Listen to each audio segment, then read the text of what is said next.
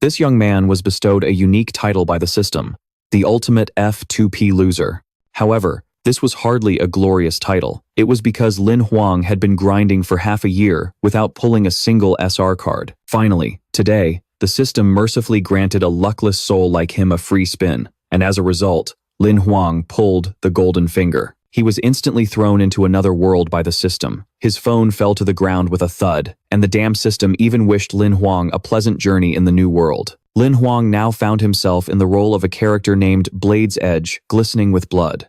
Holding a knife and wearing an apron, he still exuded a mature aura. He swung the sharp knife, but it was to slice meat. Lin Huang had been here for a week. Besides being de-aged, he had to do menial chores, and the system was gone. But being isekai'd was already one hell of a trippy experience for him. Here, he was the top graduating reserve hunter. His achievements weren't bad, but his life wheel was shattered, and he only had 91 days left to live. In this life, Lin Huang had a younger sister named Lin Xin. After finishing dinner, he went upstairs to call her down to eat. Lin Huang opened the door right as Lin Xin was getting dressed, and her entire body came into his view. "Get the hell out." Lin Xin quickly grabbed a book and threw it straight at Lin Huang's face. During the hearty meal, Lin Xin ate while shooting him sideways glares. "I'm not a kid anymore, so please be more mindful of your actions." Lin Huang clutched his face in pain. Just then, a notification came from the Ether Heart. This was basically an ID that contained information about people and the world, as well as being a storage space, and the only way to connect to the system. Lin Xin opened it and received an urgent notification. At 4:30 p.m., someone had discovered a new abyssal chasm at the coordinates where they lived. A monster invasion was suspected, so residents were warned not to go out at night. Seeing Lin Xin's worry, Lin Huang gently reassured her. "The news has already been announced. Someone will definitely catch it soon. Besides, this place has a defensive shield." But only Lin Huang knew that the so-called shield was thinner than a cheap-ass condom. This tiny town had less than 100,000 people and was not a priority. By the time the hunters arrived to kill the monster, they'd probably all be in its stomach. After finishing her meal, Lin Xin asked to go up to her room to study, leaving Lin Huang to clean up the dishes. He sat down to look up some information and saw that a group of platinum rank hunters was hunting a monster nearby. Since the monsters weren't high level, the danger was reduced. In this world, defeating monsters would get you life crystals. Popping one in your mouth would extend your lifespan, but Lin Huang hadn't even reached the iron rank yet. He planned to find a weaker monster and set out to hunt it tomorrow. Suddenly, Lin Xin's terrified scream echoed from her room. Lin Huang rushed over in a panic as she cried for help. He kicked the door open, not bothering with the damn handle. Inside, Lin Xin was screaming in a corner. The window was smashed, and a drooling, green-skinned monster with long hair and red eyes was crawling inside. Lin Huang quickly grabbed a nearby backpack and signaled for Lin Xin to get behind him. He recognized the monster as a blood fiend, whose lowest level was iron rank. Basically, Lin Huang couldn't beat it, so he threw the backpack at the blood fiend's face and grabbed Lin Xin to make a run for it. He told Lin Xin to hide in the closet while he lured it away. Because blood fiends love to suck the blood of young maidens, she couldn't go outside.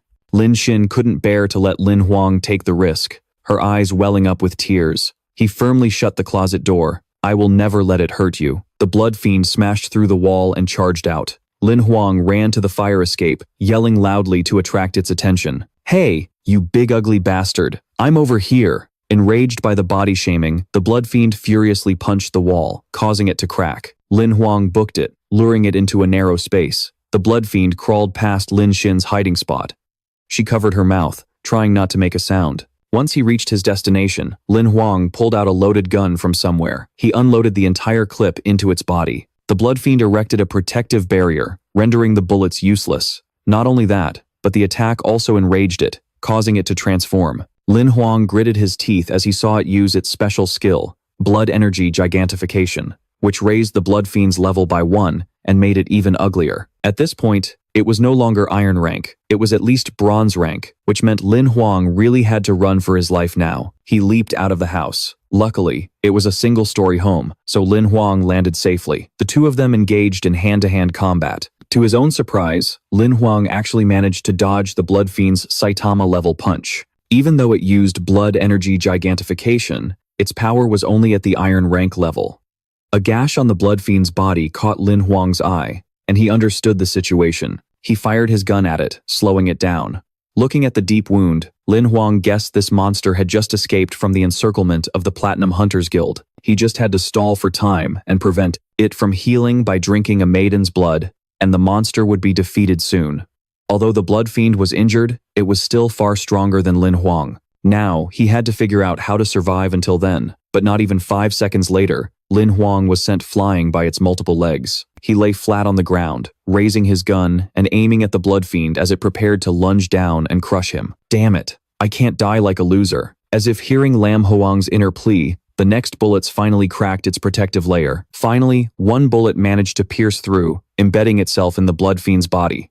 It collapsed to the ground. Lam Huang quickly jumped aside. The monster lifted its head and whimpered, its body heavily wounded. The Blood Fiend reverted to its previous state. Lam Huang raised his gun and aimed it at the creature's head. This was his moment of glory. He decisively pulled the trigger, finishing off the monster. Lam Huang sighed. Playing this game in real life is way more exhausting than on a phone. Ding. Congratulations, player, for completing your first kill. Golden Finger has been activated. Only now did the damn system decide to show up. Lam Huang received a monster card, an advancement card, and one lottery draw. What the hell is a first kill reward? Just as Lam Huang asked, a strange creature suddenly appeared in midair, making him jump in surprise. That's right. Besides the reward cards, you also get an attribute card. What the hell? The black cat pouted angrily. Don't be rude. I am your Golden Finger. The black cat got back to business, showing Lam Huang the attribute card and the monster card. 3 fancy cards appeared, but the stats on them made Lam Huang's face fall. Combat power, 0. Skills, none. Overall assessment, weak as a snail. 1 monster card was for the Blood Fiend, but even it was rated as nothing but trash in this world. White cards are common, green are rare, blue are epic, purple are legendary, and orange are mythic. The black cat sneered at Lam Huang. The cards you have are the absolute bottom tier. Lam Huang suddenly remembered he still had 1 lottery draw. He didn't know the odds of drawing a rare card, but the black cat just smirked. It's all up to luck. Lam Huang was speechless. He was born under the unluckiest of stars. When it came to bad luck, he was even darker than that cat's fur. Suddenly, the black cat's face turned serious. It glanced into the distance. Someone's coming. Before Lam Huang could see anyone, it had already vanished. A woman with long hair, sharp features, and wearing a neat, military-style uniform walked up and spoke to Lam Huang. Did you kill this monster? Seeing his confusion, the woman introduced herself. I'm Lelong. I received a distress signal about a monster attack here. Lam Huang guessed it was Lam Hin who sent the signal. He pointed at the Blood Fiend lying on the ground. That's the one that attacked us. Lam Huang secretly snuck a glance, admiring Lelong's beauty. So, a platinum hunter from the Hunter Association was a woman. Lelang kicked the monster's body to inspect it, her expression doubtful. Let me ask you again. Did you kill this monster? Lam Huang scratched his head and gave a foolish laugh, saying he just got lucky because the Blood Fiend was already seriously injured. Lelang saw that he hadn't even reached Black Iron rank, and his life force was depleted, and the amount of life aura he was emitting was frighteningly low. She didn't believe Lam Huang relied on just luck. She moved her face close, using her beauty as an interrogation weapon. Tell me, how did you kill it? Lam Huang was flustered. Suddenly, he remembered his sister Lam Hin was waiting at home and immediately started running. Wait for me to check on my sister, then we can talk. Right then, Lam Hin was standing in front of their ruined house, its roof completely torn off. The house is toast. We still have 32 years of mortgage left. And now this. Hinni. Lam Huang panted as he called his sister's name. Lam Hin threw herself into his arms, hugging him tightly. Boo-hoo. You scared me to death. I thought I was going to have to plan your funeral. Lelang, who had followed him, said that Lam Huang had taken care of the monster all by himself. Whether the house was destroyed or not didn't seem to matter much anymore. Lam Hin's eyes lit up as she boasted proudly. Really? My brother graduated first in his class from the Hunter Preparatory Academy. Lam Huang wondered what Lelang was trying to investigate. Lam Hin trotted after them, asking who Lelang was. Lelang answered briefly that she was a hunter who came because of the distress signal. Lelang used a device to scan a nearby intact house. Lam Huang had never seen that kind of equipment before. It had to be at least gold grade. Lelang nodded. Although it's just a reconnaissance device, it's very rare. It can record the surrounding scenery and project it as a 3-dimensional image. By using it to record the damages, the Hunter Association will compensate everyone. Lam Hin's eyes lit up again when she heard Lelang say it was gold-grade equipment. A 10-year life crystal costs 100,000. Are you super rich? All the equipment here requires life crystals to trade. Lin Huang suspected that Lelong's device might even be heaven grade. Being admired by Lam Hin, Lelong's nose was in the air. Life crystals? I have plenty of those. Whoa, you're so awesome. After Lam Hin's extra compliment, Lelong snapped her fingers, ready to blow the girl's mind. Lelong gave Lam Hin a 3-year life crystal as a gift in return for Lam Hin calling her big sis. Lin Huang was shocked by this scene. It seemed Lam Hin's real ability was flattering rich older women. Lelong then returned to the issue with Lin Huang. The process of you killing the monster wasn't suspicious, but there are still a few problems. Even I would have a hard time dealing with this 3-star bronze monster alone, not to mention you, with your short lifespan and not even at black iron rank. Do you have gold grade equipment, or higher? I can buy it from you for a high price. Lam Huang scratched his head and admitted to having gold grade equipment. The first thing he saw was Lelong's scanner. It seems this golden grade equipment isn't something you can just buy with money. Realizing he'd misunderstood Lin Huang, Lelang patted his shoulder amicably. I was wrong about you. Your life force, it's not entirely incurable. If you can find a way, you'll become a major figure. Before leaving, Lelang mentioned that someone from the Hunter Association would provide free lodging for him and his sister tomorrow. She gave him a playful wink. Goodbye, and try not to die so easily. I hope we have a chance to meet again. Lin Huang's lip twitched. This Lelang was truly hard to read. Lin Xin, standing beside him, asked innocently, the Hunter Association is only coming tomorrow, so where will we sleep tonight? Lin Huang had no choice but to let Lin Xin sleep on the sofa for the night. The moment her head hit the cushion, she was snoring softly. Looking at his sister's peaceful face, Lin Huang blamed himself for being such a useless older brother. Just as he was having a touching sibling moment, the black cat appeared again, shattering the atmosphere. Haha, your sister's cute, but you're useless. Xiao Hei, how could you? Xiao Hei understood what he meant, but no one could see it except for Lin Huang. However, it clearly disliked the unsophisticated name Xiao Hei. Lin Huang didn't care. Its very existence here broke the rules of this world, so it was best if no one else knew. But you're right. I really am weak.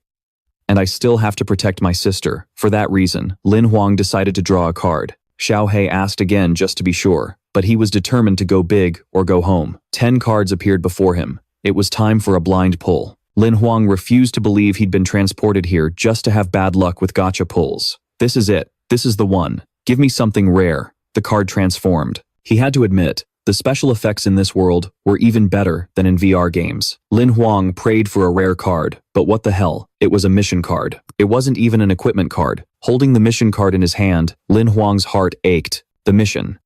Become a reserve hunter within 1 month. Success would reward him with 1 flawless card. Failure meant losing his golden finger forever. Lin Huang was stunned. He never expected the penalty to be so severe. But you have to reach the black iron rank just to take the reserve exam. Xiao Hei repeated mechanically. Mission details have been delivered. For more details, please see the back of the card. Lin Huang wanted to tear his hair out. Why was his bad luck still following him, even after being transported to another world? Why couldn't he be chased by beautiful girls or riches instead? But if Lin Huang failed, he would lose Xiao Hei. He resolved to complete this mission, no matter what the hell a flawless card was. The next morning, Lin Xin's voice echoed through the dilapidated house. Big brother, I'm heading to school. She rushed off, nibbling on a piece of bread. Lin Huang watched her go, all too familiar with the sight of Lin Xin running late for school. Now, it was time for him to get down to business. He called for Xiao Hei, who appeared in a bizarre, dazed state, as if it were high on something, startling him. Getting grabbed, Xiao Hei looked annoyed. Can't you see I'm grooming myself? When Lin Huang kept asking about the mission, Xiao Hei acted nonchalantly. To even register for the hunter selection exam, you first have to reach the black iron rank. Looks like our journey together ends here. Lin Huang flew into a rage. He was trying his best to keep it, and this was the attitude he got in return. Do you believe I'll be making cat stew for lunch today? Xiao Hei quickly offered a solution. If Lin Huang couldn't reach black iron rank in time, he just had to register anyway. He immediately thought of summoning the Blood Fiend and registering as a beast tamer to take the exam. Because summoners of the beast tamer class could register under a special exception. The Blood Fiend's power was at the 3-star black iron rank, more than enough to participate. But its weakness is obvious. If someone uses a weapon made from a corrupted blood being, we're both screwed. Lin Huang hinted at something. Xiao Hei was startled. Don't tell me you're planning to use an upgrade card? Lin Huang knew that using an upgrade card on a monster was a huge waste. The system allows it, and right now, completing the mission is the priority. He then asked Xiao Hei how to summon the Blood Fiend. Lin Huang did as instructed, imagining the summoning card. No one besides him could see it, or more accurately, other people could only see the monster Lin Huang summoned. After the card appeared, Lin Huang crumpled it up, just as Xiao Hei said. The card disintegrated and reformed into a human figure. A young man with black hair covering his face, striking a cool pose and looking down on the world with a bored expression. That's right, this was the Blood Fiend. Lin Huang scanned it from head to toe. Why is this underling even more handsome than I am? Ignoring the appearance issue, Lin Huang wanted to upgrade it first. Xiao Hei immediately used the upgrade card. Since this card was a one-time use, Xiao Hei felt it was a pity on his behalf. A golden light enveloped the Blood Fiend. The light was blinding. After the upgrade was complete, Lin Huang cursed. That's it? Damn. The Blood Fiend's black hair had turned platinum white. Its tattered clothes were replaced with a much more stylish outfit, and a brilliant red aura emanated from it, making it look unbelievably cool. Lin Huang felt incredibly proud and confident, having such a handsome subordinate. After all, white-haired characters are always super strong. From today on, your name is Bai. He recalled Bai into the monster card. The name and avatar had already been updated. However, the stats on the card were an eyesore to Lin Huang. He wondered why Bai's combat power was only 2 stars, and Xiao Hei just clicked its tongue. Model. Its tongue explaining things to its slow-witted master. For example, after leveling up,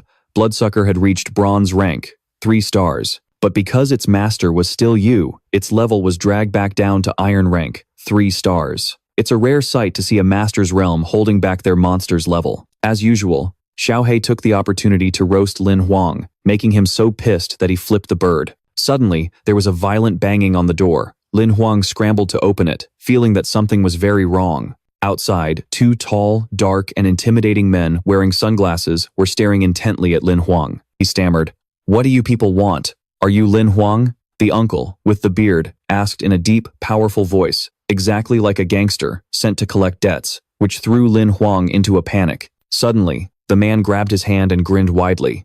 "Mr. Lin, it's a true honor to meet you. We received a notice from the Government Alliance. Starting today, we're here to repair your house." Following the 2 bodyguards was another one, along with a whole crew of construction workers. The man said the repairs would be finished in 5 days and handed Lin Huang a card for free lodging. Lin Huang's heart pounded as he accepted the VIP card for the Endin residence. This place was rumored to be so high class that you couldn't get in even with money. After Lin Hin got out of school, the 2 siblings moved to their new temporary home. The government's compensation for the monster attack was far more generous than he had imagined. The 2 of them just stood outside, not daring to enter yet, taking a moment to size it up. The location also happened to be not far from the school, which was incredibly convenient. Someone led Lin Huang and his sister inside, and he immediately asked about their dining area. When they arrived at the fancy restaurant, Lin Hin felt like she'd already lost her appetite. A single meal here would cost them an entire month's rent. Meanwhile, Lin Huang's hands were already full, and he was munching on a chicken leg. "Relax and eat, sis. The food and the room are both free." As if unleashed, Lin Hin sat down and began eating non-stop. While engrossed in his meal, Lin Huang suddenly realized the surroundings had become unusually quiet. The faces of the other diners were filled with a bit of fear, and everyone was looking down. The reason was this bald-headed man. He was clad in black armor, with a muscular build and a scar on his face that practically screamed, "Bad guy." He even carried a weapon with him to dinner. Lin Hin curiously pointed at him. Afraid of getting caught in the crossfire, Lin Huang immediately told her to focus on her food. But he had a nagging feeling that the man was looking in their direction, and a sense of unease grew within him. Lin Hin finally finished her meal, her little belly sticking out. Lin Huang quickly pulled her away, feeling like they needed to go hide right away. Unexpectedly, that man also slammed his hand on the table and stood up, making everyone jump. The 2 siblings walked out into the hallway. Lin Hin commented on how soft the fluffy carpet was, while Lin Huang was on edge, wondering why that man was tailing them. When they reached their room, Lin Huang was determined to protect his sister at all costs. The man also stopped right behind them. Lin Huang stood in front of his sister defensively. "Why are you following us?" The man's expression was icy, his one good eye glaring at him. "Because I'm in the room across from yours." The man took out a key card and opened his door, leaving Lin Huang completely floored. He quickly scurried into his own room. After a tense scene straight out of an action movie, it was a relief that the man didn't seem to hold a grudge. Lin Hin was enjoying the life of luxury, sinking into the ridiculously soft sofa. There are a lot of people here. Even if he is a bad guy, he wouldn't dare do anything. Lin Huang sighed at his own overthinking and told Lin Hin to hurry up, take a shower, do her homework, and go to bed. Lin Hin didn't fall asleep until midnight, while Lin Huang continued to research the upcoming exam. There were several videos from previous year's Reserve Hunter selection exams, showing highlight reels of the candidates. He hoped to gain some experience from them. Lin Huang clicked on a video of Li Long's battle from that year. As expected, of the genius silver rank hunter, it was a true feast for the eyes. Suddenly, Lin Huang heard a noise from the next room. He crept to the window to spy on what the bald man was doing. Even in the middle of the night, the man was still wearing his full set of protective gear, swinging a large blade with powerful movements. Lin Huang was mesmerized watching the man practice. That sharp, decisive swordsmanship was exactly what he lacked. The man's set of techniques had 18 moves. Lin Huang decided to stand there and learn by secretly watching. Only now did he realize that staying in this hotel was absolutely perfect. The next morning, a sky message bird knocked on Lin Huang's door to deliver a package. Lin Hin, while brushing her teeth, ran out to see what was going on. Lin Huang sat in front of the pile of goods, startled that she had caught him.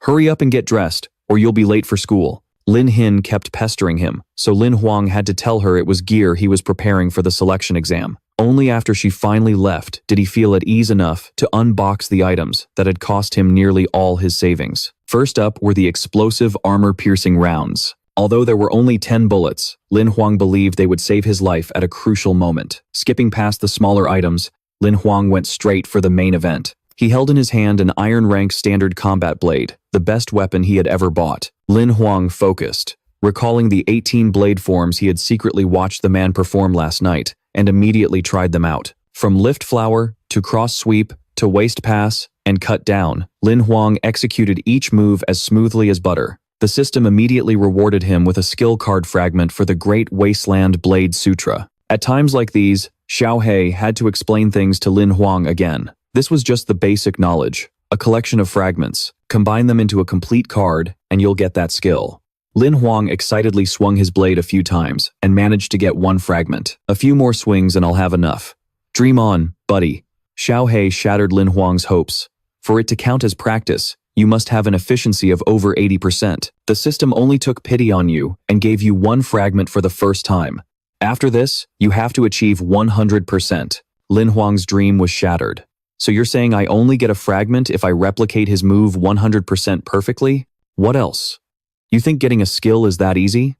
After hearing what Xiao Hei said, a fire of determination ignited within Lin Huang. Meanwhile, Xiao Hei couldn't care less and went to sleep. 9 hours passed, and Lin Huang was lying on the floor, panting heavily. His face was as red as a tomato. Practice, practice. This is freaking killing me. Just then, Lin Xin came home, bringing a stranger with her. This is the hotel owner, Mr. Yu. He wanted to greet us. Why are you sleeping on the floor? Lin Huang struggled to climb onto a chair. Mr. Yu poured him some tea. Young people always have to work hard to make a living. This is my special calming tea. Please have a cup. After a brief meeting, Mr. Yu left. Lin Xin found that although he was an owner, he was very simple and friendly. It made her feel more at ease too. Lin Xin dragged a suitcase over to Lin Huang. Boss Yu said, "This is the reward from the Hunter Association." He delivered it, so I brought it up for you. Lin Huang was excited, wondering what reward he'd get for killing the blood fiend. The suitcase required a fingerprint to unlock, which was seriously high-tech. But the next item was even cooler. Lin Huang pulled out a Black Eagle 33 pistol. It was the latest weapon from the Eagle faction company, capable of switching between two firing modes, pistol and sniper. He held it up to take aim. You could say it was the best gun on the market right now, its price even higher than bronze-tier equipment, but it would be difficult for Lin Huang to use, as this gun operated on life energy. He would only be able to use it once he reached the Black Iron rank. Lin Xin suddenly remembered this morning. Why did you suddenly say you wanted to join the Hunter Association? Even though you're very strong, I'm still a little worried. Lin Huang patted her head comfortingly. Don't worry, I won't abandon you. I'm a man of my word. After drinking Mr. Yu's tea, Lin Huang had recovered. After a short rest, his body was overflowing with energy. Thanks to that, every one of his sword swings reached 100% efficiency. He continuously collected skill fragments as his training speed increased more and more. Lin Huang's swordsmanship improved along with it. He felt like he couldn't stop, that he could only keep swinging his blade. The next morning, when Lin Xin was leaving for school, she was startled to see Lin Huang swinging his sword with his eyes closed. Until she left the house, he was still practicing in his sleep, leaving Lin Xin speechless. By the afternoon, 300 fragments had been collected. It was time to confirm the synthesis and turn them into a skill. Lin Huang was so happy he woke up completely. He was about to obtain the Great Wasteland Saber Scripture. This moment had finally arrived. Lin Huang's all-nighter had paid off, earning him this rare grade skill. A skill card, as golden as fresh grain, lay in Lin Huang's hand. On it was a badass image of him using it. Lin Huang read the card and couldn't believe his eyes. The Upper Heaven Great Wasteland Saber Scripture? For real? It's Upper Heaven, and it's even a rare gold grade. It's a special combat skill with no level restriction, but its power changes according to the user's level. And yet, that damn system only rated it as mediocre. Xiao Hei shrugged. The Great Wasteland Saber Scripture has an Upper Heaven and a Lower Heaven part. Successfully combining them will grant you an epic grade skill. Unfortunately, the Lower Heaven part was lost long ago. I don't know where it is either. Lin Huang was gutted, but thinking that the scar-faced uncle had a skill of this caliber, he might already know he had secretly learned it. Lin Huang immediately ran over to thank the uncle. Thank you for teaching me your saber technique over the past 3 days. The bald uncle was as stiff as a board, refusing to admit he had taught him. You're the one who secretly learned it. How much you learned is your own business. After saying that, the uncle slammed the door shut, so hard that it blew Lin Huang's hair back. He helplessly turned to leave, deciding to ask the uncle about the Lower Heaven part after the recruitment test. That afternoon, Lin Xin came home from school to some devastating news for her career of freeloading. Their house had been repaired. They had to pack up and leave Serenity Residence tomorrow. Lin Xin collapsed onto the floor in despair. So soon? I haven't even enjoyed it all yet. Lin Huang understood how she felt.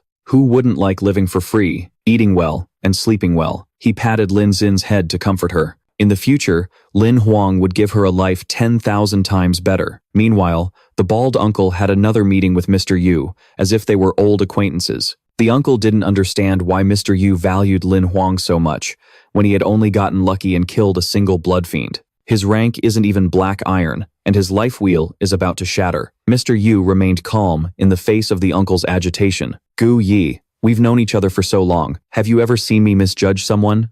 No, of course not. Your identity is very special. You've never bothered with worldly affairs, so why did you send me to guide his saber arts? Gu Yi's voice softened. He didn't dare show any attitude anymore. Mr. Yu already had a plan in mind. He asked Gu Yi how he felt when talking to Lin Huang. Gu Yi said that he was polite and courteous, but his talent was far inferior to Li Lang's. Mr. Yu chuckled. Is that so? Then let me ask you, how long does it take to master the Upper Heaven Great Wasteland Saber Scripture? Gu Yi replied, training for more than 18 hours a day, continuously for. It took me 103 days just to be able to say I'd learned it. Mr. Vu continued to explain, you have an innate talent for the blade, and it still took you 103 days. How long do you think he needed? Gu Yi figured it would be 2 to 3 years, but Mr. Vu held up 3 fingers, leaving the old man to guess. Do you mean more than 3 years? No, he's already learned it. It only took him 3 days. Mr. Vu's statement sent Gu Yi into immediate shock. He couldn't believe his ears. Mr. Vu didn't explain any further. 2 days after Lin Huang left, they would have to leave too. The next day, the Lin siblings returned to their newly renovated house, their jaws dropping in amazement. Are we dreaming? I think I might be dreaming too. The house number was theirs, but the mansion standing before them was definitely not their home. Lin Huang, a security guard standing by the door, called out, Mr. Lin, welcome home. Are you satisfied? He offered the house keys to Lin Huang, but Lin Huang's face twisted, not daring to accept them. They said they were only going to fix the parts destroyed by the monster, didn't they? The blonde-haired man chuckled. Haha, you're a friend of Miss Lei. Of course we had to give it our all. Lin Huang and Lin Xin were stunned. Don't tell me that Miss Lei is actually Le Ling? The guard nodded and added that Le Ling had helped them submit an application for the higher-ups to approve a proper renovation for this place. And Le Ling's background was nothing to scoff at. Her father is one of the 3 vice presidents of the Hunter Association in Division 7, and her mother is a council member of the Division 7 Government Alliance. After speaking, he left. I wish you two a happy life. See you again, Lin Huang muttered. See you again, my ass. I don't want my house to be destroyed by monsters a second time. Lin Xin sighed. So they thought you were friends with Miss Le Ling. They were sucking up to the wrong person. But even though these guys got it wrong, their taste in design isn't half bad. Lin Xin went inside, examining every nook and cranny with sparkling eyes. Lin Huang could finally rest easy about their housing situation. 3 days later was the opening day for applications to the Reserve Hunter Selection Exam. This was Lin Huang's main objective. On the day of the exam, Lin Huang was already shouting in the sky, This is awesome." He was riding on the back of a wind beast. It had been tamed as a means of transport to shuttle people around. In less than 2 hours, Lin Huang arrived at Outpost 7C87. This bird was even faster than the rumors claimed. Lin Huang set foot on the ground and confidently walked into the large outpost. With countless people registering, he didn't know where to go to complete the procedure. He remembered that before he left, Lin Huang had given all his savings to Lin Xin. He hoped nothing would happen to her before he returned. "Hey, handsome, you're here for the Reserve Hunter selection too, right? We're headed the same way. Let's go together." A big, outgoing guy ran up and slung his arm around Lin Huang's shoulder. He introduced himself as Yin Yiheng. Lin Huang felt annoyed. This guy had just met him and was already acting so chummy. However, Yiheng knew a lot about the outpost. This was where both hunters and ordinary people came to accept missions. All they had to do was follow the crowd to get there. Lin Huang was surprised by his familiarity with the Hunter Association. Yiheng whistled nonchalantly. "Of course, my greatest dream is to become a monster hunter." After entering the hall, a girl cosplaying as a kitten pointed the way. "Are you two here for the hunter selection? The briefing is about to start. Please follow me." Upon entering, the two guys were shocked by the jam-packed auditorium. Are all these people participants in the selection? So damn many. The two found a place to rest, lacking the energy to fight the gloomy crowd. Yiheng gave a quick explanation of the briefing. Simply put, it's an explanation of the test content and rules. Silence.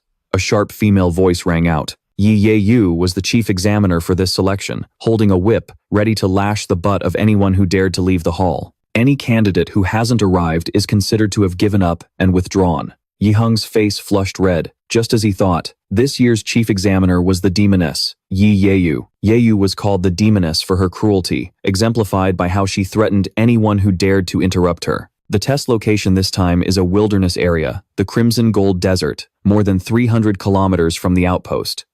They need to go to the Crimson Gold Desert to reach entrance A. Within 15 days, they must cross the entire 1,500-kilometer desert to reach outpost 7D1221. Specifically, they are not allowed to bring any food or water, as those things can be obtained within the desert. Yeyu opened a map showing the locations of various areas. Lin Huang busily jotted down the monster territories instead of the water source locations, simply because he was afraid of dying. He was just marking them down to avoid places with monsters. The safe route that had just appeared on the map passed through a snow-capped mountain called Divine Maiden Mountain. Candidates cannot use any climbing equipment, and failing to reach the second outpost within 15 days will be considered a failure. The crowd gasped in awe at the gate Yeyu presented. It was a high-grade, gold-level piece of equipment that could only be obtained by killing extremely high-level monsters. They would have to pass through that teleportation gate. After arriving, someone would inspect their storage equipment. They were not allowed to bring any equipment higher than black iron grade, nor any poisons or banned substances.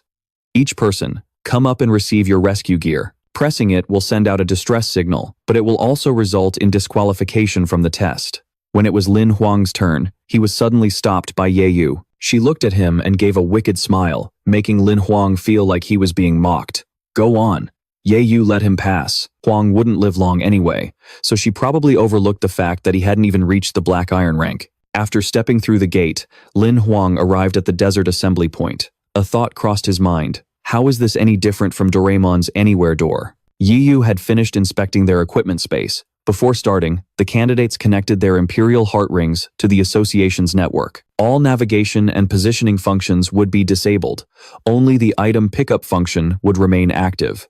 The candidates buzzed, shocked by her strictness. It was certain that the number of people passing this exam would be extremely low. A look of cruel anticipation flashed across Yeyu's face. I now officially declare the exam has begun. After her command, the crowd scrambled to find a water source. They looked like they were competing in a marathon. Yiheng also bid farewell to Lin Huang to scout ahead. Lin Huang wanted to run fast too, but he simply didn't have the stamina and was soon left far behind. At his speed, the most he could cover in a day was 40 kilometers. He probably wouldn't even make it halfway. He hasn't even reached the black iron rank, and he's participating in the assessment. I thought he was something special, but it turns out his abilities are below standard. One of Yeyu's subordinates commented on Lin Huang. She also found it laughable, betting that Lin Huang wouldn't even last 3 days.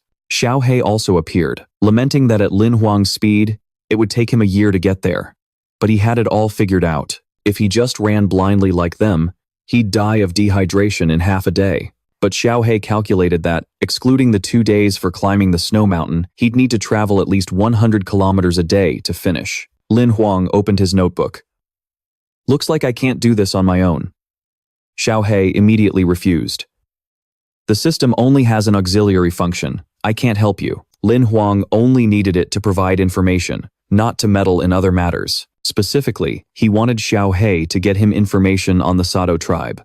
The Sado were black iron rank monsters, with low intelligence but aggressive natures. When Xiao Hei saw that Lin Huang wanted to collect monster fusion fragments to create a mount, it cursed, "Are you insane? How are you going to deal with an entire tribe by yourself?" Lin Huang smirked. Who said I was alone? At that moment, at the Sado tribe's camp, a two-headed monster was on guard duty. Suddenly, a rock hit it in the face, waking it up. In the distance, Lin Huang waved his hand, luring the Sado monster into a trap. It stood up and walked towards him, swinging its massive flesh pounder and sending sand flying everywhere. Lin Huang quickly dodged, not just because of the blow, but also because of the stench from a creature that hadn't bathed since birth.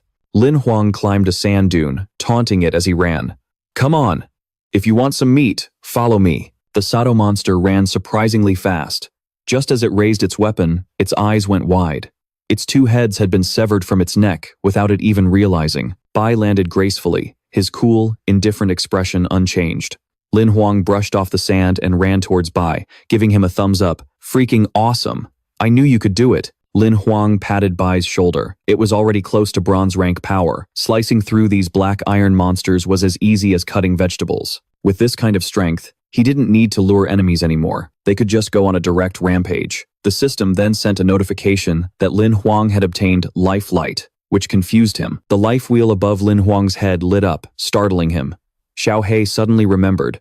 A summoned monster shares the same life wheel as its master. When a monster kills another monster, it receives life light, and 50% of it is shared with the master. Bai's life wheel was already full, so it transferred everything to Lin Huang. Lin Huang's eyes lit up. Awesome! My life wheel only had 3 slots before, and now it jumped straight to 28. This means I won't die an early death anymore. Armed with this knowledge, Lin Huang excitedly led Bai to hunt more Sado, to earn more life for himself. 2. Sado, who had just finished doing times that thing, asterisk, were about to head back when one of them was grabbed by something. The other one was stunned, not understanding what was happening. Lin Huang leaped up and brought his blade down on the first one's head, while Bai sliced the second one's neck. The noise alerted the rest of the Sado, who charged out one after another. Lin Huang and Bai went on a killing spree. The number of Sado fragments increased, and the amount of life light flowing into him grew larger. After 152 of his life slots lit up, Xiao Hei gave Lin Huang a signal. Activate the purple life slot. Activating all of them will lead to a rank up. Lin Huang did it immediately. Activating 1 purple slot cost 10 years of life light. He had never even considered upgrading like this. Fired up, Lin Huang even took out his black iron rank gun to fight. Suddenly, a guttural roar echoed from behind Lin Huang. Xiao Hei warned softly, "I think you're in trouble now." The other candidates heard the roar and knew it was a Sado. It sounded like it was going berserk. The sound was deafening. To dare attack a Sado stronghold at night, they guessed it must be a pack of giant wolves. Yi Hong broke out in a cold sweat, hoping Lin Huang was far away from the Sado. A massive arm burst through the sand. Lin Huang was horrified. Something that big has to be at least 10 meters tall. A 3-headed Sado chieftain burst out. Not only was it huge, but it was also a bronze rank. Looks like Lin Huang was totally screwed this time. Bai and Lin Huang fought in coordination, but the Sado chieftain's skin was as thick as cement, making it extremely difficult to cut. If this kept up, they were done for. The only way was to aim for its weak spots, like its eyes and heads. Enraged, it charged forward to punch Lin Huang. He dodged and signaled for Bai to attack from behind. The chieftain blocked Lin Huang's bullet with one hand, and just as Bai got behind it, the third head. Ba noticed, turned back to grab Bok, and weaved like a pro to dodge its massive hand.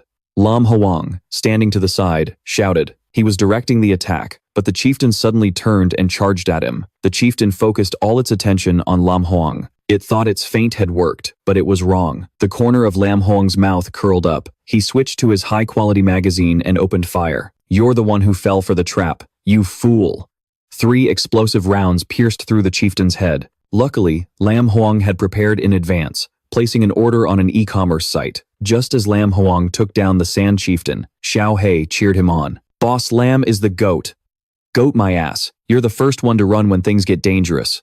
Lam Huang was annoyed. What kind of system doesn't give the player any kind of power-up and only gets him into deadly situations? The system announced a notification. It directly transferred all the life essence to Lam Huang. Since Bach didn't participate in the finishing blow, it didn't get any life essence. Lam Huang obtained a high-grade rare monster card, 3-star black iron, but the system still rated it as junk. It turned out that because the Sand Chieftain's rarity was the same as Bach's, Bach couldn't kill it. This chieftain had no active combat skills, but its enhancement skill was incredibly powerful. Lam Huang had already extracted Bach's blood energy skill. This time, he wanted to take the Sand Chieftain's sturdiness skill. Xiao Hei nodded, agreeing that high attack power needed high defense to be effective. Otherwise, this monster of yours is useless. Before wiping out the entire sand tribe, Lam Huang had also gathered enough common sand beast fragments, giving him a total of 3 monsters. But he could only summon 1 at a time. He'd have the chance to summon more once he became stronger. Lam Huang sent Bach home to rest, then summoned the sand beast.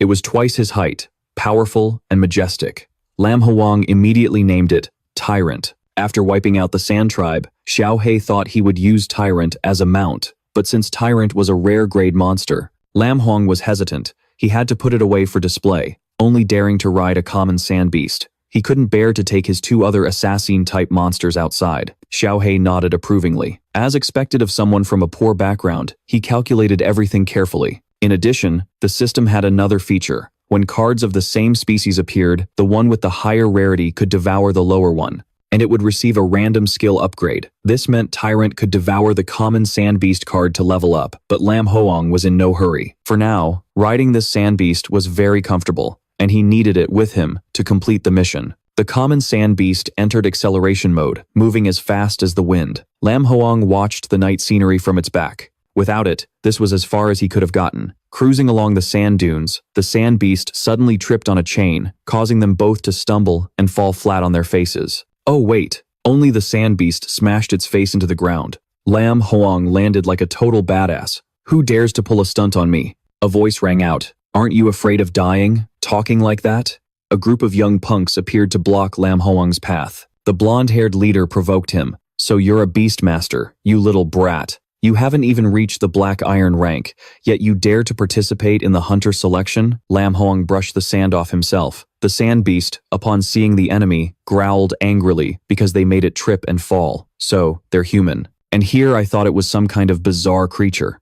The blonde guy was pissed off by the mockery and was about to get physical. But fortunately, his companion with glasses stopped him. "Are you Lam Huang?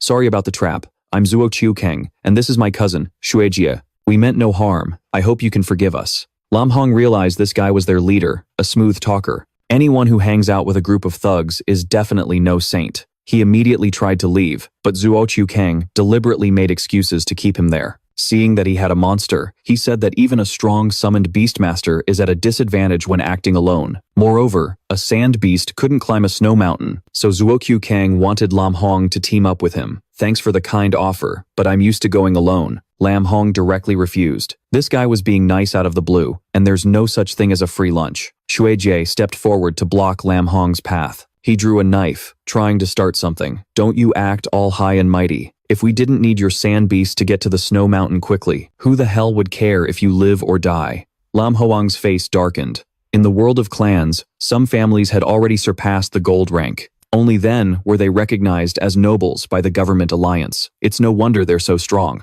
Zuo Qiukang dropped the pretense and allowed his underlings to deal with Lam Huang. Xuejie and another guy aimed for the sand beast, but it instantly vanished, leaving them bewildered. Xuejie switched his target to Lam Huang, thinking he had to capture the leader first to win. "Let's see if you have what it takes," Lam Huang said, then summoned the handsome Bach.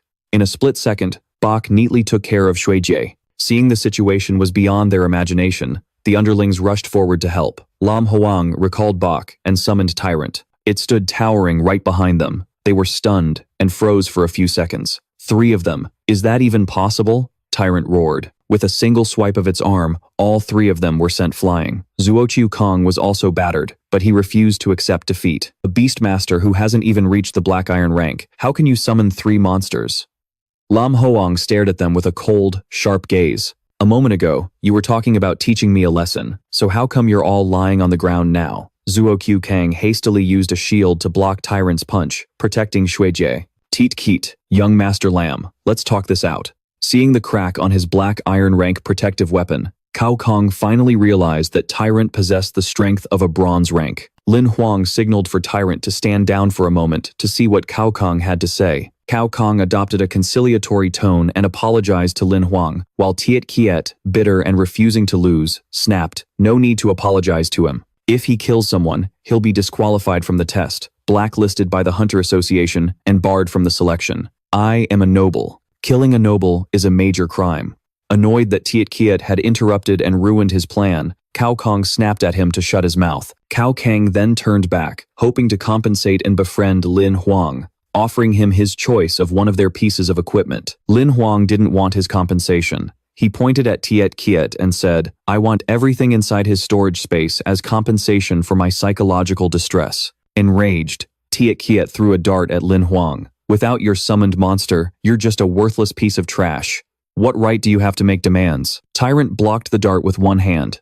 It couldn't even pierce its thick hide. Lin Huang had been lenient, but Tiet Kiet was still insolent. He drew his gun and shot down Tiet Kiet's pathetic little projectiles. Do you really think I can't fight on my own? Tiet Kiet, now hit by a bullet, cried out to Cao Kong for help, but Cao Kong just closed his eyes and looked away. Who told him to get himself into trouble with that big mouth of his? I'll give you 3 seconds to say your last words. Lin Huang walked towards Tiet Kiet, pointing the gun at his face. Tiet Kiet was still stubborn, thinking Lin Huang wouldn't dare kill him for fear of being disqualified. But Lin Huang didn't give a damn. It's rare for a beastmaster below Black Iron rank to summon monsters, but I have 3 of them. Even if I don't become a hunter, I'll be a top recruitment target for major figures. Tiet Kiet was rendered speechless, unable to find a comeback. Besides, how could the Hunter Association just kick me out so easily? Even if I killed him and Cao Kong was a witness, it would just be considered a voluntary withdrawal. Having no arguments left, Tiet Kiet began to feel terrified and started begging. Lin Huang prepared to pull the trigger and send him on his way. At that moment, Cao Kong hurriedly shouted and pleaded, Brother Lin, name any demand you have. I beg you, just spare his life.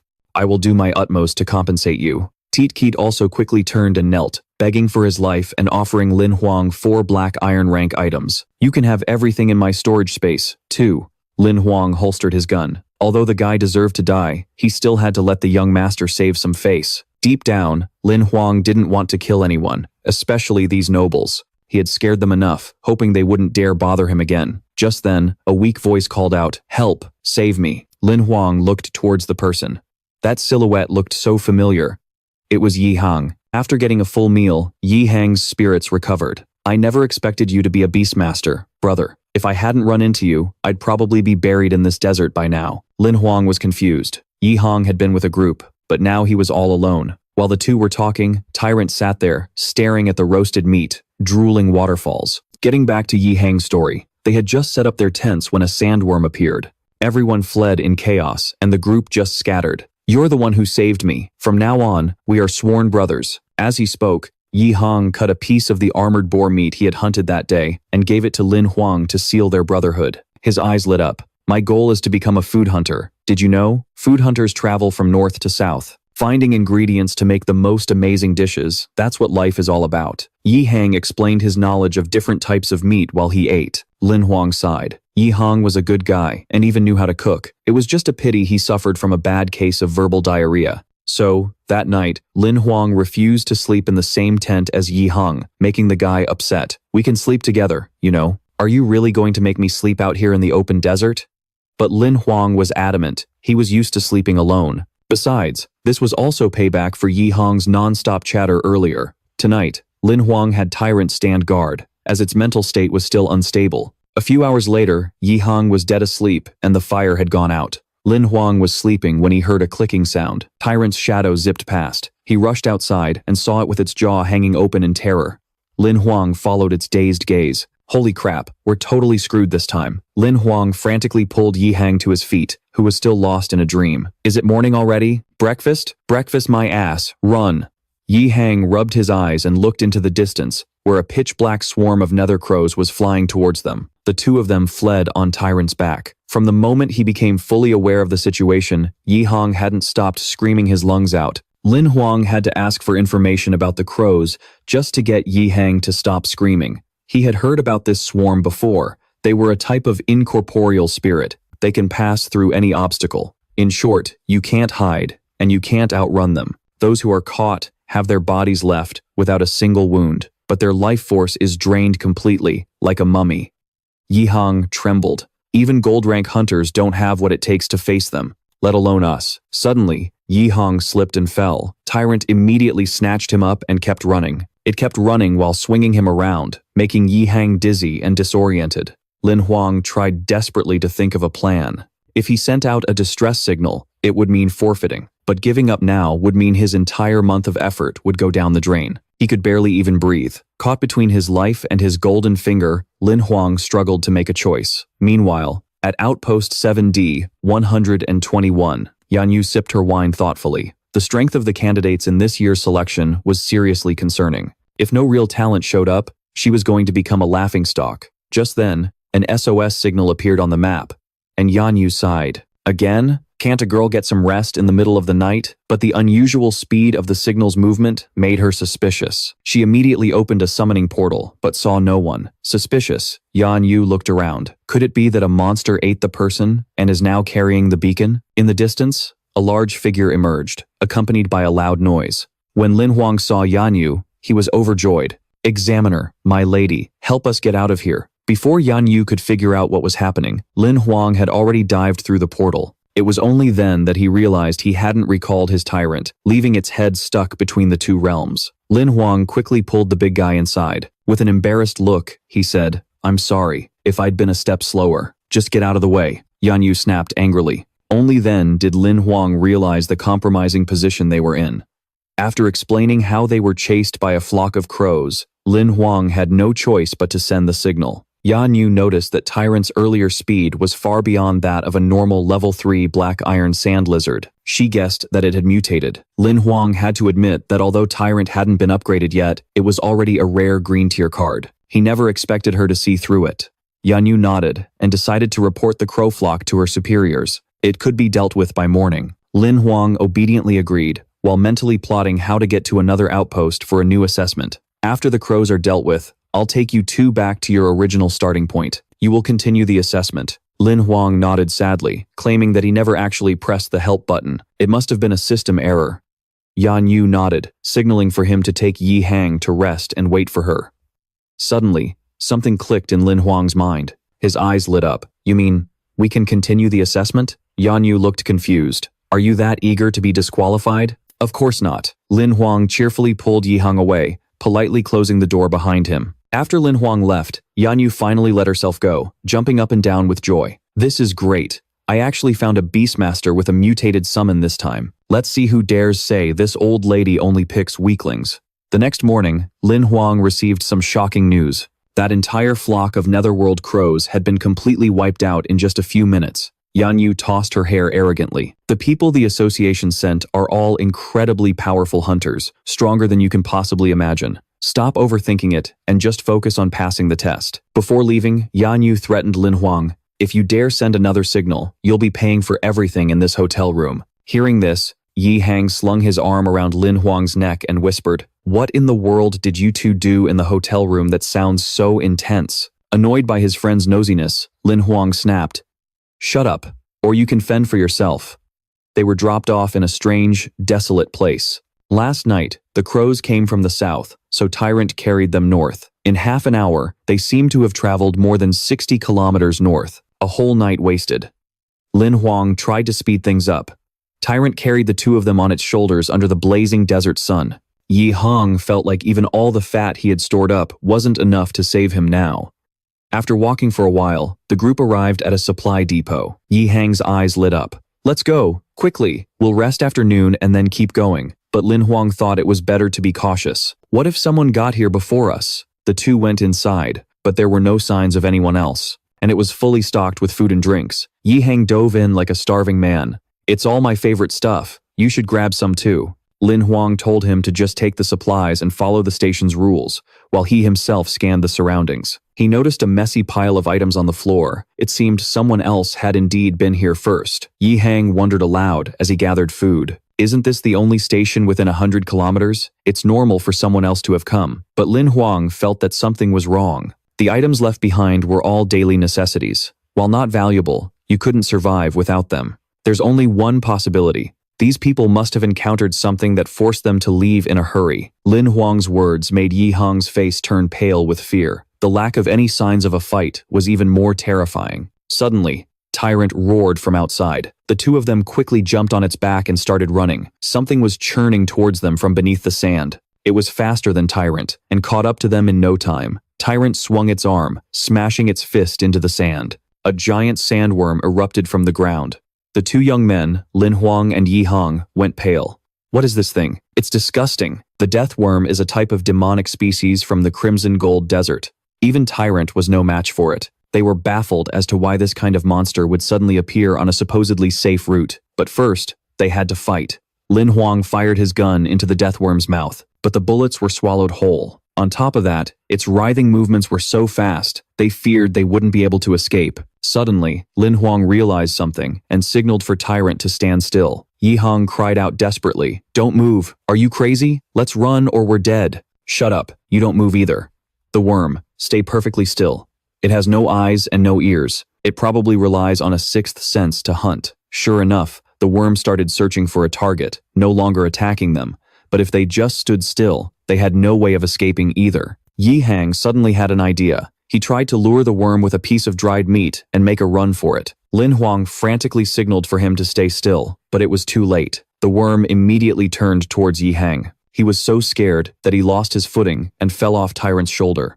Yi Hang landed on the sand, right in front of the worm's gaping maw. Tyrant had no choice but to kick the worm to draw its attention. Lin Huang shouted as loud as he could to get the worm to chase him instead. As Yi Hang ran away crying, he thought, "Old Lin, don't die on me. I can never repay this debt. Asterisk sobs asterisk." Meanwhile, back with Lin Huang, he signaled for Tyrant to throw him far away. After Lin Huang landed on the sand, only Tyrant was left being chased by the worm. His eyes, watching it go, were filled with sorrow. "I'm sorry. I can only use you as bait. There's no other choice." The worm lunged and bit down hard on Tyrant. Tyrant cried out in pain, then its entire body vanished, turning back into a card in Lin Huang's hand. "As a proper beastmaster, I can't let my summoned beasts die." Tyrant reappeared beside Lin Huang, completely unharmed. The two of them casually went to find Yi Hang, leaving the worm utterly confused as to how its meal had just vanished from its mouth. When Lin Huang returned to their previous spot, he couldn't find Yi Hang anymore. He scratched his head and sighed, "Well, let's just get going. We might run into him up ahead." On the way to Goddess Peak, Lin Huang faced countless attacks. There were times when Tyrant had to handle the monsters all by itself, while he just sat there, bewildered. This was supposed to be the safe route arranged by the Hunters Association. Why are there so many monsters? From the very beginning, Lin Huang suspected things wouldn't be this easy, but at last, they finally reached Goddess Peak. Tyrant's body was too large, making it unsuitable for climbing the snowy mountain. Lin Huang had no choice but to rely on Bai. Bai was 70% cold and 30% silent. What more is there to say? Bai climbed first, with a rope tied to Lin Huang, who followed behind. Luckily, he had upgraded his stamina beforehand, or else he would have been toast. Suddenly, Lin Huang slipped and fell, immediately crying out for Bai. Bai tensed its arm muscles and gripped the rope, holding Lin Huang in midair. But continuing like this would only slow them down. So, Bai came up with another plan. A moment later, a red-faced Lin Huang shyly exclaimed, hurry up and put me down. I can climb by myself." It turned out Bai's solution was to just carry Lin Huang on its back while it climbed. But hey, a man's gotta have some dignity. Night fell, and the two spent the night on a flat cliff ledge. Lin Huang used the dried meat Yi Hang had made for him to cook a pot of meat hot pot. As he ate, he thought of his friend. "You better not die on me. I still want to try more of your cooking." The meat was fragrant and as tender as fresh meat. Lin Huang turned to ask Bai if it wanted some, but it had already leaped off somewhere. A moment later, Bai returned, holding a white creature in its hands. It was round, like a ball of snow. Lin Huang's eyes lit up with excitement. It was his first time seeing a snowball beast. He'd heard they were harmless and incredibly cute, but also very rare, making their market price comparable to bronze-tier equipment. You must have smelled the meat and came over, huh? Are you hungry? As he spoke, Lin Huang fed it a piece while Bai remained in a battle-ready stance. Lin Huang beamed, "This thing is so cute, no wonder the girls love them. Bai, relax, it's not going to attack." Despite that, the snowball beast ended up eating Lin Huang's entire pot of hot pot. His dinner consisted of just that one bite of meat from earlier. Lin Huang stroked its soft fur. "All right, you've had your fill, now go on home. I'm all out of food." But the snowball beast refused to leave, clinging to Lin Huang's leg and trying to pull him along. He guessed it wanted to lead them somewhere. Well, they had time to kill anyway. Lin Huang and Bai followed it to a cave filled with sharp ice spikes. When Lin Huang saw the snowball beast jump in, he panicked. "Be careful, you'll get hurt jumping in there." But its entire body suddenly vanished. Lin Huang moved closer to investigate. It seemed the ice wall was some kind of illusion. The two of them stepped inside, feeling a coldness, as if they'd just plunged into icy water. The surrounding landscape was incredibly strange, and Bai was no longer by his side. Suddenly, the snowball beast spoke. "Stop looking. Only those I acknowledge can enter this place. No other monster can pass through." Lin Huang was baffled when he heard the snowball beast speak. Its voice was deep, steady, and powerful, sounding even more masculine than his own, a stark contrast to its cutesy appearance. That's right. The snowball beast transformed right before Lin Huang's eyes. A snowstorm swirled, and the snowball beast's true form was revealed. It was a giant snow creature, with two enormous moose-like antlers on its head. Lin Huang instinctively took a step back. The colossal snow giant was an ice-type creature, born with the strength of a powerful being. And this one was a fully grown adult. It could kill him in an instant. A worried expression crept onto Lin Huang's face, his voice growing weak and stammering. The snow giant said, "Don't be nervous. I mean you no harm, young human. I brought you here simply to ask for your help with something." This only made Lin Huang more confused. What kind of monumental task could it possibly think he could help with? Lin Huang cautiously asked about its intentions. "What do you want my help with?" The Ice King didn't answer right away, but instead reached out, its hand towards him. A sudden surge of power enveloped Lin Huang, making him cry out in surprise. The Ice King placed him in the palm of its hand and gently commanded, "Come closer." It then made a friendly request to Lin Huang. "I'm going to tell you a story. Please be patient and listen to the end." Kneeling on one knee in the Ice King's palm, he sighed in resignation. "Oh, not this again. Didn't I say you have to listen, whether you want to or not?" It paid no mind to Lam Huang's protest and began to recall the past. "A long, long time ago, when I was small, I had a master. She was the warmest being in the entire world. All of my fondest memories were with her." Hearing this, he was so shocked that he cried out, cutting the Ice King's story short. "No way. You were someone's pet?" Despite the interruption, it didn't get angry and remained patient. It answered Lam Huang's question. "She wasn't human, but I only realized that after I evolved." The Ice King recalled its master's image, then continued the story. "But she loved humans. She loved being close to them so much that she hid her true identity to live among them. That's why she left me behind on this snowy mountain. Even though I was heartbroken, I accepted it for her happiness." The scene then showed the Ice King's master looking blissful with her lover. Later, she fell in love with a mortal man. She was willing to give up everything just to be by his side. I never saw her again after that. Then, the scene changed to show the Ice King's master collapsed on the cold ground. Its tone turned mournful. But then one day, she suddenly came back. Recalling that day, the Ice King had been so overjoyed that it immediately ran to its master. I was ecstatic. I rushed to see her, but then I realized. The image of its master's blood-soaked chest was seared into the Ice King's memory. It recounted in anguish. She was dying. That man found out she wasn't human, so he called hunters to kill her. During the fight, he was severely wounded. He was on the verge of death. Back then, the Ice King was incredibly worried for its master, but was powerless to help. It slowly continued its tale. To save the man she loved, she tore out her own heart. The image of its beloved master, dying right in front of it, added a deeper layer of grief to the Ice King's voice. The man went on living, but for her, there was only death. Even after all this time, that desperate image remained burned into its mind. Lam Huang asked, with a hint of sorrow. "Stories that start like that usually don't have a happy ending. What happened after that?" The Ice King replied sorrowfully. "I followed her dying wish. I buried her at the bottom of the frozen lake." He sat calmly in its palm, arms and legs crossed, and listened as the Ice King continued to speak. "Ever since, This valley has been frozen, solid, without seasons. Lin Huang raised an eyebrow in confusion. But your master died a long time ago. So, why did you bring me here? The two sat facing the vast emptiness in the distance, as the Ice King explained its purpose. She once said that one day, a fated person would come and change this frozen lake. When that time comes, she will be revived. This valley will be reborn as well. Hearing this, he asked uncertainly, "Are you telling me that I'm the fated one?" The Ice King didn't deny it. It coldly held up 3 fingers, saying, "There were 3 others before you, but they all failed." Lin Huang was speechless and retorted, "Sounds more like you're just casting a wide net. You probably just grab anyone who wanders onto this mountain and make them try." The Ice King calmly explained, "The goddess's peak is extremely dangerous. Over several millennia, only a little more than 1,000 people have made it here. I also choose based on character. Including you, there have only been 4. Lin Huang decided not to waste any more time and asked directly, "Fine, what do I need to do?" It lowered its hand, placing him on the edge of the frozen lake, and instructed, "Just 1 drop of your blood is all that's needed. Afterwards, regardless of success or failure, I will guide you out safely. However, if you fail, I will erase your memories of our meeting." Lin Huang asked doubtfully, "Is it really that simple?" He did as the Ice King said. He bit his thumb, drawing blood. "If that's all it is, then I'll give it a shot." Feeling a sense of pity for the fate of the Ice King's master, he let a drop of his blood fall onto the ice. A maiden betrayed by someone she loved. "If I can, I'd like to help you too." The bright red drop of blood landed on the cold, frozen lake. Without a change in his expression, Lin Huang asked the Ice King, "And now?" It answered, its voice filled with tension. "Now, we wait." An hour passed, and the 2 of them were still sitting there waiting, but nothing happened. Lin Huang spoke up glumly. "There's no reaction," he said, with deep regret. "I'm really sorry. It looks like I wasn't able to help." The moment the words left his mouth, the still surface of the lake suddenly cracked. Lin Huang yelled in surprise, "Huh?" while the Ice King roared with delight. It worked. The ice is melting.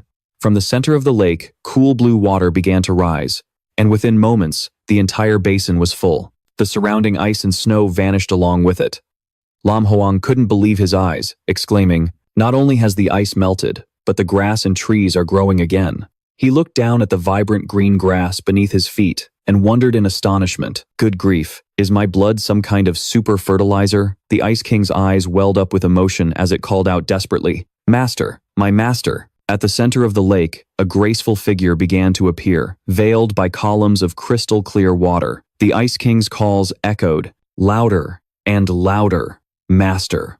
Once the water receded, a beautiful woman in a magnificent blue dress was revealed. Lin Huang was completely captivated by her beauty and unconsciously uttered, "Wow, she's gorgeous." She had the most stunning, sparkling blue eyes. She gently touched her feet to the surface of the lake and approached it, asking in an incredibly soft voice, "Ice King, have you been well since I left?" The Ice King knelt on one knee before her, letting her touch its snout.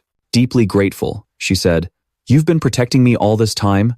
"Thank you," it replied with the utmost reverence. "My lady, there is no need for thanks. Protecting you is my duty." She smiled towards Lin Huang and introduced herself. "My name is Shui Luo, Fated One." "Thank you." Slightly flustered, he replied, "No, it's nothing. Just call me Lin Huang." Lin Huang scratched his head, asking shyly, "If you don't mind me asking, are you a monster too?" Hearing this, the Ice King roared in anger. "How insolent!" But Shui Luo wasn't angry at all, and simply replied gently, "No, I am of the God Clan." A terrifying scene of war flashed through Lin Huang's mind. He blurted out in shock, "The God Clan that opened the 3,000 void pupils 800 years ago, are they your people?" Shui Luo crossed her arms and replied nonchalantly, "Ah, those who called themselves the God Clan. While their power wasn't weak, they were not recognized as true gods. At best, they were merely servants of the gods, who were granted a sliver of the divine bloodline." Lin Huang seemed lost in thought and replied distractedly, "Oh, I see." Shui Luo smiled, sensing his thoughts. "You don't believe me? You can't even begin to imagine the true power of the God Clan." Then, she suddenly unleashed her power at Lin Huang, saying confidently, "Let me show you." He didn't know what was happening, and instinctively raised his hands to shield his body. Then, Lin Huang suddenly exclaimed, "This feeling." A thought popped into his head. "My shattered life wheel, it's been restored." Shui Luo crossed her arms and explained, "Your life wheel had a problem. I've fixed it for you." Still in disbelief, Lin Huang marveled, Really? Is this really the power of the God Clan? She chuckled softly, covering her mouth with her hand, and said generously, not just that. As thanks, I'll give you a second chance as well. Shui Luo's voice rang out steadily. I have a great gift for you. The moment she finished speaking, an incredibly powerful bolt of lightning struck Lin Huang directly. Unable to react in time, he screamed out loud. The system immediately announced 2 notifications. Player has activated Epiphany mode. System now operating automatically. Congratulations, player. You have obtained the complete epic scroll, Great Desolate Blade Key. Hearing the notification, Lin Huang exclaimed in shock.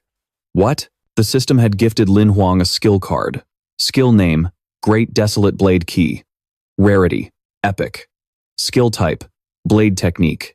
Skill level, Unviewable. Status, Usable. Skill description, a special combat skill with no level restrictions. Its power depends on the user's strength. Comment, not bad, he said joyfully. This really is a great gift. Standing beside him, Shui Luo covered her mouth and giggled teasingly. Sir, although you're human, you have a few inhuman traits, don't you? Lin Huang felt a bit exposed and thought to himself, as expected of the God Clan.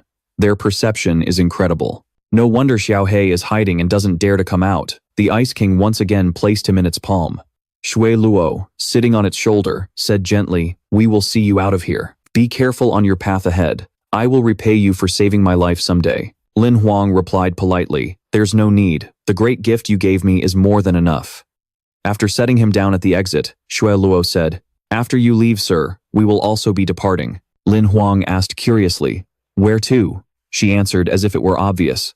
Back to our own world, of course. He looked up, saying with a hint of regret, so, we won't have a chance to meet again. Sitting on the Ice King's shoulder, Shui Luo warned Lin Huang with concern. Please take care, sir. If you stay on this snowy mountain for too long, you may be attacked by many monsters. He exclaimed in surprise. There are more? A suspicion began to form in Lin Huang's mind. The hunter selection exam was supposed to have a safe route planned out, but all I've encountered are high-level monsters, Shui Luo calmly explained in detail.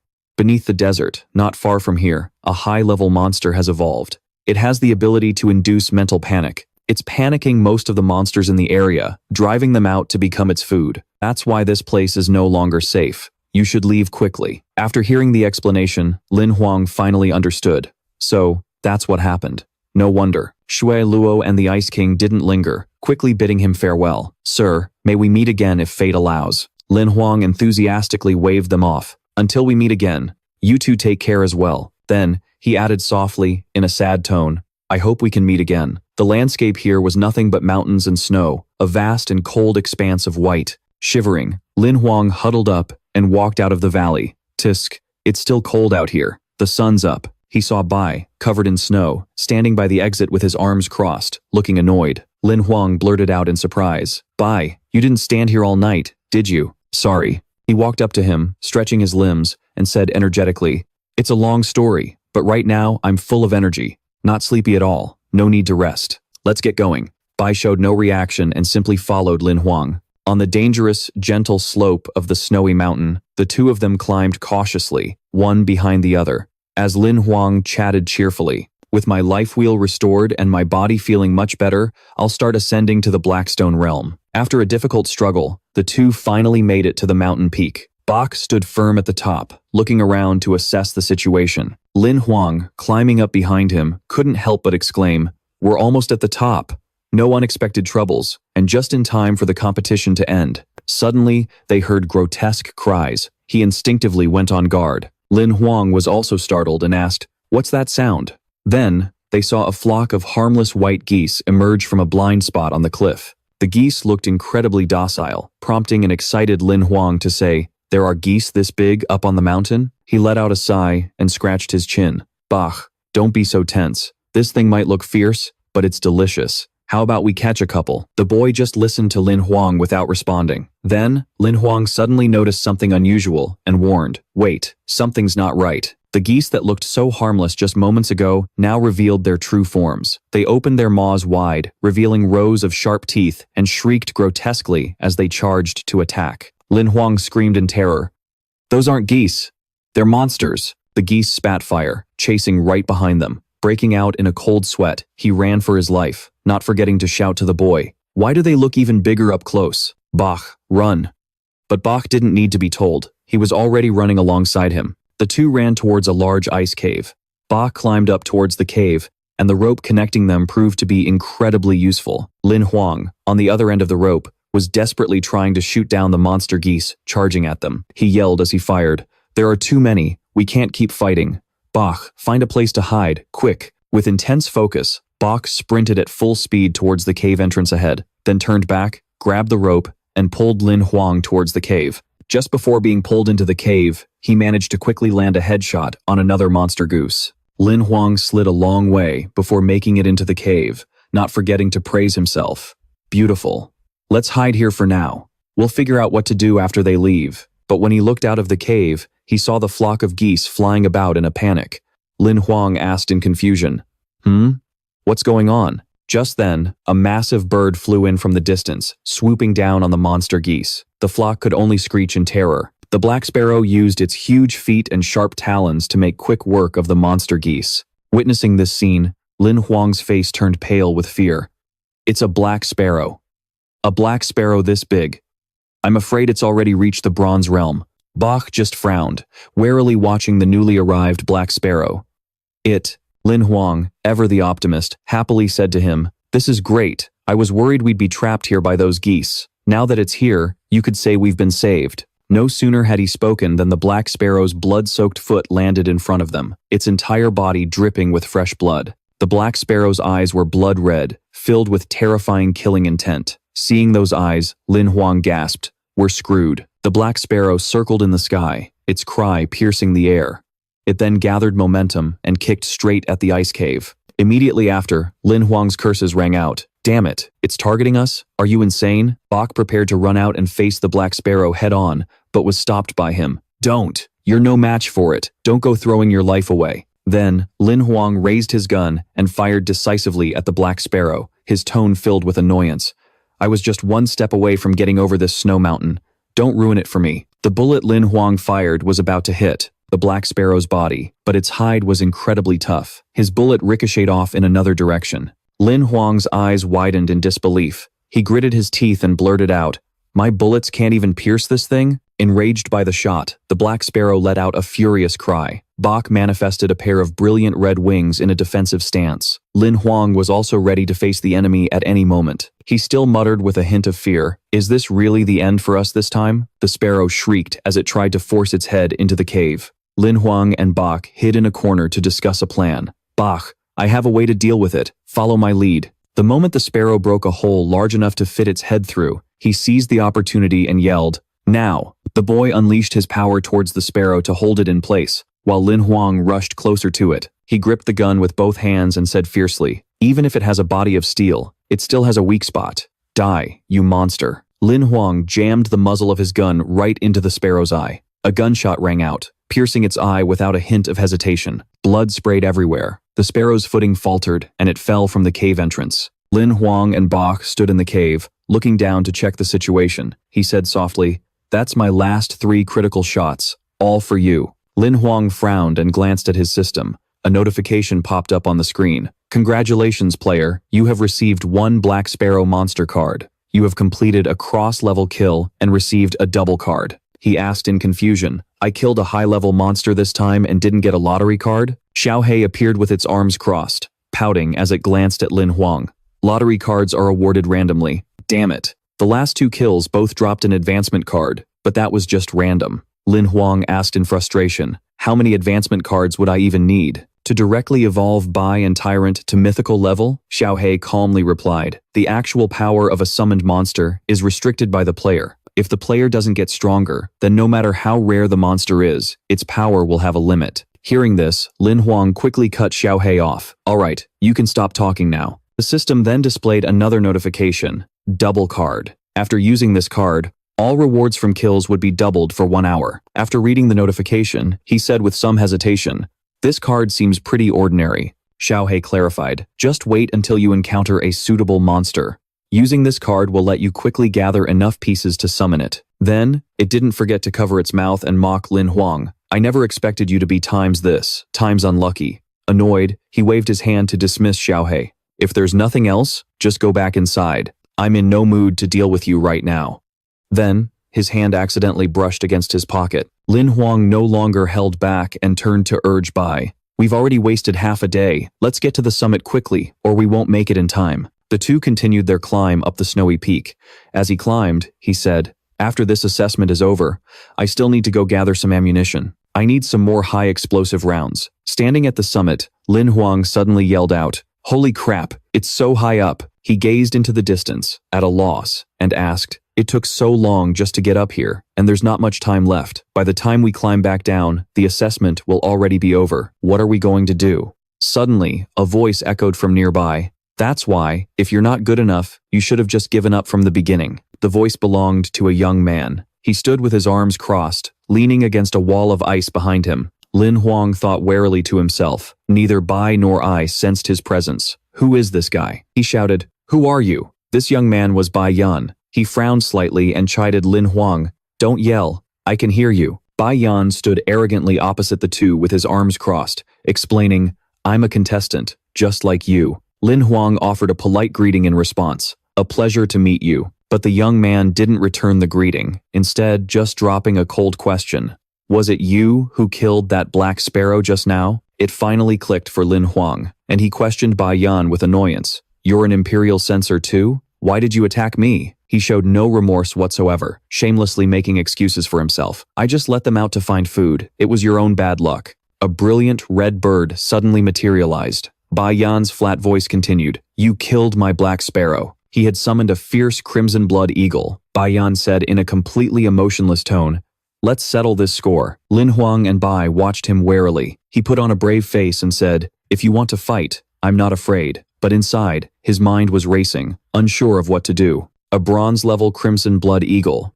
He's actually going to fight me. I'm no match for him. What do I do? Bai Yan stood with his arms crossed on the back of his crimson blood eagle. He wasn't in any hurry to fight, instead saying, I will get my revenge for the Black Sparrow, but not right now. Bai Yan arrogantly sized Bai up from head to toe. You've raised this bloodkin quite well, but its master is too weak. You're not even worthy of me making a move against you. He stood on the eagle's back and flew away, not forgetting to leave one last parting shot. Besides, who knows if you'll even make it out of here alive. Lin Huang was furious. Are you related to that damn Xiao Hei or something? Bai simply watched in silence as he roared in anger. Stop looking down on people. If you've got the guts, then fight me fair and square. But then, Lin Huang suddenly exclaimed, wait a minute. I have a way to get down the mountain quickly. He took out an iron chain, gripping it tightly as he carefully wrapped it around his body several times. Bai was speechless, but he followed Lin Huang's arrangements. Your wings might not be able to fly, but there are other ways to use them. He tied the two chains to Bai's wings to glide back, enjoying the ride immensely. I've always wanted to try something like this. I never thought I'd get to make this dream a reality in another world. Lin Huang grinned as he spoke to Bai. Now I finally understand why humans have always dreamed of flying. This feeling is absolutely incredible. A short while later, the two of them arrived at foothold 70121. He sighed with great reluctance. What a shame. We're already here. Once they reached the assessment point, Bai set Lin Huang down. He happily praised him. Bai, nice work. Ye Yu, who was already waiting there, stepped forward and announced, I didn't expect you to be the first one to arrive. She praised Lin Huang with a friendly smile. Congratulations on passing the assessment. Once it's complete, you can officially register as a reserve hunter. He asked again in complete surprise. Wait, I was the first one back? Are you sure? Ye Yu gave him a fake, meaningful smile and asked in return, are you daring to doubt me? You've got some nerve, kid. He broke out in a cold sweat, hurriedly waving his hands to explain. No, that's not it. It's just, I saw a tall teenager ahead of me just now. He was rushing around looking for something, and he had a sour look on his face, like someone owed him money. After finishing his description, Lin Huang didn't forget to add, oh, right. He had a crimson blood eagle with him. Ye Yu immediately realized who he was talking about. Ah, you mean Bai Yan. He doesn't count. He asked, confused. Bai Yan? Isn't he a contestant? She didn't deny it, but began to explain it all to Lin Huang. He is, but unlike you guys, he's a special guest. He didn't even have to participate in this competition, but he asked to join himself. Now that the competition is over, he's instantly become a bronze hunter. Lin Huang recalled Bai Yan's arrogant attitude from before and found it a little hard to believe. Instantly becoming a bronze hunter? A notification popped up on the system screen. Your available credit point balance is 35 million, Lin Huang exclaimed in shock. Oh my god. He had just walked out of the credit management bureau. Lin Huang turned off the system screen, so happy he could cry. He had swiped that life shard from Xuejie earlier. Who knew it would exchange for over 3 million? His dream had finally come true overnight. He then remembered Yi Zheng's instructions. The official registration will only begin after the selection ends, so just wait in the foothold for a few days. Lin Huang quickly made a plan for himself. I'll use this time to upgrade my equipment, hunt some monsters, and practice my blade skills. He followed his plan and went to a weapon shop in the foothold to buy some things. But when he got there, the shop owner scratched his head sheepishly and said, "Young master, you're looking for explosive rounds for a Grey Eagle 17? I'm sorry, but we don't have that. It's too expensive. Why don't you two try Old Man Zhang's shop over in West City? If he doesn't have it either, then no one within 100 miles of here sells it." Lin Huang could only sigh in frustration. He walked and looked around, saying with regret, "Foothold 7D121 is bigger than my residential area, but it doesn't have any rare equipment. Looks like I'll really have to find that Old Man Zhang." In a small, dark, and dirty alley, deep inside, was a shop. It had an unremarkable sign that read, "Cloud's End." Lin Huang stood in front of the shop for a moment, then frowned and grumbled. "Took me half a day, but I finally found it. The shop is way back in an alley. This Old Man Zhang is an interesting one." He didn't hesitate any longer and pushed the door open to enter the shop. Lin Huang called out, "Boss, I'm here to buy something." Old Man Zhang came out from the back of the shop. He didn't waste words, stating bluntly, "Pick what you want. Pay when you're done." He looked around the shop and couldn't help but be impressed. There was everything from black iron to gold-tier equipment, and it was all limited edition stuff with high price tags. This Old Man Zhang was definitely no ordinary person. Lin Huang didn't beat around the bush and asked directly, "Boss, I want to buy specialized ammo for a Grey Eagle 17 and explosive armor-piercing rounds. I was wondering if you have enough?" Old Man Zhang asked curtly and clearly, "Humph, how many do you need?" He smiled faintly and stated the quantity he needed. 3,000 rounds of specialized ammo for the Grey Eagle 17, and 300 rounds of explosive armor-piercing rounds. Hearing that quantity, the old man couldn't help but glance at Lin Huang. "So, you're a rich young master, huh? Buying this much? You planning to go on a massacre?" He replied politely, "You must be joking, boss." A moment later, Old Man Zhang brought out a crate of ammunition, with the exact quantity Lin Huang requested. Right after, he announced the amount he needed to pay. "The total is 168,000 credit points. Full payment, no installments." Lin Huang agreed readily. "All right. Do you have a lot more of this in stock? I'll need to buy more ammunition in the future." Old Man Zhang smirked confidently and said, "Quantity is not a problem. As long as you have the money, I can get you any treasure you need." As Lin Huang transferred the credit points, he added, "That's great.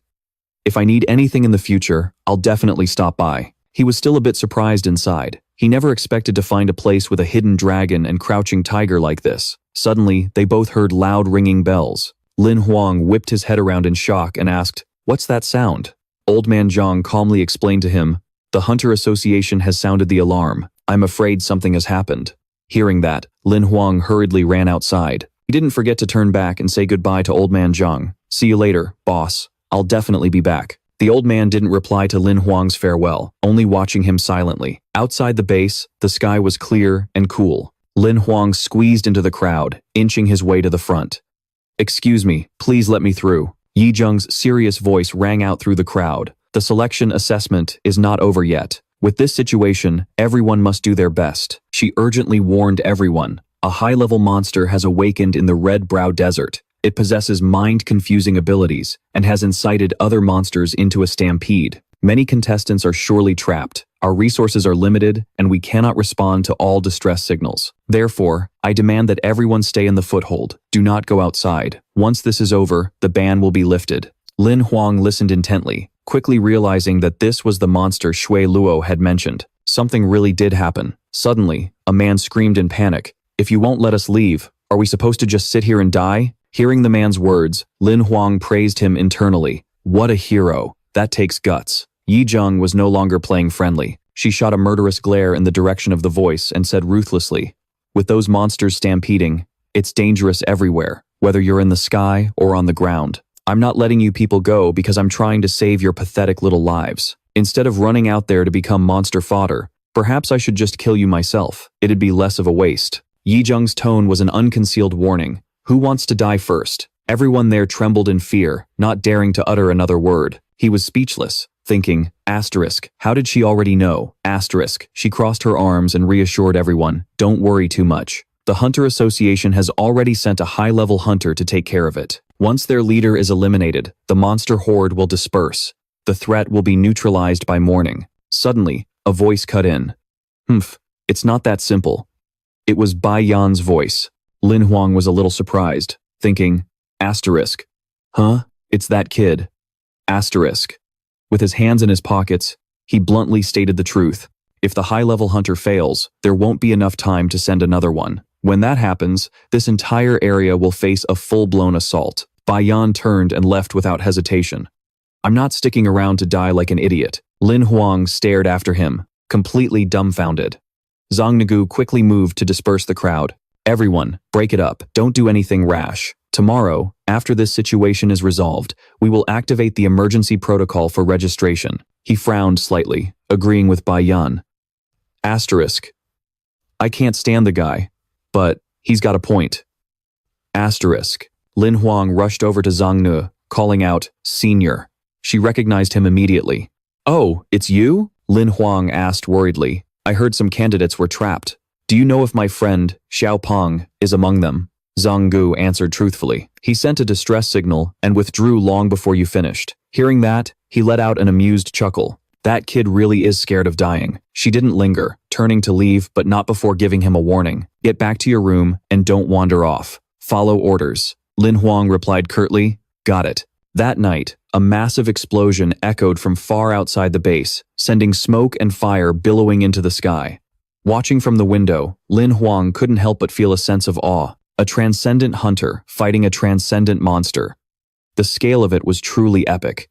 But soon, his awe turned to a knot of anxiety. Asterisk, everyone's hope for survival is riding on a few hunters fighting all alone.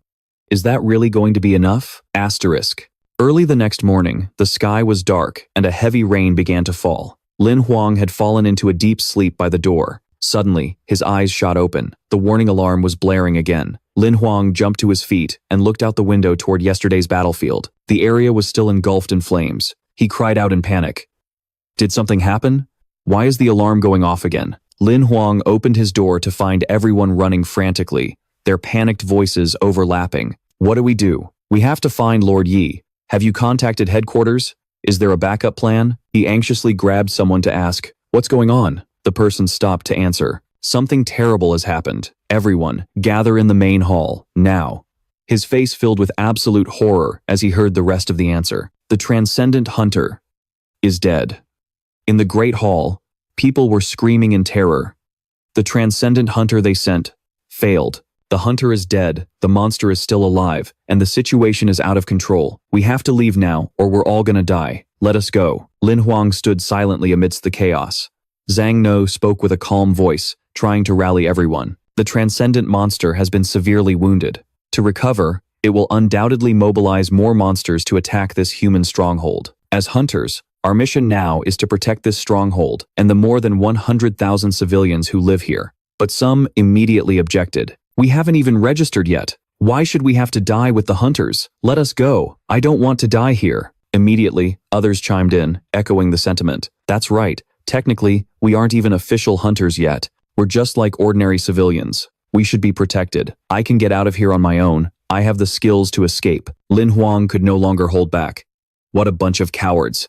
The man who started it all roared back in anger. What did you just say? Lin Huang's voice rang out through the crowd. I once encountered a flock of night crows in the Xijin desert. I was ambushed by a velvet peed and nearly eaten by a giant goose on a snow mountain. All of them were transcendent-level monsters. Do you really think you can survive just by escaping? What in the world makes you so confident? The crowd was stunned into silence by his story. Night crows. Oh my god, he's right. Even the hawks don't dare to fly out there. Going on foot would be suicide. Lin Huang then turned his gaze to Zhang Nogu. Senior, you're the highest level gold rank hunter in this stronghold. If I told you to leave this place right now, how long could you survive? She played along, answering him directly. Well, the monsters in the Xijin desert and on Mount Shenu are probably gathering here as we speak. I'm afraid the best I could do is last until tomorrow evening. Lin Huang then pointed to himself. As for me, I'd last 3 hours, at most. And you? What about all of you? Someone in the crowd tried to argue back. But if we get lucky. Lin Huang didn't let him finish, leaping onto the stage with a powerful jump. His voice was strong, laced with sharp reproach. If even a gold-rank hunter has no way to escape, isn't leaving on our own just a suicide mission? He dropped to one knee on the floor, his voice low.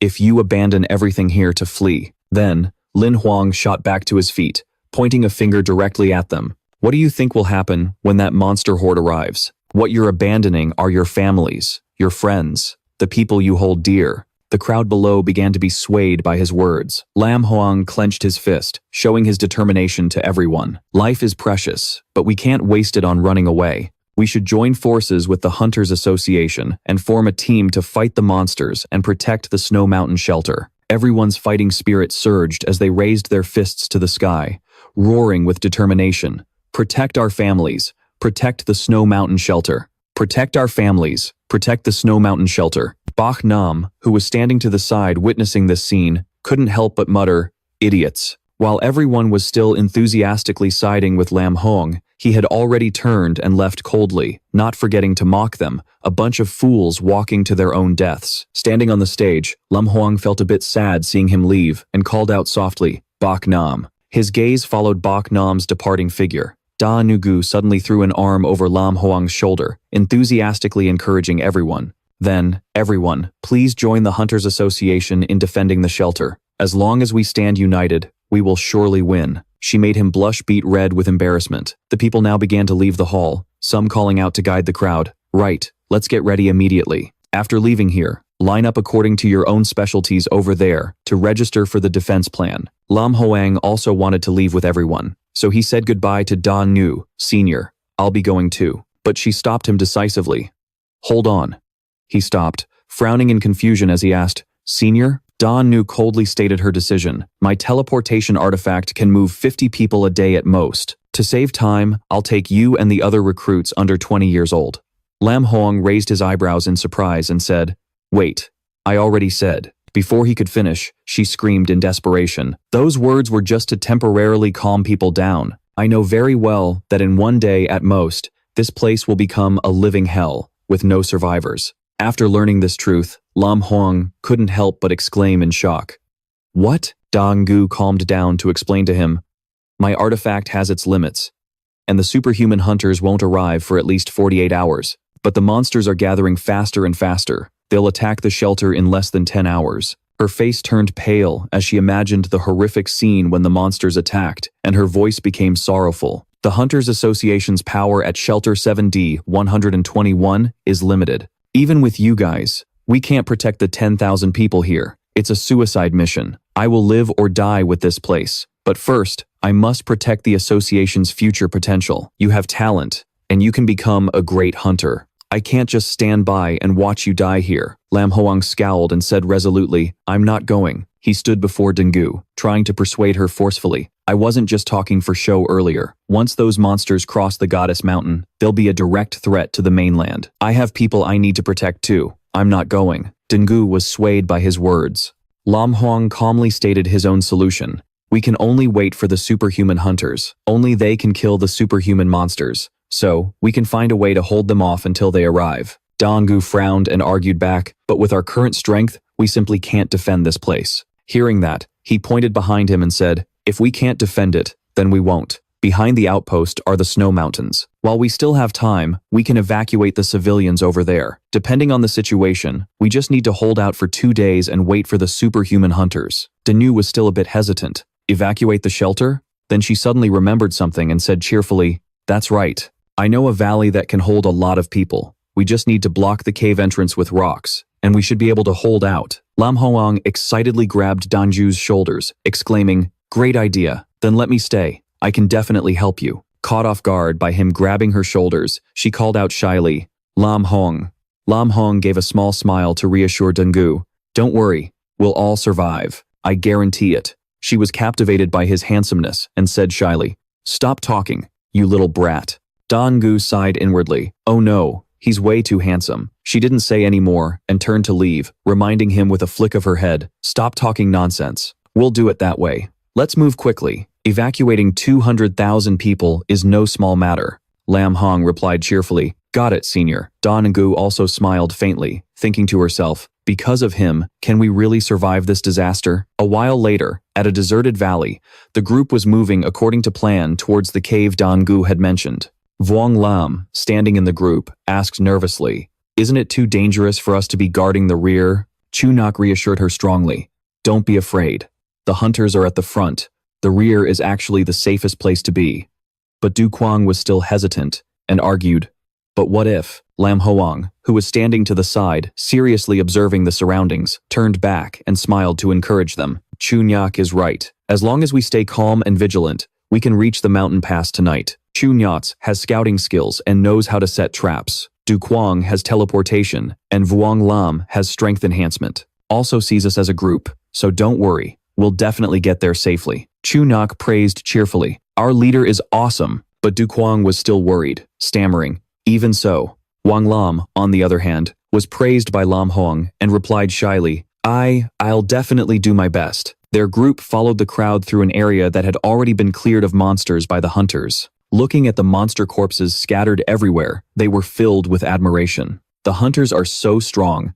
They didn't even give us a chance on the front lines. Chunak's words agitated Du Kuang, who yelled, "Are you crazy? You'd only be happy if we ran into monsters?" Wang Lam stood to the side, awkwardly trying to mediate. "You guys, stop arguing." Lam Hong also turned back to remind them, "Be careful, don't let your guard down." The seniors said that transcendent monsters can move at the speed of light. He moved forward, looking around and observing. Evacuating this many people is likely to attract the monster's attention. Suddenly, Lam Huang noticed something and frowned, glancing down. A powerful attack shot towards them from a distance. He quickly pulled Wang Lam out of the way. "Watch out!" Du Kuang's face went pale as he swore, "Damn it!" Chunak was also startled, crying out, "What was that?" As the dust from the attack settled, they saw an axe buried deep in the ground. Lam Hong yelled out a panicked warning. "Stay alert!" He had barely finished speaking when a giant monster's foot landed near them. Lam Hong finally recognized the monster as a minotaur. They were advancing aggressively without hesitation. His warning continued to ring out. Monster ambush. Thick dust swirled around them. In the distance, a massive army was approaching, with monsters of all sizes charging aggressively. The sight before them sent the group into a panic. Du Kuang said in terror, "A black rank minotaur. Damn it." Chunyats assessed the situation from the side. "There's a boss too. We can't win this." Wang Lam cowered in fear, whispering, "There are too many." Lam Huang remained calm and shouted to reassure his teammates, "Don't panic." He gritted his teeth, tense. "First, we need to take out that boss." The monsters charged forward wildly. Lam Huang drew his sword. "Du Kuang, cover me." As he advanced, the boy stood behind him with his bow to provide support. "Got it." Du Kuang fired. The arrow flew swiftly and lodged in the monster's eye, making it roar in pain. Seizing the opportunity, Lam Huang rushed forward and slashed it. He shouted, "Chunhak, have Wang Lam protect me. You, set the traps quickly." Both of them immediately replied, "Okay." Wang Lam squeezed her eyes shut and yelled as she raised her scepter, unleashing a bolt of lightning. It struck the monsters, paralyzing them. She kept screaming, which made Chunyak growl in annoyance. "Damn it. Are you using a sonic attack or something?" He began setting traps around the area to stop the minotaurs. On the other side, Lam Huang continued to charge forward, slaughtering the monsters. He spoke with arrogant disdain. "Let's use you all to test the power of the Great Wasteland Blade Sutra." A beautiful sword arc flashed past the huge monster before it could even realize what happened. He thought to himself smugly, looking at the sword in his hand.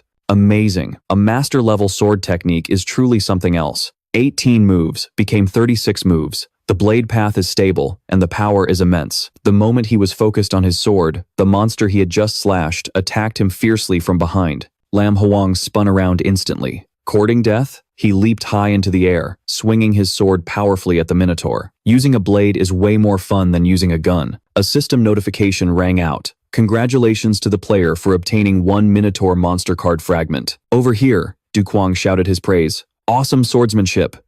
Meanwhile, Wang Lam was awkwardly casting a spell. "Stop spinning." A minotaur stepped on a trap laid by Chunyak, and soon after, other monsters fell into them, one by one. They struggled to break free. Chunyak boasted, "My beast traps drain vitality. Once they bite down, just wait patiently for death." Du Kuang regrouped with them. The boss is yours, bro. Let's go. Meanwhile, Wang Lam said, everyone, please be careful. Lam Huang continuously charged forward, swinging his sword and slashing through the monster. System notification. Congratulations to the player for obtaining 1 Minotaur monster card fragment. The player has completed an over-leveled attack, acquiring 1 temporary transformation card. Confused, he took out the card to examine it. This is a black rank Minotaur, but what's a temporary transformation card? There was a note on the card's surface. After use, the player can freely transform into their summoned monster, but will not possess all of the monster's skills. The transformation is limited to 24 hours, and each card can only be used once. Lam Huang mused. That scared me. For a second, I thought it was some kind of soul gender swap thing. A large shadow fell over him. He realized there was a monster behind him. Lam Huang spun around in panic. Damn it, monster blood splattered onto him. He stared blankly as the Minotaur collapsed. Bach had appeared. He looked at Lam Huang with a reproachful gaze. Lam Huang replied calmly, all right, I know. You can't get distracted in a fight. Thank you. After that, both Lam Huang and Bach charged forward to attack the remaining monsters. Watching from the sidelines, Chu Nok said helplessly, I guess there's nothing left for us to do here. Du Kuang said with awe. Seriously. At first I didn't think much of him at all. A rookie who hadn't even reached iron rank. Wang Lam cut him off. Please, stop talking. I'm starting to feel embarrassed. A moment later, the army of Minotaur monsters was completely defeated. Lin Huang sheathed his sword. Not a single one of the 30 heads was missing. And just like that, Zhu Yue's group started cheering. Boss, you're amazing. Brother Lin's skills are incredible, a shining example for us all. Even your monster is so cool. Bai could only remain silent beside him. Then, Lin Huang turned back, recalling Bai into his card. It's been a while. Everyone else has probably arrived by now. Let's hurry over there. Yu Guang's confident voice rang out. Running into monsters on the way is great. We can use it to improve our skills. Zhu Yue commented softly. Could you be any more extra? The ring on his hand suddenly lit up. Surprising him, it was the Emperor's heart ring. It was Senior Ye Yu. It projected an image of her, and she asked Lin Huang with a serious expression, Where are you guys? He smiled, glancing at Zhu Yue's group behind him. We just dealt with a little trouble. We're on our way now. It might take another 2 hours to reach Tangshan Pass. They hastily said in unison. Greetings, Proctor, she growled. I'll give you 1 more hour. Get back here immediately. He hesitated to reply, but she cut him off. The beast tide has already started. If you're any later, you'll all be dead. Her words left them stunned. The battlefield was incredibly fierce, with round after round of artillery fire raining down into the valley. Ye Yu and the others were also trying their best to eliminate every monster they could. However, the creatures were extremely ferocious, attacking her comrades next to her. Damn it! Another person, terrified, kept trying to shoot at the beast. He shouted, Senior, the casualties are heavy. If this keeps up, we won't be able to hold the cave entrance. She replied, Gather the wounded and the weak. Retreat slowly and find a way to seal the entrance. He panicked. But if we seal the entrance, what about the people outside? Ye Yu shouted angrily.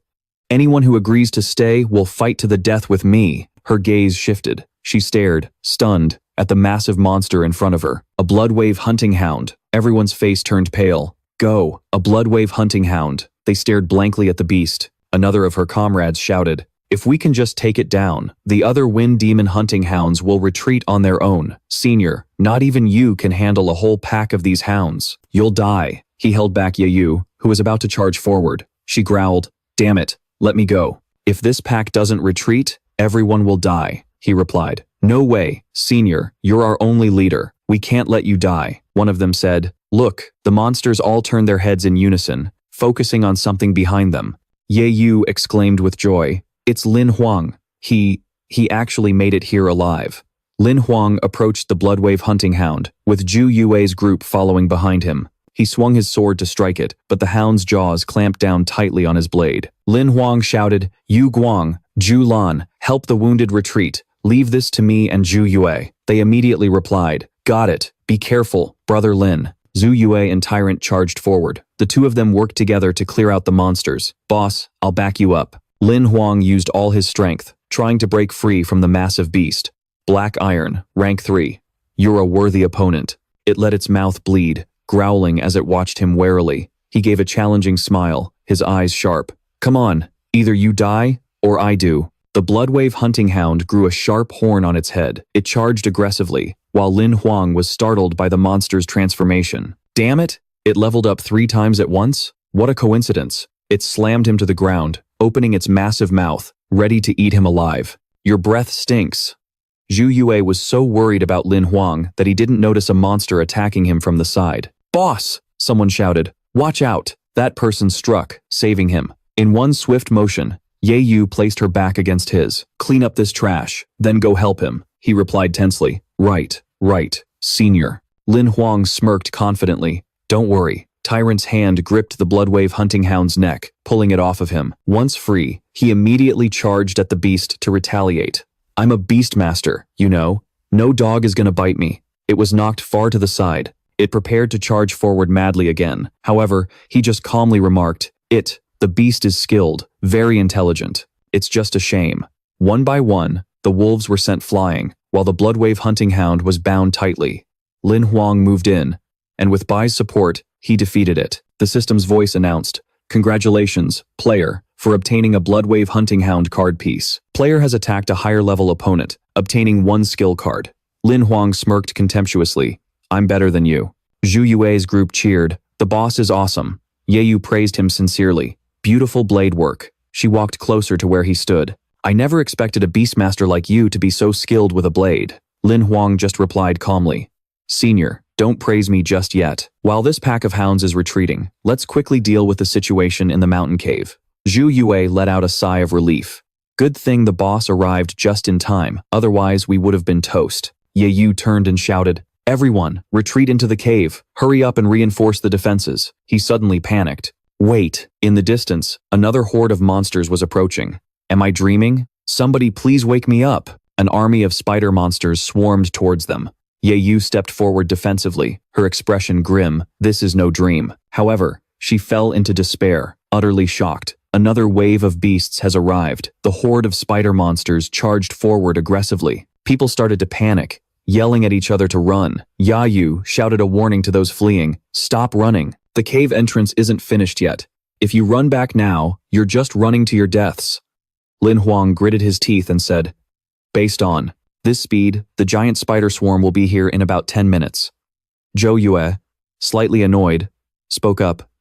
There's not enough time to block the gaps with rocks, but there are still plenty of monster carcasses we can use to block them. Yu Guang agreed and offered, I'll help the others. Wang Lan, who was bandaging a wound, said, Let me help. Ya Yu, pleased, raised her voice cheerfully. Excellent. Zhou Yue, your team, move out now. I'll stay behind to hold off the giant spiders. Lin Huang, annoyed, firmly, refused to let Ya Yu make that decision alone. Senior, you take Yu Guang and retreat into the fortress. I'll handle things here, with everyone else. The fortress must be completed. Suddenly, Yu Guang spoke up. I'm not leaving. I'm staying. I can teleport a long distance, which means I can coordinate with Brother Lin in the fight.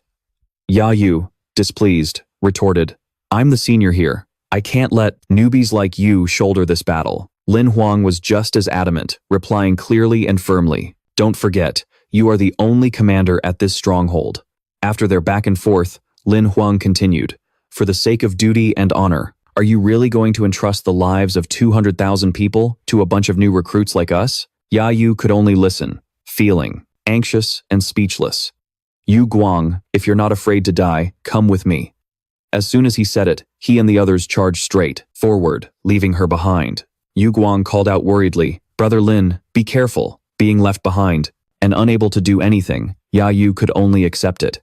Hoisting a wolf carcass, she urged Zhou Yue, move faster, quickly, finish the defensive circle. Zhou Yue obeyed, his mind still on what just happened, feeling a mix of annoyance but also some concern. Damn it, don't you die, Lin Huang. Lin Huang swung his sword in a single arc, causing a spider to instantly disintegrate. He shouted, Xiao Hei. The creature appeared instantly with an annoyed look, replying, Coming, coming. This was followed by a sigh. I really didn't want to see this chaotic mess. Lin Huang immediately responded with an urgent expression. I just killed the Bloodwave hunter and got a skill card. I want to use it now. Xiao Hei obeyed and began to open the random rare skill card. It's a life or death situation. All you can do is bet your life on it. Begin. It threw the card towards him with great speed. The skill card entered his mind. The system announced, "Congratulations, player, for obtaining the movement skill, snow stepping without a trace." He exclaimed, "Awesome." His eyes began to turn red, looking more ferocious. The skill card displayed its information. Card name, snow stepping without a trace. Rarity, rare. Type, movement skill. Grade, gold tier movement. Skill, status, usable. As he processed this, he attacked, his body enveloped by the power he had just received. Not bad, a pretty good card, and it has no level restriction. Amazing.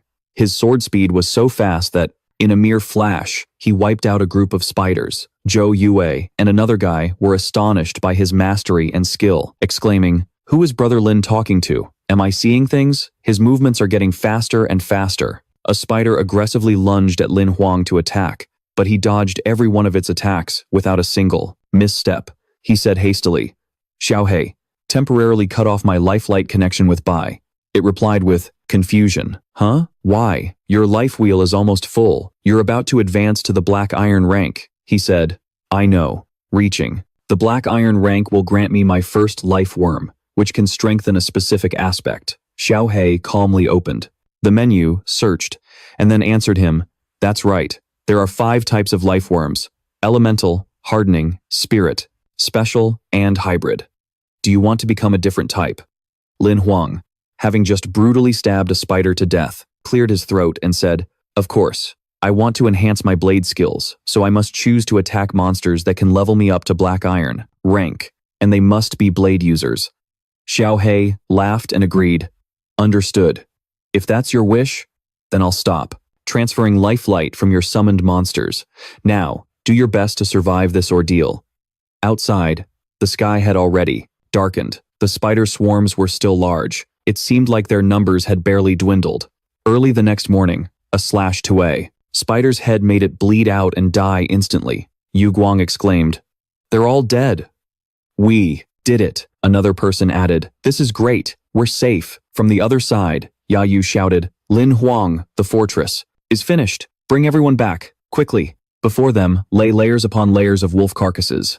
Zhou Yue praised excitedly, "Brother Lin is incredible. Without you and your summoned monster, we wouldn't have been able to hold out until morning." He sighed as he spoke, "I'm completely smitten. Let's go back and rest. Who knows when the next wave of beasts will come?" He thought to himself. Protecting one stronghold adds one more piece of hope. Lin Xin, don't worry, I will protect you. Sud, Denli, the rings on everyone's hands began to glow, startling them. The Emperor's heart ring vibrated, and a notification panel appeared. Yesterday at 8 a.m., in the 7th Eastern Sector, a massive sweep operation erupted. Its scope was extremely wide. 3 small strongholds in Sector 7D 123 were destroyed with no survivors. The number of casualties has reached 670,000, and the situation at Stronghold 7D 121 is currently unknown. Transcendent-level experts have been urgently dispatched. We will continue to provide updates as more specific information becomes available. People began to panic upon hearing the news. What do we do?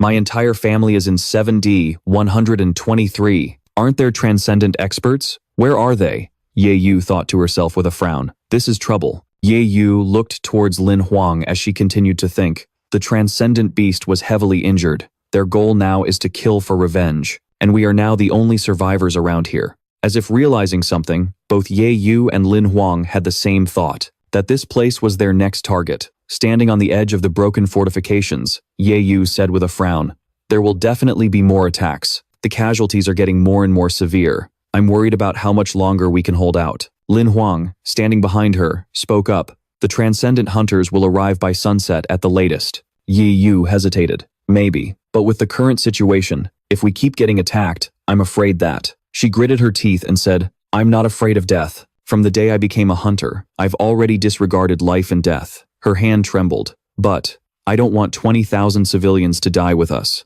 Lin Huang walked over and placed his hand on her trembling one. He comforted her. "Senior, you're a gold rank hunter. You won't be taken down by monsters that easily." Ye Yu blushed as she looked at him. "You?" Ye Yu listened to Lin Huang's words. "I once heard a saying, when soldiers advance, the general blocks them. When the water rises, we build a dam. Even in a life or death moment, don't overthink it. Just fight to the bitter end." Ye Yu quickly pulled her hand back and turned her face away. She was blushing, but her words were a denial. Do I need you to lecture me? Everyone, get a grip, split up and stand guard. Internally, her heart was racing wildly. What the hell? Am I blushing? Lin Huang scratched his head and laughed awkwardly. Guess I overdid it. Huh? Another hunter holding binoculars quickly turned back to report. Movement at the front. Something's coming. Lin Huang and Ye Yu tensed up, looking forward. He exclaimed, What in the world is that thing? In front of them, something was approaching in a massive horde. Once it came into focus, someone recognized what was coming and screamed, Ironclad battle elephants. Ye Yu clenched her fists. Damn it, that transcendent-level monster is ferocious. It will demolish all our fortifications and end this war of attrition. Lin Huang looked at her and said in agreement, That thing looks like it's immune to blades and spears. So how are we supposed to fight it? Ye Yu gritted her teeth. That ironclad titan is born with a half-metal body. Its defensive power is terrifying. Anything that gets in its way is basically wiped out. With that, she drew her weapon. She said, Whatever, even if I die, I have to protect these fortifications. Suddenly, Lin Huang beside her shouted, Wait, look over there. Ye Yu looked up and saw a figure flying towards the ironclad battle elephant. She said in surprise, Isn't that Yi Zheng? He swung the sword in his hand once, precisely landing an attack on the ironclad battle elephant's eye. Ye Yu smiled. That's right. The ironclad battle elephant's weak point is its eye. A beautiful strike. Lin Huang was stunned. Is this expert a gold rank hunter? Ye Yu explained to him while keeping an eye on the situation. Not just a gold rank hunter, he's also a genius ranked 10th in the entire world. He's just one step away from becoming a transcendent hunter. Lin Huang was dumbfounded. Huh? You know him? As one ironclad battle elephant fell, another glanced over warily. A second later, it too collapsed instantly. As Yi Zheng flew over, he swung his sword down again. Ye Yu cheered excitedly. Yi Zheng. Lin Huang's mouth twitched. Yi Zheng? Asterisk. That time's Yi Zheng? Another ironclad battle elephant fell before Yi Zheng. After dealing with the ironclad battle elephants, he quickly landed in front of Ye Yu. Ye Yu ran over and called out, Yi Zheng. Yi Zheng frowned and said loudly to her, Stay alert. It's not over yet. As soon as he finished speaking, something else approached from the distance. It was hundreds of spiders. Ye Yu frowned. Those are desert black spiders. Lin Huang asked her, Are those the ones that spit silk? Yi Zheng held his sword and looked ahead, explaining the situation. The desert black spiders' attacks aren't that strong, but their silk is extremely tough. Transcendent monsters often use it to pull down fortifications. Lin Huang looked at him. There are too many of them. It'll be hard to deal with them all before they get close. Yi Zheng frowned. If we had a heavy gunner, we could take them out from a distance. It's just a shame a small stronghold like this wouldn't have one. Ye Yu held out her hand and shouted, What's there to be afraid of? Then, she immediately pulled out a gigantic cannon. Yi Zheng looked at her. Xiao Yu, have you even passed your basic heavy gunner certification exam? Without a heavy gunner license, how did you buy this?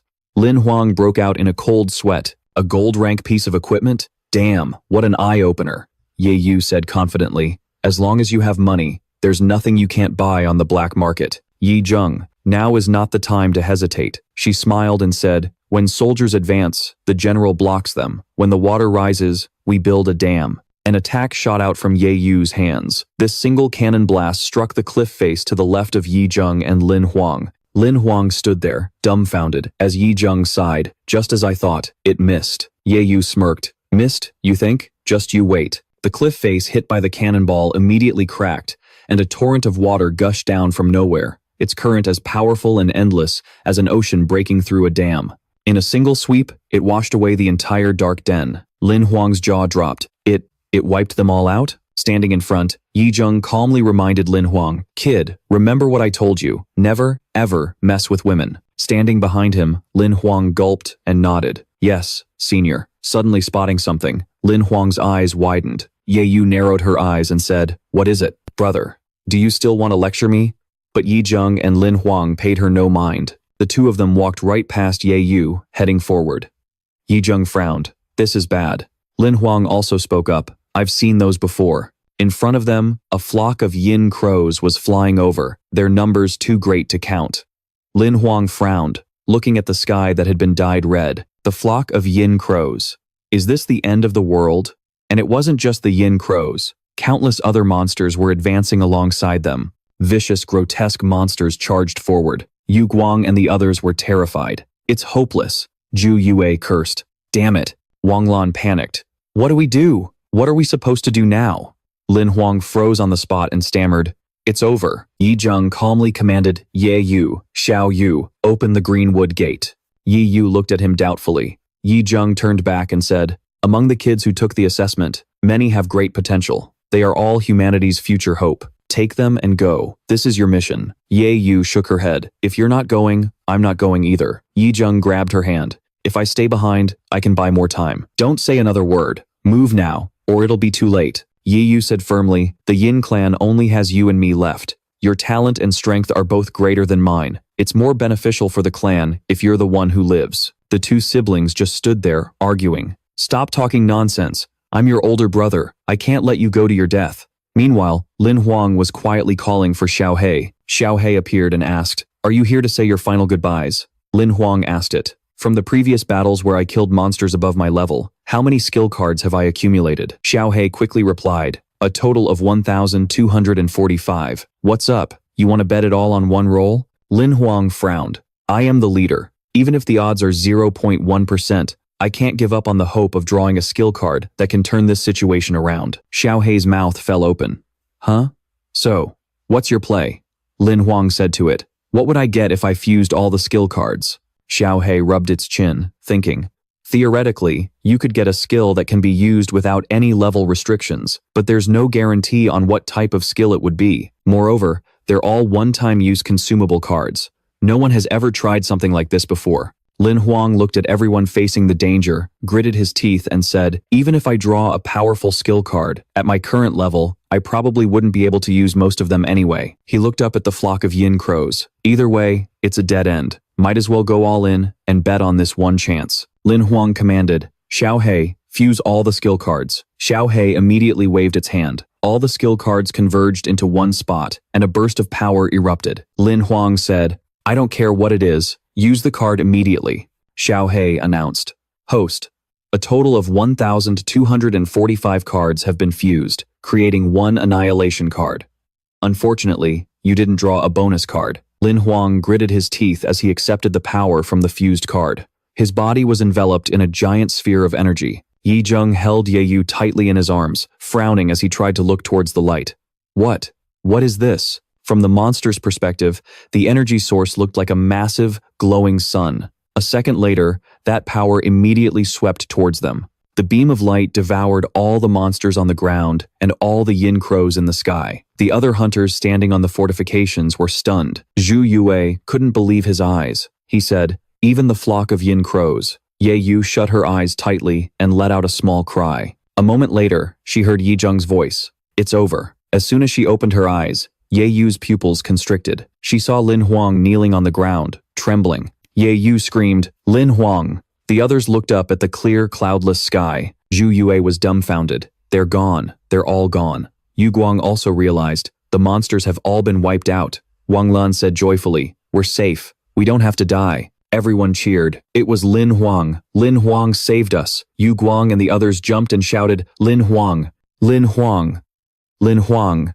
Lin Huang looked up, unable to believe his own eyes, while muttering to himself, the skill card actually worked? Ye Yu rushed over and threw her arms around Lin Huang. You stupid brat! Lin Huang blushed and called out, Senior. Yi Zheng asked, Lin Huang, was that divine magic you just used? Lin Huang hesitated and said, well, it's hard for me to explain. Yi Zheng immediately frowned. So you get a little power and now you're looking down on your seniors? Yi Yu quickly waved her hands to mediate. Brother, that's not what he meant. Yi Zheng glanced at her and remained silent. A moment later, he shook his head in resignation. I guess my little sister is all grown up now. Flustered, Ye Yu shouted, Brother! Lin Huang still didn't understand what was going on between the two siblings. Suddenly, a voice spoke up. Interesting, truly interesting. Lin Huang turned his head toward the source of the voice. Ye Yu frowned. This aura, Yi Zheng gritted his teeth. So, you finally decided to show yourself. The person in the black cloak standing on the cliff spoke slowly.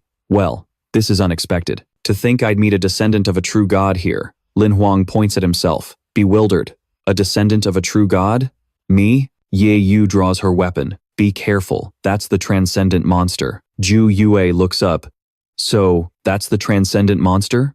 Yu Guang mutters. I can feel a suffocating pressure from it. Wang Lan stoops slightly and says, the transcendent hunter hasn't arrived yet. What do we do now? The transcendent monster reaches up and removes its hood, its expression filled with contempt. Even a transcendent hunter is nothing but a defeated foe to me. It looks at Yi Zheng, Lin Huang, and Ye Yu, then continues. However, I can offer you all a chance to live. The transcendent monster reveals a bizarre expression. Hand that brat over to me, and I will spare everyone here. How about it? This is a deal where you only stand to gain. The transcendent monster looks down on the crowd from above. Its gaze locks onto Lin Huang. The people below begin to whisper in panic. One person, in exchange for the lives of 20,000. Is that really a losing trade? Ye Yu frowns. Trade Lin Huang for everyone's lives? Yi Zheng says, there's an 80 to 90% chance Lin Huang is a descendant of a true god. By consuming him and fusing with the bloodline of the god race, the transcendent monster could evolve into a member of the god race. The transcendent monster sticks out its long, snake-like tongue, its voice crystal clear. The transcendent hunter sent as reinforcements has already been diverted by my clone. They won't be back for a while. If you want to live, hand him over to me now. Otherwise, the faces of Yu Guang's group turn pale. They hear the transcendent monster say, the 20,000 people here wouldn't even be enough to get stuck in my teeth. Xiao Hei, standing next to Lin Huang with his arms crossed, speaks up. Such a profitable deal. I doubt they'll refuse. Lin Huang frowns and asks, is there any other way to deal with this monster? Xiao Hei tilts his head and looks at him. At your current level of strength, facing a transcendent level enemy means a 100% chance of death. The power gap is too vast. There's nothing you can do. Suddenly, everyone hears Ye Yu's voice. I agree. A confused Yi Zheng calls out to her. Xiao Yu? Yi Yu steps forward and says to the transcendent monster, one person in exchange for 20,000. I agree. Lin Huang's jaw drops. Holy crap, are you serious? Just like that? Xiao Hei, beside him, starts to fade away. Bye-bye, I'll always remember you. Ye Yu looks up at the transcendent monster.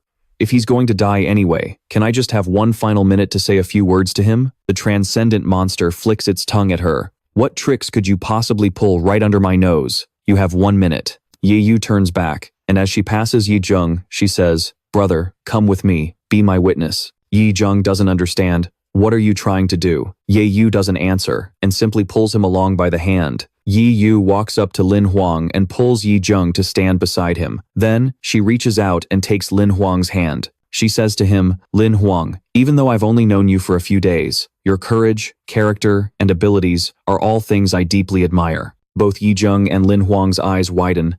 Is this a confession? Tears well up in Ye Yu's eyes. She bows her head. I'm afraid after we part ways this time, we'll never meet again. So, I wanted to let you know how I feel. Her voice is steady. Thank you for coming into my life. Ye Yu's lips tremble, and I hope you can forgive me for this last selfish act. As soon as she finishes speaking, a portal of light opens up behind Lin Huang and Yi Zheng. Ye Yu shoves them both backward. Lin Huang shouts, Senior. Yi Zheng also calls out to her, Xiao Yu. Ye Yu stands before them, smiling as she watches them. The future of humanity rests on you two. The transcendent monster grinds its teeth. You wretched brat! It launches an attack forward. Lin Huang and Yi Zheng watch with intense anxiety. The attack shatters the dimensional gate behind them. A loud explosion rings out as a bolt of lightning pierces through Ye Yu's chest. Yi Zheng cries out in alarm. Xiao Yu. Ye Yu curses under her breath. Damn it. She collapses to the ground, and both Yi Zheng and Lin Huang rush to her side. Xiao Yu, hang in there. Ye Yu's lips tremble as she calls out, brother. She struggles to lift her head and look at Yi Zheng. I'm sorry. I don't think I can make it. Lin Huang springs to his feet, whipping his head around to face the transcendent monster. You bastard. The transcendent monster's body begins to transform. You weak, foolish humans. I offered you mercy, and you dare repay my kindness with betrayal. Its cranium splits open. The transcendent monster roars, die, die, die. A moment later, a giant snake with incredibly hard scales bursts out from its head. All of you, die. The transcendent monster hovers above the crowd. Yu Guang trembles uncontrollably. We're dead. The monster's gone berserk. The transcendent monster unleashes an attack that flies forward. Spiritual energy materializes into ropes that bind Lin Huang. The transcendent monster immediately pulls him toward it. Lin Huang's screams echo from above. Let me go. Yi Zheng shouts after him. Lin Huang. He is bound tightly in midair, groaning. It hurts. I can't breathe. Lin Huang's eyes roll back into his head. I'm going to die. Transmigrators tend to die more easily than ordinary people. The transcendent monster opens its mouth and swallows Lin Huang whole. Yi Zheng and the others stare with wide, unbelieving eyes. Ye Yu unconsciously mutters his name. Lin Huang. The transcendent monster speaks. Fuse with me. Suddenly, his eyes shot open. The transcendent monster's body froze solid, its consciousness in turmoil. What is going on? He couldn't move his body. Behind him, a small vortex suddenly appeared, and a hand emerged from it. That hand slowly reached out towards the transcendent monster. He looked up, his eyes wide in shock. A moment later, that same hand slammed the transcendent monster flat against the ground. The monster opened its mouth and spat Lin Huang out. He immediately fell through the air, hitting the ground with a hard thud, and the mysterious hand instantly retracted. The transcendent monster roared. I am a transcendent being, just one step away from the god realm. It can't end for me here. Just as he finished speaking, the hand, which hadn't fully retracted yet, slapped him on the head once more. Taking another blow like that caused the transcendent monster to spit out a mouthful of blood and immediately book it. If I don't scram now, I'm dead meat. Suddenly, a voice called out, Mr. Lin. Lin Huang froze at the sound of the voice.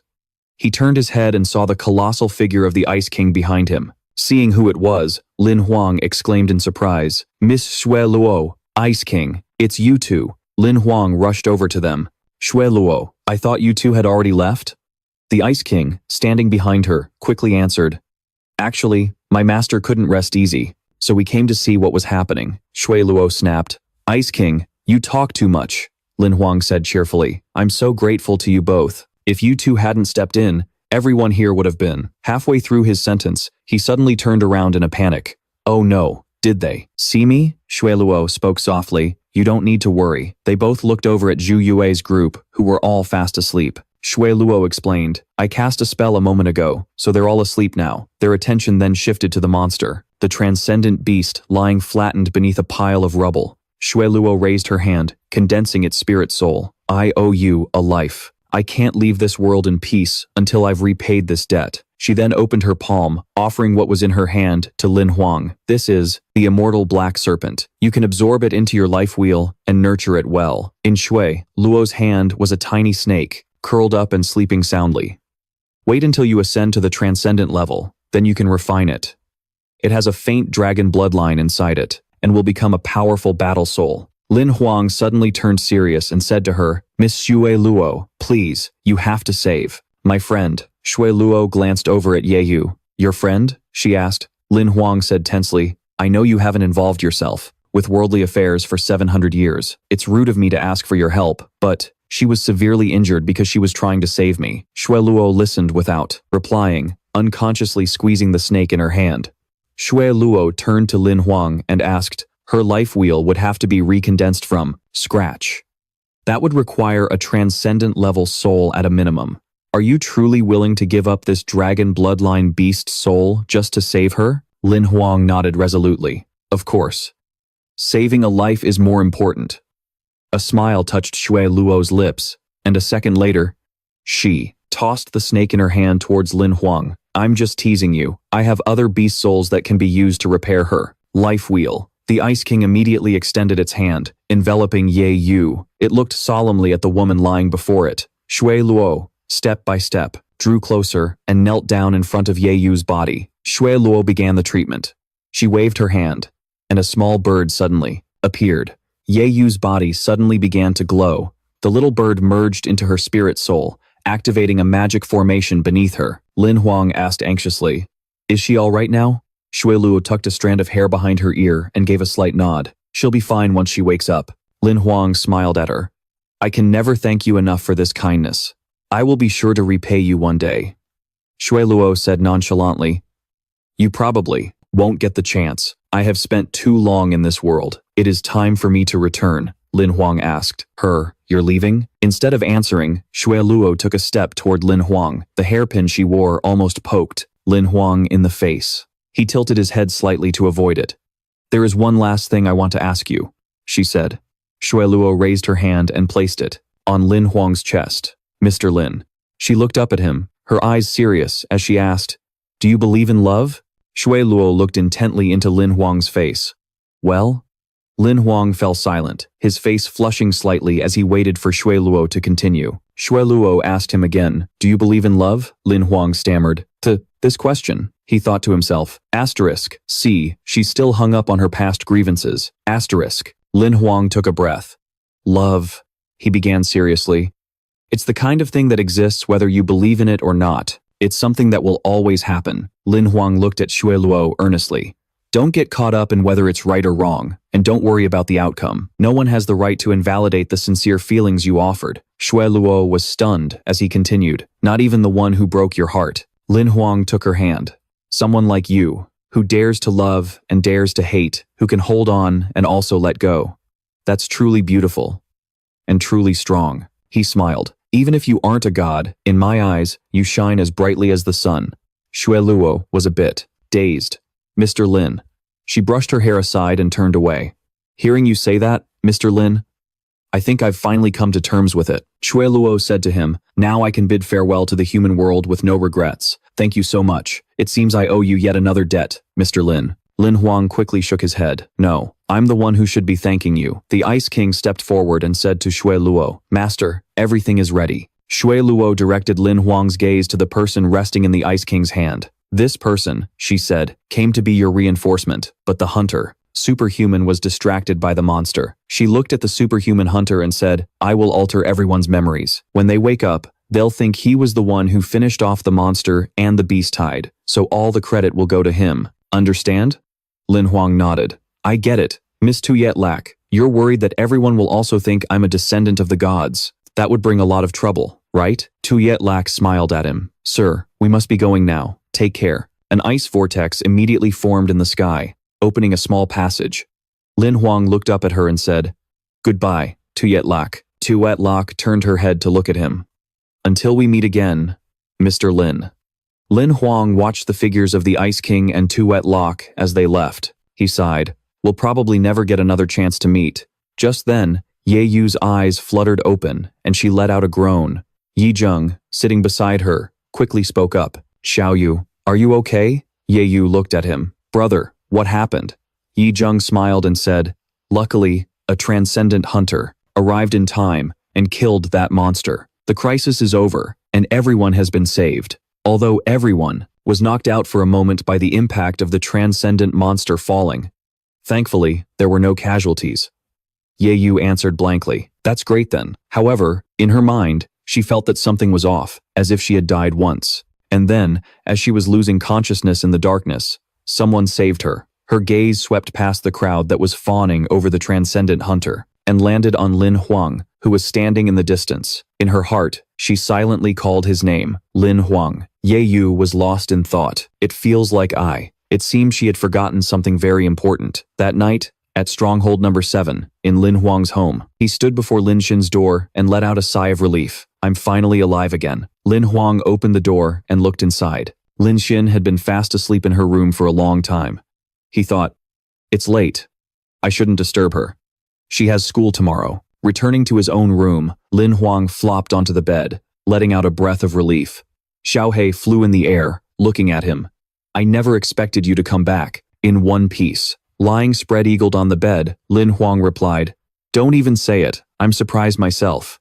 He grinned at Xiao Hei. I've already registered on the hunter's list and completed the mission within the specified time, so where's the reward you promised before? Xiao Hei, sitting cross-legged in midair, pulled out a golden card and handed it to him. I was originally hoping I'd get a more reliable master. Here, this is for you. The system sent a notification to Lin Huang, flawless card. Using this card allows the user to perform a one-time self-healing, completely eliminating all hidden dangers within the body, including but not limited to fate, life, wheel, bloodline, and so on, all these hidden dangers. Lin Huang was excited. This is good stuff. Xiao Hei, beside him, said, You should keep it for yourself. At a critical moment, it could save your life. Unexpectedly, Lin Huang smiled and refused, replying, No, I have another use for this card. Xiao Hei glanced at Lin Huang. The flawless card can repair any imperfection in the body. Are you sure you don't want to keep it to save your life? Lin Huang held the two cards in his hand and looked at them. My life wheel was already healed by Tuyet Lack, so there are no major issues for now. But, if I want to guarantee a victory in battle, Lin Huang waved his hand, summoning Bai. I need to heal his bloodline and eliminate the defective factor. That's fatal to the Bloodfiend species. Only then can he perform better in combat. He looked down at the flawless card in his hand. As a Beastmaster, having a powerful monster with no weaknesses is my best life-saving tool, isn't it? Xiao Hei thought for a moment, and then nodded. You're not wrong about that. The next second, Lin Huang crushed the flawless card in his hand. Bai's body was immediately repaired by the card, fixing all of its remaining imperfections. After absorbing the full power of the flawless card, his body instantly erupted with a powerful energy. Xiao Hei's jaw dropped. It worked. He rubbed his chin and said with a grin, I'll have to find another defective bloodline to try this on sometime. This method of modifying a monster is the first I've ever seen. Just as he said that, he turned around and saw that Lin Huang had already passed out cold. Xiao Hei grumbled in frustration. At least recall Bai before you go to sleep. The next morning, Lin Xin's scream echoed through the house. Brother, you're back! Lin Xin rushed forward and threw her arms around Lin Huang. He replied, I got back late last night. You had class today, so I didn't wake you. Lin Xin said quickly. I was so worried. It's great that you're back alive. I'm so happy, brother. Before the girl could finish, a voice cut her off. Is this your little sister, Lin Huang? Lin Xin looked up at the screen in front of her. Yi Zheng smiled and complimented. She's very cute. Lin Xin blushed and quickly ran upstairs. You jerk. Why didn't you tell me you were on a video call with the famous Lord Yi Zheng? Lin Huang calmly took a sip of water. Such a hasty little kid. After Lin Xin left, Yi Zheng's tone became serious again. Back to business. Lin Huang, are you certain you want to choose the six-armed demoness as your life-bound monster? Lin Huang replied, I've considered over 10 types of blade-based life attributes, and only the six-armed demoness has the demon arm life attribute that meets my requirements, the system explained.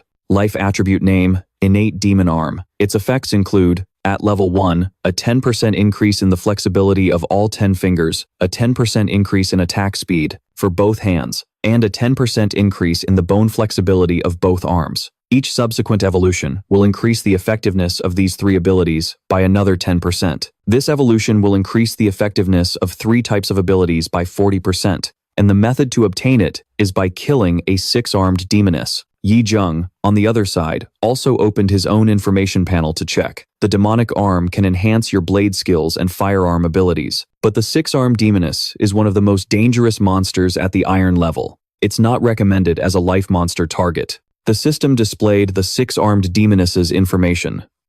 Monster name: Six-armed demoness.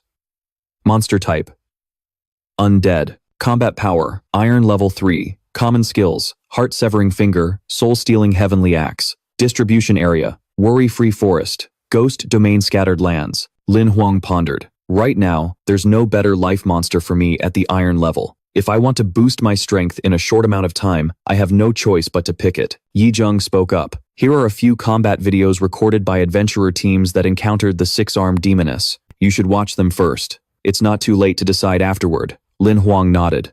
All right. Just then, Lin Xin's voice came from behind. Brother, I'm off to school. Lin Xin, now in her uniform, stood before Lin Huang, looking like a beautiful young lady. The young girl said to Yi Zheng, Lord Yi Zheng, I am Lin Xin. I'll give you a formal greeting the next time we meet. Lin Huang, looking dumbfounded beside her, asked, Who are you? The moment he finished speaking, a loud whack was heard. Lin Xin angrily smacked Lin Huang once before storming off. Lin Huang sighed to Yi Zheng from behind. You just can't count on daughters when they grow up. Yi Zheng is truly worthy of his #1 rank on the hunter leaderboard. An idol to tens of thousands of young girls, huh? Yi Zheng just laughed awkwardly, then broke into a loud laugh. Clearing his throat, he said, Speaking of which, Xiao Yu asked me to say hi to you. Lin Huang asked, confused. Why didn't she just call me herself, senior? Yi Zheng didn't answer and simply skipped the question. I have something else to do. I'll be going now. Just watch the videos and then decide. The screen in front of Lin Huang immediately went black. He frowned, thinking, I wonder what senior is so busy with. He doesn't even have time to make a phone call? Lin Huang opened his system panel, his eyes widening as he saw the person in the video. This person was attacked in a flash. Lin Huang was bewildered. What was that? The six-armed demoness was taking down the expedition team one by one. Lin Huang's pupils contracted from the overly intense scene. Whoa, that speed is insane. Each arm fights independently, with completely unpredictable trajectories. He watched the silhouette of the six-armed demoness in the video and muttered, "In less than a minute, the entire six-person adventure team was wiped out." The six-armed demoness on the screen turned its head slightly, its eyes glowing red behind a mask that wore a terrifying smile. Lin Huang was stunned. Asterisk. Can I really defeat the six-armed demoness? Asterisk. At the Ba Chi City stronghold, 7C87, Lin Huang walked alone amidst the bustling crowd. Even though the future is uncertain, I've decided to head to the worry-free forest to find the demoness. After all, I'm someone who relies on the system to level up. Choosing a life monster is an especially crucial task. Lin Huang stopped in front of a towering pillar that reached the sky. He considered carefully, asterisk, the fastest way to get to the worry-free forest is by taking a magic crystal airship, asterisk. Only a large stronghold like Ba Chi City would have a night tower for the airships. Suddenly, a strong gust of wind blew. Lin Huang raised his hand to shield his face. As he looked up, his eyes shot wide open in shock. In the sky was a massive, colossal airship. It's a magic crystal airship. This thing is absolutely massive. The magic crystal airship docked at the night tower. Lin Huang followed the crowd upwards and headed to his room. Number 298. Lin Huang plopped onto the bed with satisfaction. He lay on the bed and muttered, "The airship has 11 floors, and it includes meals and lodging. No wonder the ticket was so expensive. Well, at least I'm getting to experience something new." Lin Huang propped his head on his hand and opened the system panel. "I heard the people on the 11th floor are all incredibly wealthy. Next time, I want to try flying with Huang Tengda." The news broadcast began to play. The Beast Tide event in Snow Mountain Town has sparked a heated discussion among netizens. The transcendent hunter who saved 200,000 people has become a god in his first battle. The broadcast continued. The screen showed images of Zhou Yue, Wang Lan, and Yu Guang's group. The newscast went on. During the great battle, many young people who had not yet become transcendent hunters chose to join the fight. Reporters have learned that because of these heroes who weren't afraid to die, many civilians were saved from being slaughtered. Lin Huang chuckled. Not bad, the kid's pretty photogenic. The voice from the newscast continued to play in his ear. However, the Snow Mountain Town event was not without its internal discord. The screen switched to a picture of Bai Yan. According to reliable sources, the highly anticipated genius, Bai Yan, of the Yushi clan, not only refused to stay and fight alongside everyone, but also made mocking remarks. Lin Huang remarked, "Oh, hello there." The screen showed Bai Yan being surrounded by reporters. As the eldest son of the 16th generation of the Yushi clan, Bai Yan's actions have undoubtedly left everyone disappointed. Bai Yan on the screen stared intensely into the camera as the anchor's voice continued. A storm of malicious comments about him has swept the internet. Lin Huang sighed. No matter what world you're in, no one can escape the wrath of the internet. Suddenly, the image on the screen changed, replacing Bai Yan with a tragically crying face. It was Yi Hang's voice. "You damn brat, you're still alive?" Lin Huang jumped, completely startled. He quickly put on a friendly smile for Yi Hang. "I should be the one saying that. I told you to wait at the old spot, but when I got back, you were nowhere to be seen." Yi Hang said tearfully. "That's because I ran off to help you, wasn't it? You really don't appreciate a kind gesture." On the other end, Yi Hang wiped away a tear. "I had to ask Instructor Yi just to find out you were still alive. She's the one who gave me your contact info. But what about you? Why didn't you contact me?" Lin Huang scratched his head. "You know what happened at Snow Mountain Town. It was so busy and chaotic. I completely forgot." Yi Hang, sobbing, pulled a handkerchief out of nowhere. "Your words really break my heart. Poor me. I was always thinking about you. I even set up a tombstone for you. Every time I missed you, I'd go light an incense stick." Lin Huang snapped at him. "Get lost." After that, Yi Hang dropped his playful act. He spoke seriously. "Instructor Yi told me you chose the six-armed enchantress as your life-bound monster. Is that true?" Lin Huang replied confidently, "It's true. I'm already on the magic crystal airship. If all goes well, I'll arrive near the carefree forest by noon tomorrow." Yi Hang said worriedly, "Are you sure? That monster is one of the highest-level black iron rank monsters. Even a copper rank hunter wouldn't dare to touch it carelessly." Lin Huang nodded. "I know. I've watched a lot of combat videos. It's definitely tough, but I have a way to deal with it." Seeing he couldn't persuade him, Yi Hang let out a sigh. "If you're that determined, then there's nothing I can do." Lin Huang asked, confused. "Why are you being so weird about this? What's really going on?" Yi Hang replied dejectedly, "It was Instructor Yi. She contacted me first and gave me your information. Yi Hang's voice came through steadily. She told me to convince you to give up on the six-armed enchantress. Lin Huang was surprised. The instructor? Why didn't she just call me herself? Yi Hang replied. She said her older brother already tried to talk you out of it, but you wouldn't listen. She figured if you wouldn't listen to him, you wouldn't listen to her either, so she asked me to try. Who's her brother? Before Lin Huang could answer, the magic crystal airship was rocked by a tremor. Lin Huang's head shot up. What was that noise? He quickly spoke to Yi Hang. Something's happening on my end. I'll call you back. Yi Hang shouted. Hey, wait! Lin Huang quickly opened his door and ran into the hallway. He could feel the vessel shaking. The magic crystal airship was under attack. People from other rooms also ran out in a panic. Did you hear that loud noise just now? What's happening? Are we being attacked? You've got to be kidding me. What kind of monster can attack us in the air? This giant metal cage. Before the passengers could guess any further, an announcement suddenly rang out. A flock of birds is attacking from the front. For your safety, all passengers are advised to leave the deck and return to your rooms immediately. Lin Huang gritted his teeth. You can't be serious.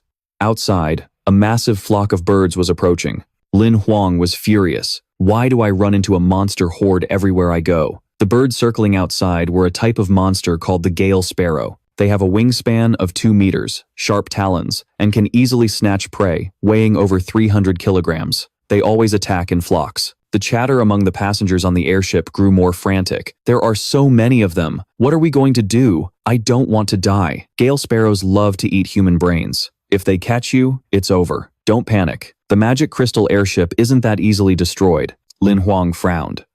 It seemed the Gale Sparrow was one of the toughest opponents among aerial monsters. Then, a Gale Sparrow dove to attack the airship but collided with the protective barrier. The crowd around them roared. The magic crystal airship has a protective shield. It can withstand the Gale Sparrow's attacks. Everyone, rest assured. But Lin Huang's brow remained tightly furrowed. I still have a bad feeling about this. The people around him continued to talk amongst themselves. That's right. The magic crystal airship has a 90% safety rating. We'll definitely be fine. Yeah, the Gale Sparrows can't break through the shield. Suddenly, Lin Huang's pupils contracted. What is that? A colossal bird was flying towards them from the sky. He screamed, a golden emperor sparrow. It shot like an arrow towards the magic crystal airship. The golden emperor sparrow slammed into the airship's shield. The vessel was immediately hit by a powerful tremor. He gritted his teeth.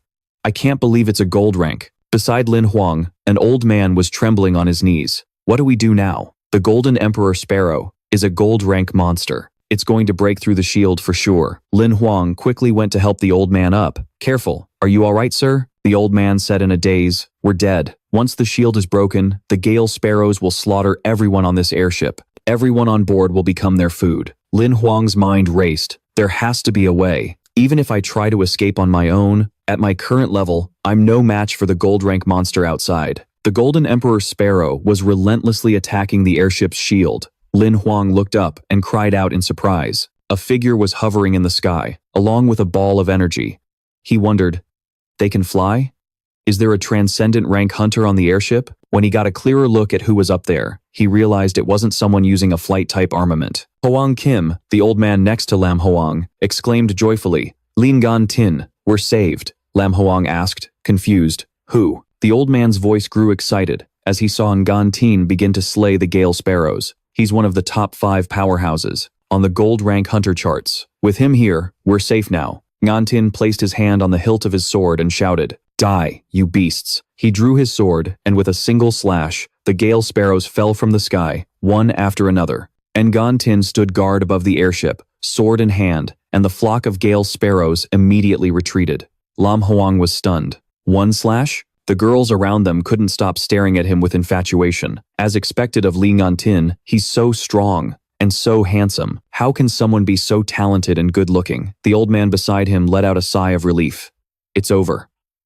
Lam Hoang looked at Ngan Tin. He had the aura of a superior being, and Lam Hoang marveled to himself. Even though it was just one slash, you could tell his swordsmanship was flawless. If it were converted into a skill card, it would definitely be a rare one. Lam Hoang got excited. If I can simulate it, I'll get a swordsmanship fragment. He quickly ran off. The old man called after him, young man, I haven't had a chance to thank you yet. Lam Hoang smiled back at him. No need. I have something to do, so I'll be going now. In front of room 298, Xiao Hei spoke up from behind Lam Hoang. You're imagining combining the Great Wasteland Blade Sutra with Lin Gantin's swordsmanship? Lam Huang replied, something like that. Why? Is that a problem? Xiao Hei scoffed. Something like that? Back then, Baldy intentionally went easy on you so you could see all his moves. It continued. But that guy just now? He only used one move, and you want to simulate his entire sword style? Lam Hong chuckled. How will I know if I don't try? Lam Huang closed his eyes and recalled the moment.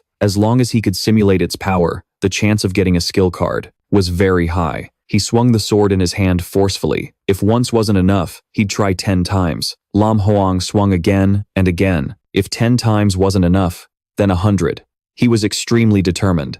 If 100 wasn't enough, then thousands, tens of thousands of times, until he finally succeeded. Lam Huang panted heavily. This is the essence, he said with a smile, of the path of survival. The sword in his hand trembled. Seeing Lam Huang breathing like an ox, Xiao Hei advised, just give up. You've been swinging that sword continuously for 5 hours. Lam Huang raised the sword in his hand again. He said, just practicing the form can't imitate its spirit. What if I simulate a real battle? He closed his eyes and thought. The six-armed demoness's attack seemed chaotic, but in reality, every move was fatal. Lam Huang simulated its attack pattern. The Great Wasteland Blade Sutra had more than enough power, but it lacked flexibility. The six-armed demoness attacked like a storm. Every single blow was decisive. Lam Huang moved his body quickly. He commented, it's too difficult to match its speed. The best outcome would be us taking each other down. Lam Huang tried to imagine Bai confronting the six-armed demoness. Unless I can find a way to restrain its movements, if I kill its life-packed monster, my own summon can help. All you have to do is land the fatal blow, and that will be enough. Lam Huang's mind raced. If Bai can just hold the six-armed demoness down, even for just 1 second, I'll have my chance. Lam Huang focused with all his might, recalling Ngantin's move, 1/1/1 chance. His eyes snapped open. Lam Huang let out a shout, as if he could see the silhouette of Ngantin himself. He brought his sword down in a single slash, right past Xiao Hei. It quickly leaned back to dodge. Lam Huang's strike cracked the floor of the room. A system notification arrived. Congratulations, host, for obtaining the skill card, Thunderclap Blade. 1 fragment acquired. Lam Huang was overjoyed. I did it, he excitedly said to Xiao Hei. Thunderclap Blade. Xiao Hei, if I gather enough fragments, I can immediately get the complete swordsmanship skill card, right? Xiao Hei nodded. In principle, yes. Lam Huang said, then let's keep going. At Outpost 7C82, Lam Huang paced back and forth like a lost soul. Xiao Hei sat beside him, pouting. You spent a huge amount of money as compensation for the damaged room, and besides 1 single fragment, you got absolutely nothing. Lam Huang looked distraught. Stop nagging. Stop nagging. Just give me a little more time. I can definitely collect them all. Xiao Hei asked, are you going to the Forest of Oblivion now? Lam Huang turned back and replied, the Forest of Oblivion is about 3,000 kilometers from here. There isn't even a small outpost anywhere near it. I can't get in on my own. Inside a building, he made a plan. I need to find an adventure team with at least a silver rank expert to enter the Forest of Oblivion together. A receptionist said with a smile, let me check for you. For teams heading to the Forest of Oblivion soon. There is 1 team leaving tonight. They plan to stay in the Forest of Oblivion for about a week. Lam Huang asked, tonight? Why so soon? The receptionist smiled and said, your luck isn't bad. The leader of this team is gold rank. He has a mission in the Forest of Oblivion and can take you along. If you miss it, you'll have to wait another 12 days for the next one. The receptionist replied cheerfully. Of course, you could also consider hiring a private adventure team to escort you there, but the cost would definitely be higher. Lam Huang wanted to cry. No, thanks. Paying for the airship room with those magic crystals already cost me an arm and a leg. Lam Huang placed his hand down to sign his name when he heard the receptionist say, the fee for the trip will be 200,000 credit points. The escort team is only responsible for getting you into the Forest of Oblivion. After that, they are not responsible for your safety. Now that it's all confirmed for the 10-day period, go ahead and sign. Lin Huang nodded. Understood. How should I contact the captain? The receptionist picked up the paper and said with a smile, after the fee is logged, the captain will contact you on the same day. Please rest assured. Leaving the building, Xiao Hei asked, have you thought this through? You could very well die in the Forgotten Woods. Lin Huang replied, at least this squad has a gold rank captain. I'll take it 1 step at a time. If I don't get a life source monster, I'll die sooner or later anyway. Suddenly, his communication ring beeped. He said in surprise, "A message already? That was fast." The message read, "Departing at 9 tonight. Meet at the south gate of the outpost." Lin Huang was excited. Short, sweet, and to the point. A gold rank captain is definitely a reliable and powerful person, Xiao Hei said with disdain. I'd advise you not to be too optimistic. At the south gate of outpost 7C82, Lin Huang stood there, stunned. Why isn't anyone here? Am I too early? Just then, he heard someone speaking from behind him.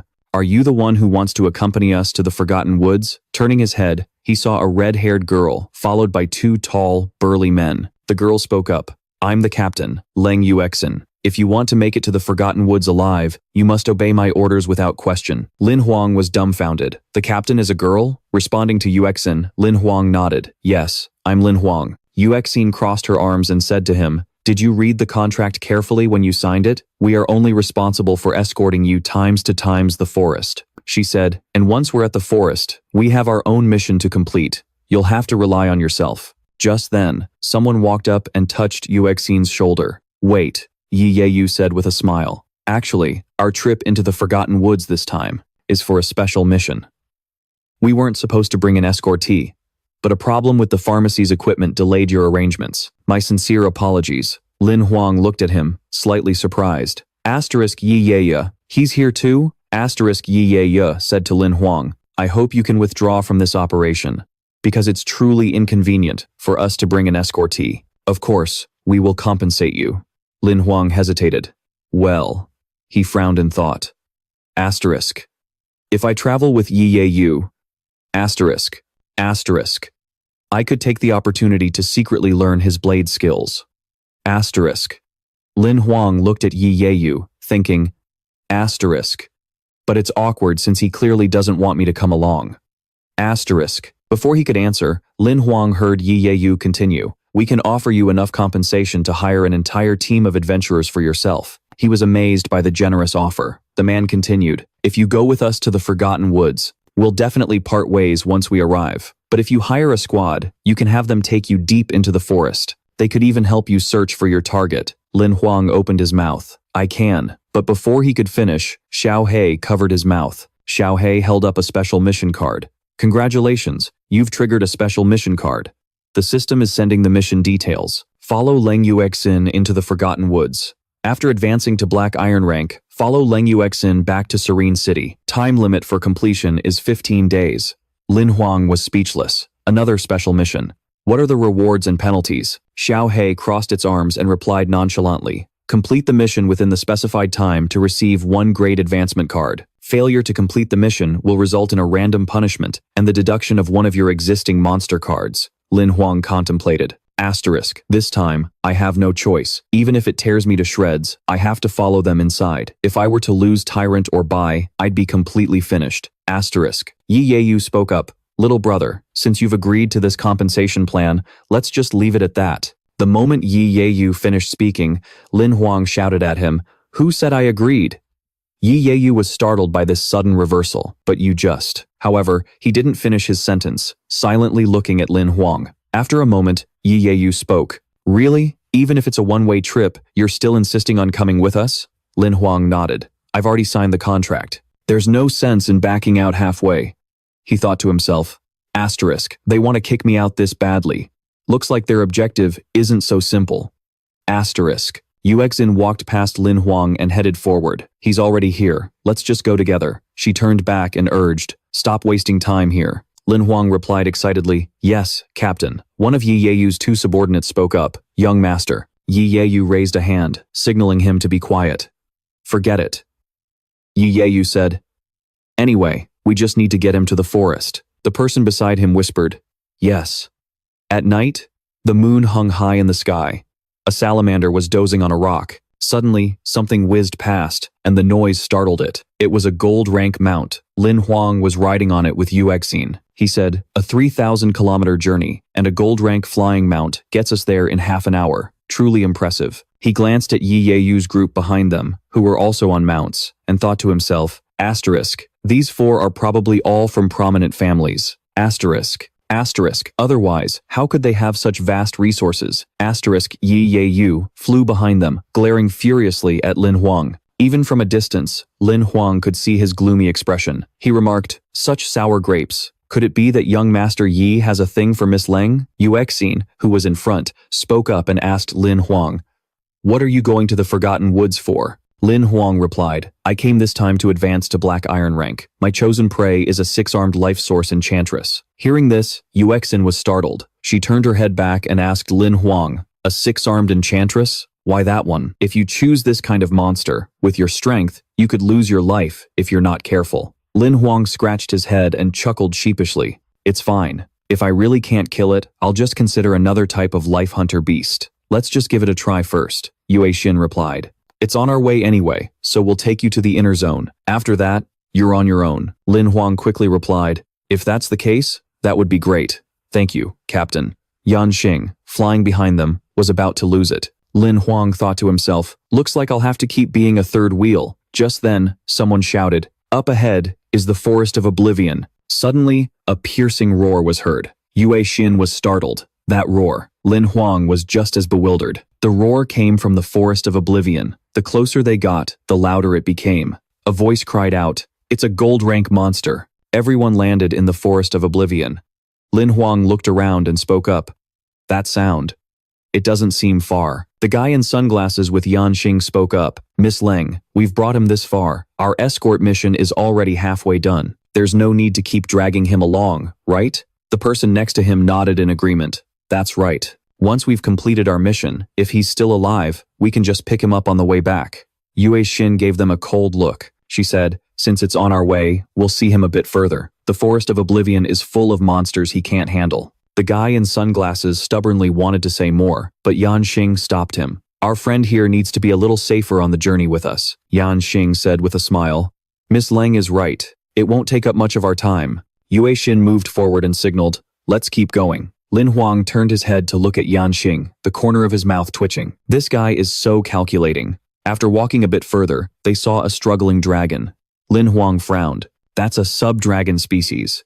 Yan Xing said, "So that's the thing that's been struggling over there." Yue Xin nodded.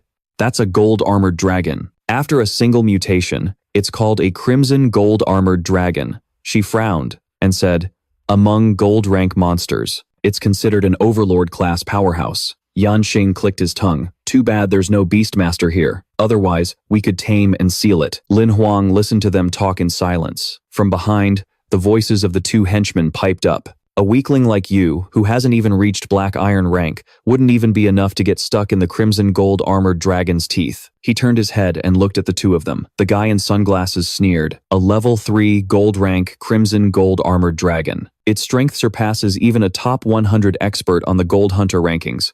Only Miss Leng and the young master can handle it." Lin Huang scorned them inwardly. "Wouldn't the two of you just be throwing your lives away if you rushed in?" Yan Xing spoke up. "If there's no Beastmaster and we can't tame it, then there's only one thing to do." He paused for a moment, then gave a triumphant smile.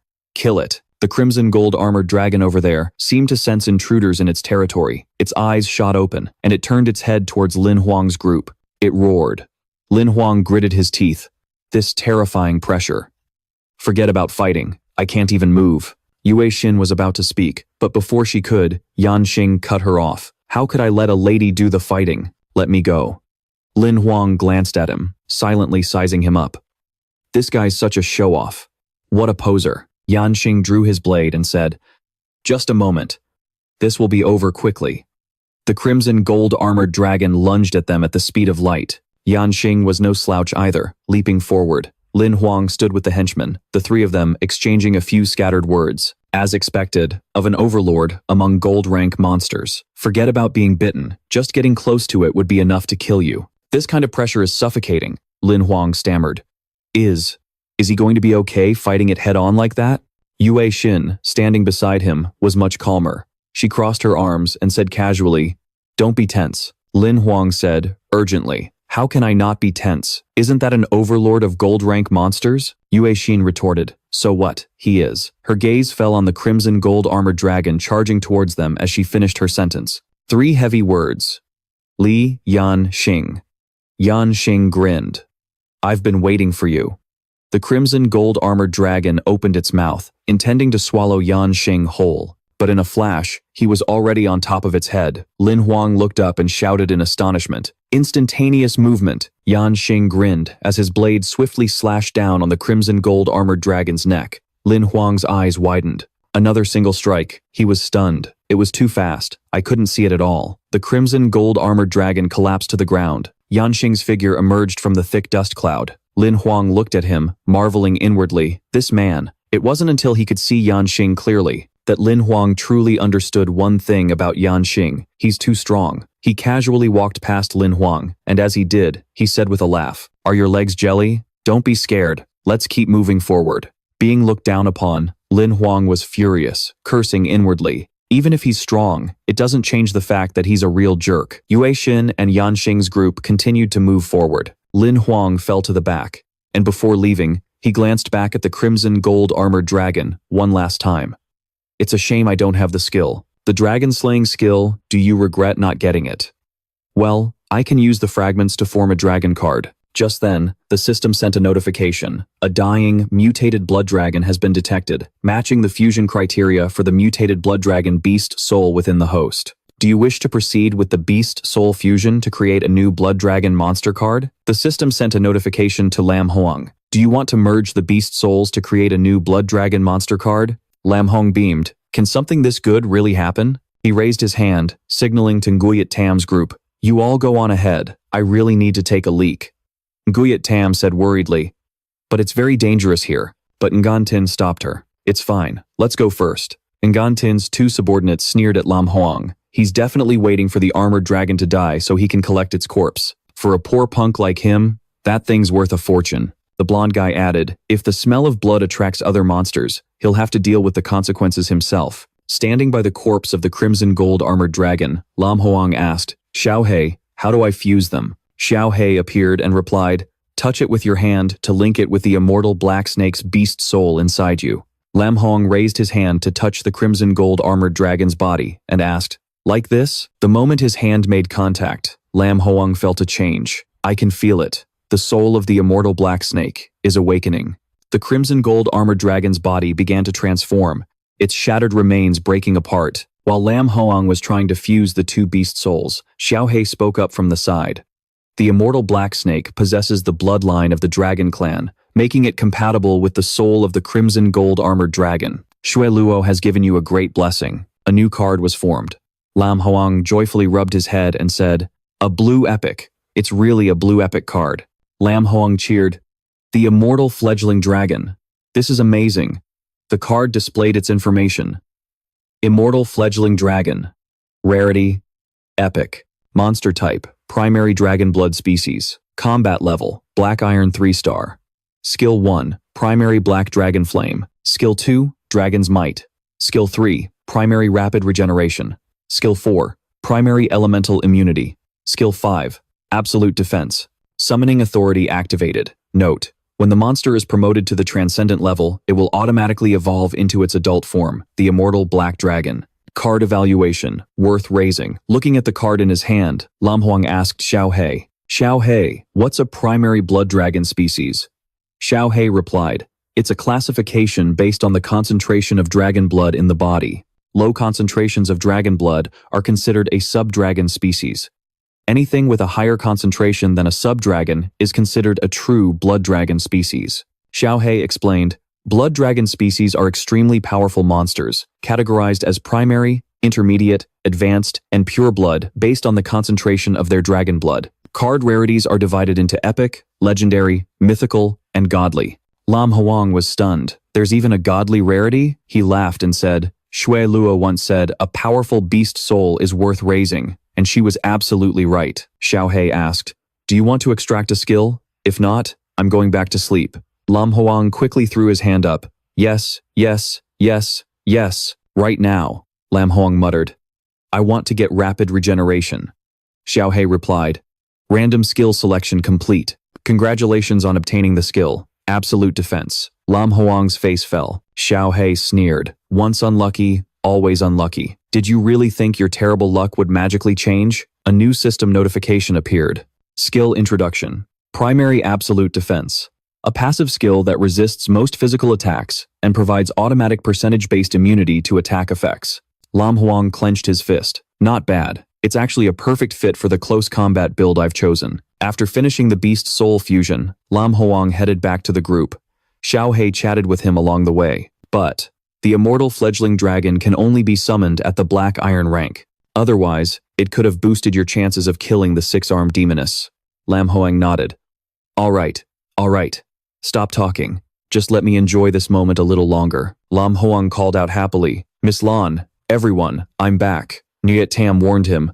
Don't leave the team again. It's too dangerous. Walking beside her, Lin Huang nodded and replied, Thank you for your concern, Captain. Seeing their master's annoyance, Ngan Tin's two companions grumbled. He's like a damn leech. Can't shake him off, no matter how hard you try. Lin Huang asked, Miss Lan, was that crimson gold armored dragon from before also a blood dragon species?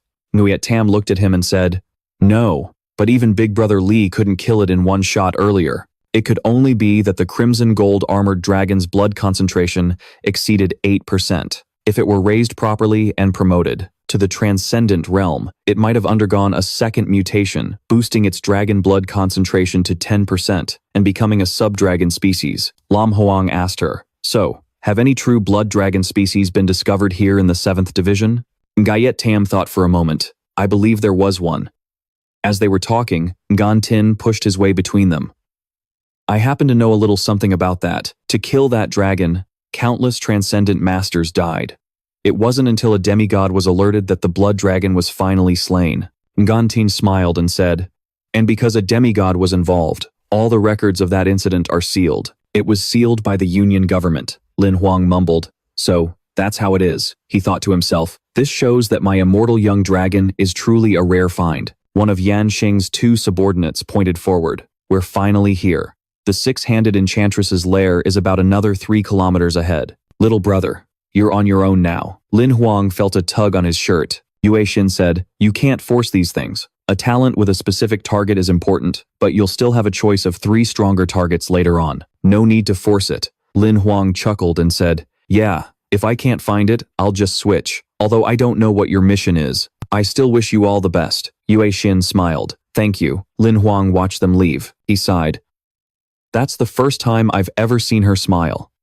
That cold lady is actually a good person.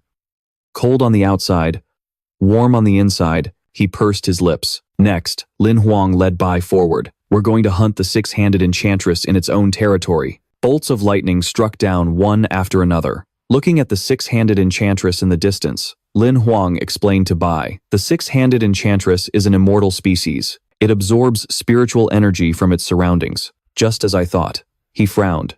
The six-handed enchantress's combat power is strongest at night. We'll wait until dawn to make our move.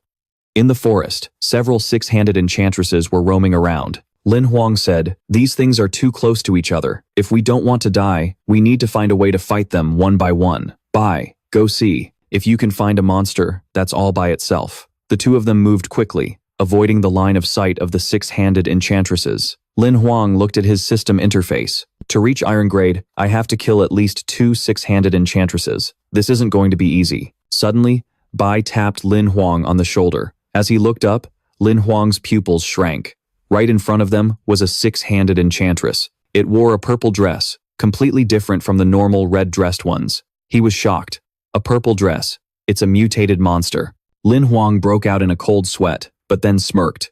Taking on 2 at once. It'll be tough, but this is a great opportunity. Lin Huang gave Bai the order, Go, stick to the plan. Bai quickly moved forward, targeting a red-dressed six-handed enchantress. Lin Huang said, The six-handed enchantress can't hear, so it won't be alerted to danger. As long as we can control one, we'll have a chance to take down the other.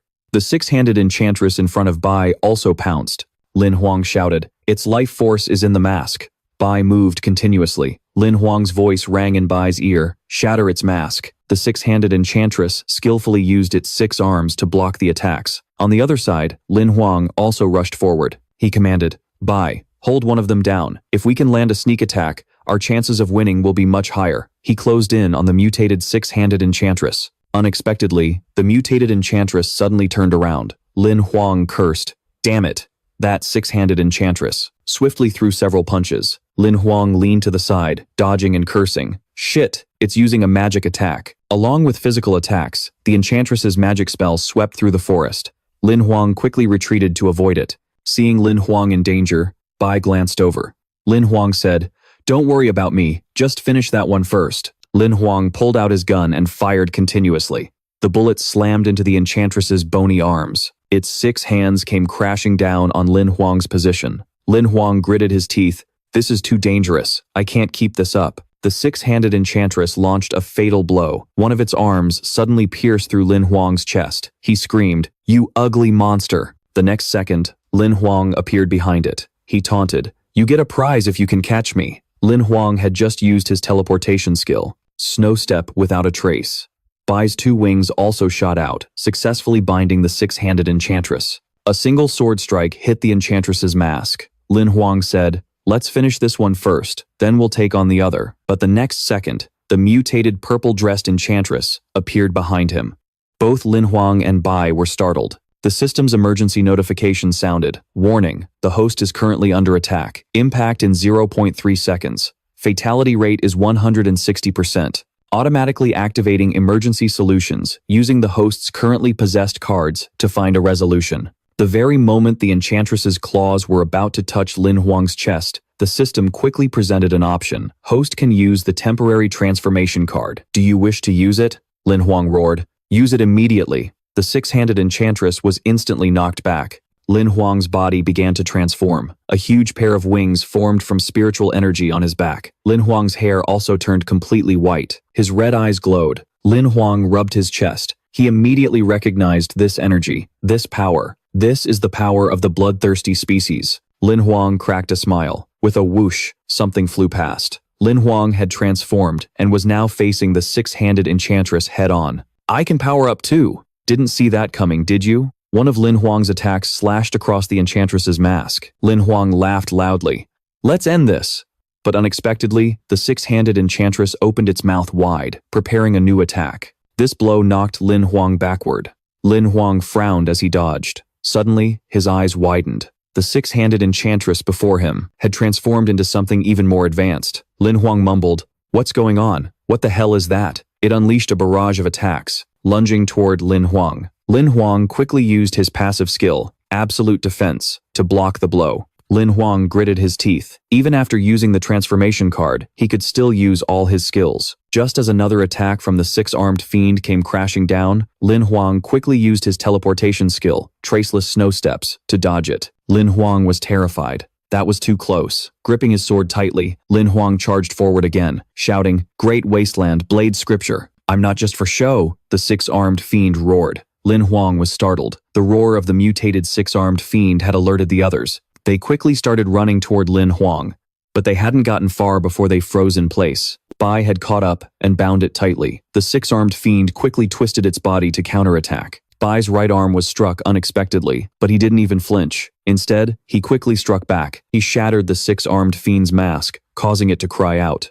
Seeing the 6-armed fiend fall to the ground, Lin Huang couldn't help but praise him. "Bai, nice one," he quickly asked. "Bai, are you okay?" Before Bai could answer, the two of them noticed something unusual. The purple-robed, 6-armed fiend in front of them turned and fled. Lin Huang frowned. "Be careful, this guy's trying to run." Lin Huang opened his system panel while saying to Bai, "Chase it down and kill it. I can finally upgrade to the Black Iron rank." Bai quickly swung his wings, but the 6-armed fiend swiftly shattered his attack. Lin Huang flew over with his sword. Trying to call for backup? Not so easy. With a single slash, Lin Huang cut the 6-armed fiend's body in half.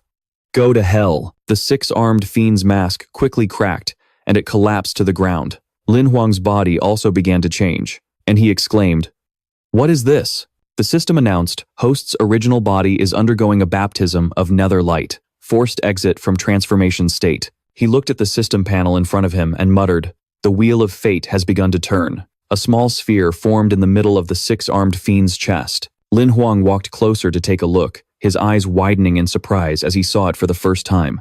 "This is a life seed?" The system announced, life seed detected, automatically initiating card conversion. Lin Huang looked at the new card that appeared in his hand. He looked at it. I remember the initial reward for a life seed was only 10%. Why is it 20% now? The card read, life seed. Card name, pseudo hand. Type, hybrid. Talent effect 1. Increases the dexterity of all 10 fingers by a preliminary 20%. Talent effect 2. Increases the attack speed of both hands by a preliminary 20%. Talent effect 3. Increases the flexibility of all bones in both hands by a preliminary 20%. Advanced upgrade effect. Each time its level is advanced, the 3 talent effects will increase by another 20%. Card rating. Passable. After reading it, Lin Huang muttered, "Is it because the purple-robed fiend was a rare mutant?" He clenched the card in his hand. Lin Huang was excited. It starts at 20%, and after 3 advancements to gold rank, it can be upgraded to 80%. This will probably boost my hand speed by a lot. The talent effect of pseudo hand isn't bad at all. The system announced an update to Lin Huang's information. Host, Lin Huang. Gender, male. Combat level, Black Iron rank 1. Life seed, rare pseudo god. Combat skill 1. Great Wasteland Blade Scripture. Blade type. Combat skill 2. Traceless Snow Steps. Teleportation type. Monster skill 1. Blood power. Level 2. Monster skill 2. Intermediate strength. Monster skill 3. Intermediate blade mastery. Monster skill 4. Intermediate blood pupil demonic arts. Monster skill 5. Beginner's absolute defense. Summoning slots. 2. Lin Huang rubbed his chin. 1 more life seed. My combat skills and monster skills are separated now, and my summoning slots have increased to 2. Bye. You won't have to work so hard anymore. Lin Huang said, "Let the master of the Black Iron rank take you on a sweep through the forest of forgetfulness." Xiao Hei crossed his arms, his hair full of shampoo foam, and said irritably, "I was just getting ready to shower and sleep. Why are you calling me now?" Lin Huang waved his hand. "Come, witness my first summon after leveling up." Xiao Hei was speechless. "Oh, I'm so grateful," Lin Huang called out. "Come forth, undying Drake hatchling." Bai stood behind him, looking annoyed. Lin Huang happily patted the undying Drake hatchling's head. "You're pretty strong. Seeing how black you are, let's call you Charcoal," Lin Huang said with a profound look. "With just 1 upgrade, Charcoal's rarity will go from epic to legendary." Lin Huang commanded excitedly, "Xiao Hei, use the upgrade card." Before he could finish, Xiao Hei smacked him on the head. "Use your head." Lin Huang looked at him, annoyed. "I have an upgrade card. Why can't I use it?" Xiao Hei yelled in his face. "So, you didn't listen to a single word I said before? To upgrade a regular card to a rare card, you only need 1 advanced card. But to upgrade a rare card to an epic card, you need 2 advanced cards," Xiao Hei explained with his arms crossed. "Besides, even if you had enough upgrade cards, you shouldn't use them to upgrade the undying Drake hatchling." Lin Huang's eyes went wide. "Why not now?" Lin Huang pushed Charcoal's face away.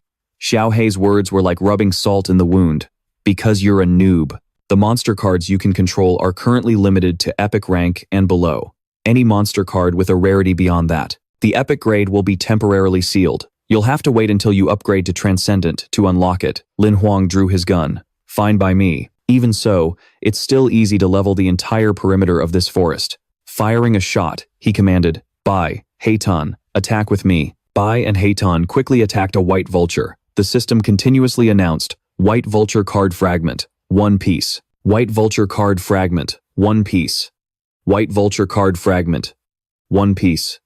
And then, another monster fell. The system announced, "Congratulations, host, for collecting 30 blue wolf fragments. They can be synthesized into a monster card." Lin Huang stood on the blue wolf's corpse and said, "Not bad. The blue wolf is a popular mount.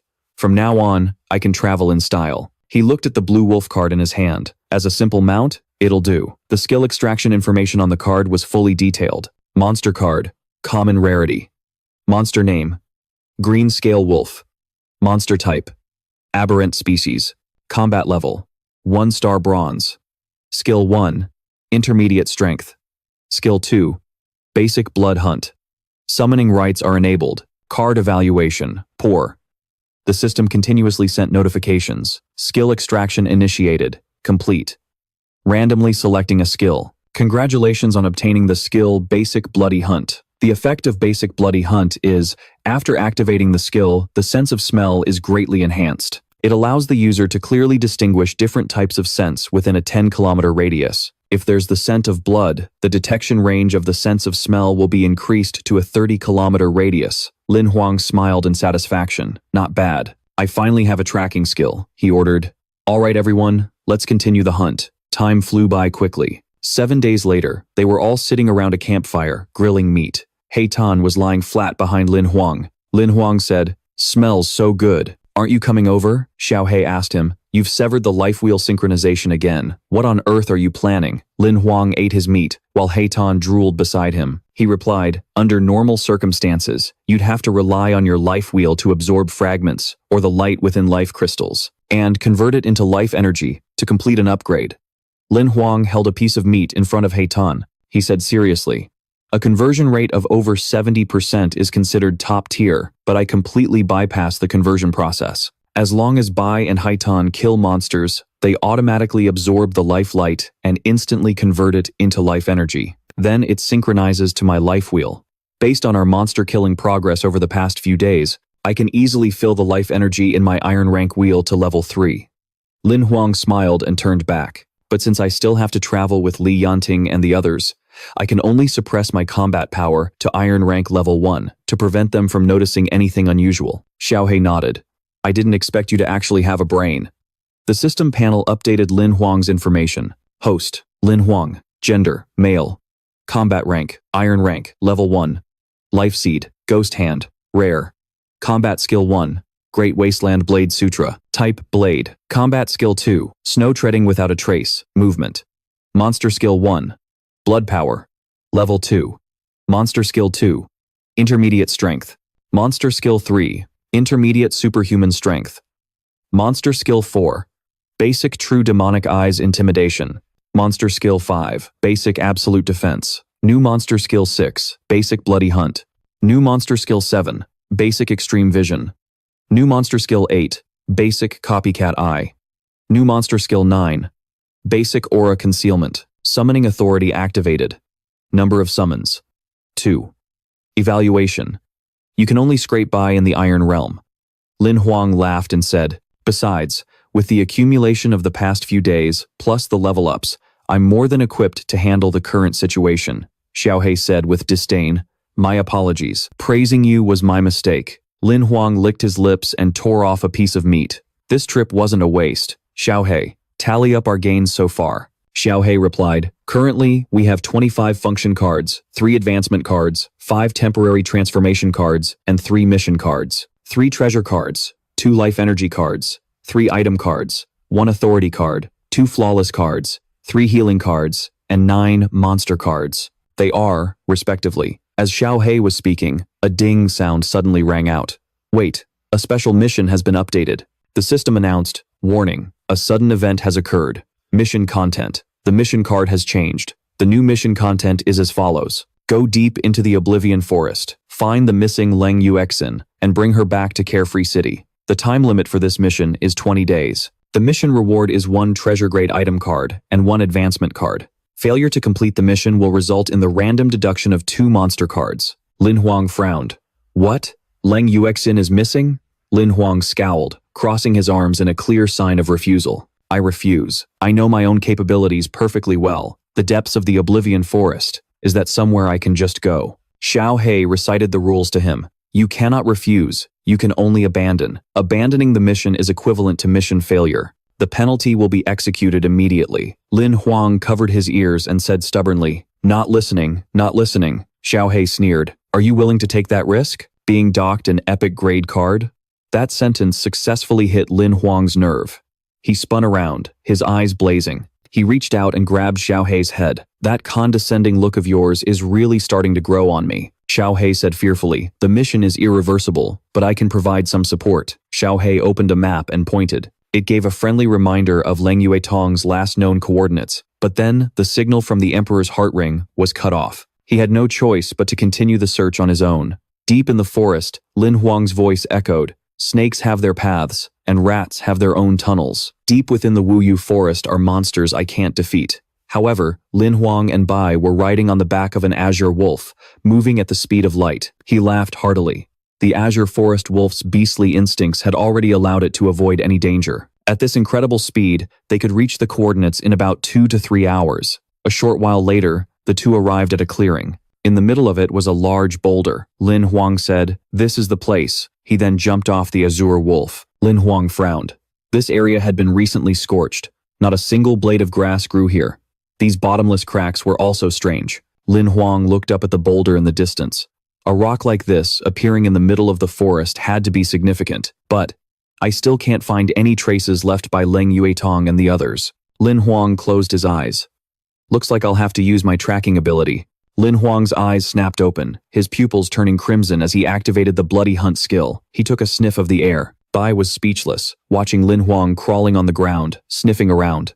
Lin Huang said, "I'm sure of it. This is Leng Yuetong's scent. This way, for sure." The two followed the scent to a waterfall. He said, "The trail disappears right here." Lin Huang pondered. This waterfall isn't that big, and there's no cavern behind it. Where could Leng Yuetong and her group have gone? Suddenly, an idea flashed in Lin Huang's mind. Unless. He suddenly grinned.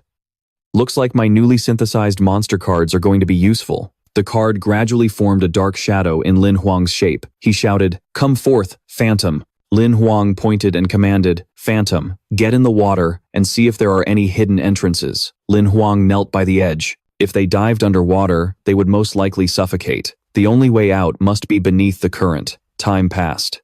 Half an hour later, the surface of the water was still completely calm. Lin Huang clutched his head in panic. What's going on? Did the Phantom drown? No, the undead don't need to breathe. Killed by a monster? No, that can't be right. I didn't get a system notification. Then why hasn't it returned after so long? Just as he finished speaking, the Phantom's head broke the surface of the water. He exclaimed in surprise, "It's back." Lin Huang asked urgently, "How did it go? Is there a passage underwater?" The Phantom gave a slight nod in response. Lin Huang sat cross-legged on the bank, thinking, it seems Leng Yuetong and her group had diving equipment, but I don't. And based on how long the Phantom was underwater, the entrance must be very deep.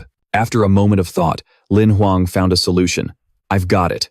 A moment later, Lin Huang followed the Phantom and dived into the water. He said smugly, "This transformation card is really a useful item." Following the Phantom, Lin Huang was led to a cave entrance. He exclaimed happily, "There really is a cave entrance." He grinned confidently. "Watch me go in." Following the Phantom into the cave, Lin Huang marveled as he swam. "I don't feel any resistance. No need to breathe. No heartbeat. In a situation like this, an undead body is just too convenient." After swimming a long distance, the two of them surfaced. He said excitedly, "So the underwater tunnel leads here, huh?" Lin Huang climbed ashore. The place was covered in a shimmering green light. He said, "This undead body provides excellent concealment. I can maintain this form and explore the surroundings for now. We'll figure out the rest later." As he walked, Lin Huang observed his surroundings. He wondered, what did Leng Yuetong and her group come here to find? Suddenly, he saw someone lying on the ground ahead. Lin Huang called out, "Who's there?" Getting closer for a look, he realized it was a familiar face.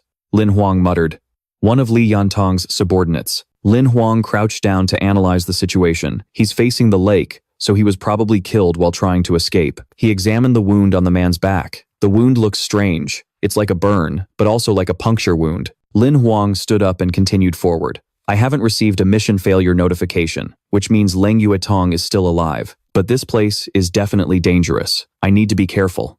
The path led to a larger cavern. Lin Huang froze, a word escaping his lips. Damn it. Before him was a monster that looked like a mutated octopus or jellyfish. Lin Huang muttered, "This aura. It's a transcendent monster." He rubbed his head and cursed. Another transcendent monster. Are these things as common as cabbage now? Suddenly, Lin Huang noticed a blood stain on a rock. He examined it. Blood. Looks like Leng Yuetong's group was here. I'm afraid they left after taking some casualties. Lin Huang closed his eyes. This cave has winding paths and complex passages. I have to pinpoint their exact location first. I can't just wander around blindly. Activate. Bloody Hunt. Before the skill could even activate, the Yulanfu monster swung a tentacle at him. Lin Huang gritted his teeth. Damn it, I've been spotted. The Yulanfu monster's tentacle shot precisely toward Lin Huang's position. Luckily, Lin Huang managed to press himself flat against the cave wall just in time. He clenched his jaw. That was too close. If I weren't in my phantom form, I would have been crushed. Lin Huang observed the Yulanfu from a distance and came to a conclusion. I have to get out of here before I can activate my skill. Lin Huang thought as he retreated, knowing he'd alerted a transcendent monster. That's not even enough to get stuck in its teeth. He quickly ran off, a plan already forming in his mind. A wounded person leaving a blood trail will certainly be easier to pinpoint. They must be over there. After a while, Lin Huang finally saw Yue Xin helping Yan Xing walk forward. Found them. He observed them from behind. Yue Xin said, "Brother Li, I'll carry you out." Yan Xing shook his head. "It's too late. The Azure Demon's tentacles are poisonous. I don't have much time left." Lin Huang frowned. "If I show up now, it'll be a bit hard to explain. I'll watch the situation first." Placing Yan Xing on the ground, Yue Xin asked frantically, "There's no antidote. What should I do to save you now?" Lying on the ground, Yan Xing winced and said, "I have an idea." He continued, "Help me with a blood transfusion." Yue Xin was startled. A blood transfusion?" Yan Xing replied, "Yes. Bleed me, then transfer some of your blood to me. It might dilute the toxins just enough for me to get back to Carefree City." Without a second thought, Yue Xin immediately nodded and drew her knife. "All right, let's do it." She swiped her arm, then immediately got into position to begin the blood transfusion. "Hang in there. I'll save you." Lin Huang floated above, watching the two of them. Asking for a blood transfusion is so shameless. But how could the poison of a transcendent monster be dispelled so easily? Suddenly thinking of something, Lin Huang's eyes widened in disbelief. Unless he wants to trade a life for a life. After some time, a slightly weary Yue Xin said, Brother Li, I have to stop the spell midway." Yan Xing nodded wearily, then a smirk spread across his face. This should be enough. Suddenly, he pulled out a dagger. Lin Huang, watching from above, was shocked and cursed. "That bastard!" Below, Yan Xing lunged towards Yue Xin. Her face turned pale as she looked at him. Yan Xing revealed a vile expression and said, "You foolish girl, if I don't replace all of my blood, I won't even be able to make it back to Carefree City, so you'll just have to suffer for my sake." With that, he pulled the dagger out of Yue Xin. She collapsed to the ground. Yue Xin clutched her wound and cursed him. Despicable, shameless. Yan Xing looked at her. What a pity for such a beautiful girl. Then he added, "To be honest, I quite liked you." At this moment, Lin Huang chose to reveal himself, and at the same time gave an order. Bai, save her. Yan Xing spun around in shock. What? Despite his surprise, he perfectly dodged Bai's attack. Bai continuously lunged at him. Over here, Lin Huang was supporting Yue Xin. Miss Lang! Miss Lang! Yan Xing's eyes were bloodshot, and he snarled through clenched teeth. "You rotten brat. You're looking for death." Bai threw a punch, but Yan Xing dodged it. He used a teleportation skill, appearing right behind Lin Huang. To dare challenge a gold tier, you must think your life is too long. However, before he could even make a move on Lin Huang, Hei Tan appeared behind him and let out a ferocious roar. Yan Xing was startled. A third summon? Hei Tan opened its mouth and spat fire. Yan Xing flipped into the air to dodge. He stammered, asking Lin Huang, You leveled up?" Holding a rifle, Lin Huang sneered. "And you, because you're seriously injured, you don't even have half of your normal strength." Lin Huang gave the order, Bai, Hei Tan, kill him. Lin Huang raised his rifle and fired continuously. Keeping a hypocrite like you around just pollutes the air. A bullet hit Yan Xing's left shoulder, and then he was successfully bound by Bai. Hei Tan prepared to deliver the finishing blow. Yan Xing roared in anger. "I am a gold tier warrior." With that, he immediately broke free from Bai's hold. Yan Xing charged forward with his sword. "A mixed blood like you wants to defeat a gold tier?" The rifle in Lin Huang's hand slowly vanished. Darkness fell before them, and Yan Xing's eyes turned crimson. Lin Huang looked at him as his own body began to transform. He replied arrogantly, "And I am a monster." Yan Xing collapsed to the ground. "You're a blood fiend." Lin Huang looked down on him from above. "I'm a human. I'm a monster. What's that got to do with you?" He looked at him with contempt. "Now, just go quietly." The system simultaneously announced, "Congratulations, host, for killing a gold tier human. Obtained rare skill card, lightning sword, and rare skill card, flowing cloud steps." The system sent a notification to Lin Huang. "Congratulations, host, for killing a gold tier human. Obtained rare skill card, lightning sword, and rare skill card, flowing cloud steps." Lin Huang chuckled. "You can get skill card drops from killing people too?" He was thrilled. This is a huge score. At that moment, Leng Yue Xin, lying on the ground, let out a soft groan. Lin Huang quickly turned back.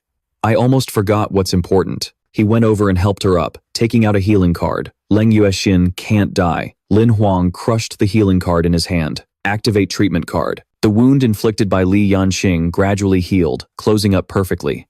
Leng Yuexin opened her eyes. Seeing Lin Huang, she immediately asked, "What? What happened?" Lin Huang reassured her, "Don't panic. Everything's all right now." Leng Yuexin looked at him. "Did you save me?" Lin Huang replied, "That bastard, Li Yanqing, has been killed by me." "Don't worry." She asked again, "Are both of these monsters yours?" Lin Huang didn't answer right away, instead saying, "It's a long story. How about we get out of here first?" Just as he finished speaking, a tentacle from the azure demon monster smashed a hole through the ceiling. Scrambling out, Lin Huang quickly got to his feet. "That transcendent monster," Leng Yuexin said. "It must have been drawn here by your dragon blood species." Lin Huang said to Bai, "Get her out of here first. I'll distract it." Leng Yuexin hesitated. "But you'll be." Lin Huang gave her a thumbs up. "Don't worry, I'm not that easy to kill. Go up and wait for me." A second later, Bai immediately carried Leng Yuexin away. She called out, "Lin Huang." The nether orchid monster's tentacles lunged at him once again. Lin Huang quickly leaped away to dodge. "Sheesh," Lin Huang muttered. "A transcendent monster isn't like Li Yanting. Facing it head-on is a death wish." He immediately activated his ghostly shadow skill. In his ghostly form, Lin Huang moved with incredible speed. "It's already locked onto my aura. All I can do now is stall for time until Bai gets Leng Yuexin to safety." As he was weaving through the ground, Lin Huang suddenly froze. The cliff wall in front of him exploded. The entire nether orchid monster appeared before him. "Damn, it's fast." Lin Huang frowned. "I'll just have to risk it all on one bet." Looking up, he saw a spot of light at the top of the cave, the opening that connected to the surface. Lin Huang planned his escape route. He even had the nerve to taunt it. "Come and get me. If you can catch me, I'm all yours." The nether orchid monster attacked relentlessly. Its tentacles continuously smashed the surrounding rock walls. It opened its massive, fang-filled maw, intending to swallow Lin Huang whole. Just then, Lin Huang shouted, "Use transformation card." His ghostly body instantly changed, transforming into a purple-eyed white vulture. Then, taking advantage of the white vulture's abilities, Lin Huang shot upwards, heading straight for the bright opening in the ceiling. With a loud boom, the entrance to the cave exploded open. The nether orchid monster crawled out after him. At that moment, a bolt of black lightning suddenly struck. The nether orchid monster was instantly bound. And just then, Lin Huang, in a half-ghostly, half-vulture form, hovered in the air. Watching the nether orchid monster's struggling tentacles, he thought, "Just as I expected." He landed on the ground, a smirk playing on his lips. "You've been sealed underground by this stone. You can't get out anymore," Lin Huang said smugly. "Huh, my gamble paid off." After dealing with the nether orchid monster, Lin Huang quickly returned to the waterfall. He looked around. Leng Yuexin has diving gear. Bai should have taken her back the same way. Where is she? Just as he finished speaking, a rock flew out of nowhere and hit Lin Huang on the head. A large bump formed on his head. Annoyed, Lin Huang turned to look at the culprit, who was calmly pointing behind a boulder. "Would it kill you to say something?" he grumbled, rubbing his head as he walked closer. "When we were facing life and death together, you sure knew how to scream, didn't you?" Lin Huang peeked behind the boulder, still talking. "Why have you turned all cold and silent on me now? Gone mute all of a sudden?" He would have been better off not looking. The moment he did, he saw Yuexin drenched, her clothes clinging tightly to her body. Yuexin jumped, her face turning beet red. Lin Huang frantically tried to explain, "Listen to my rebuttal."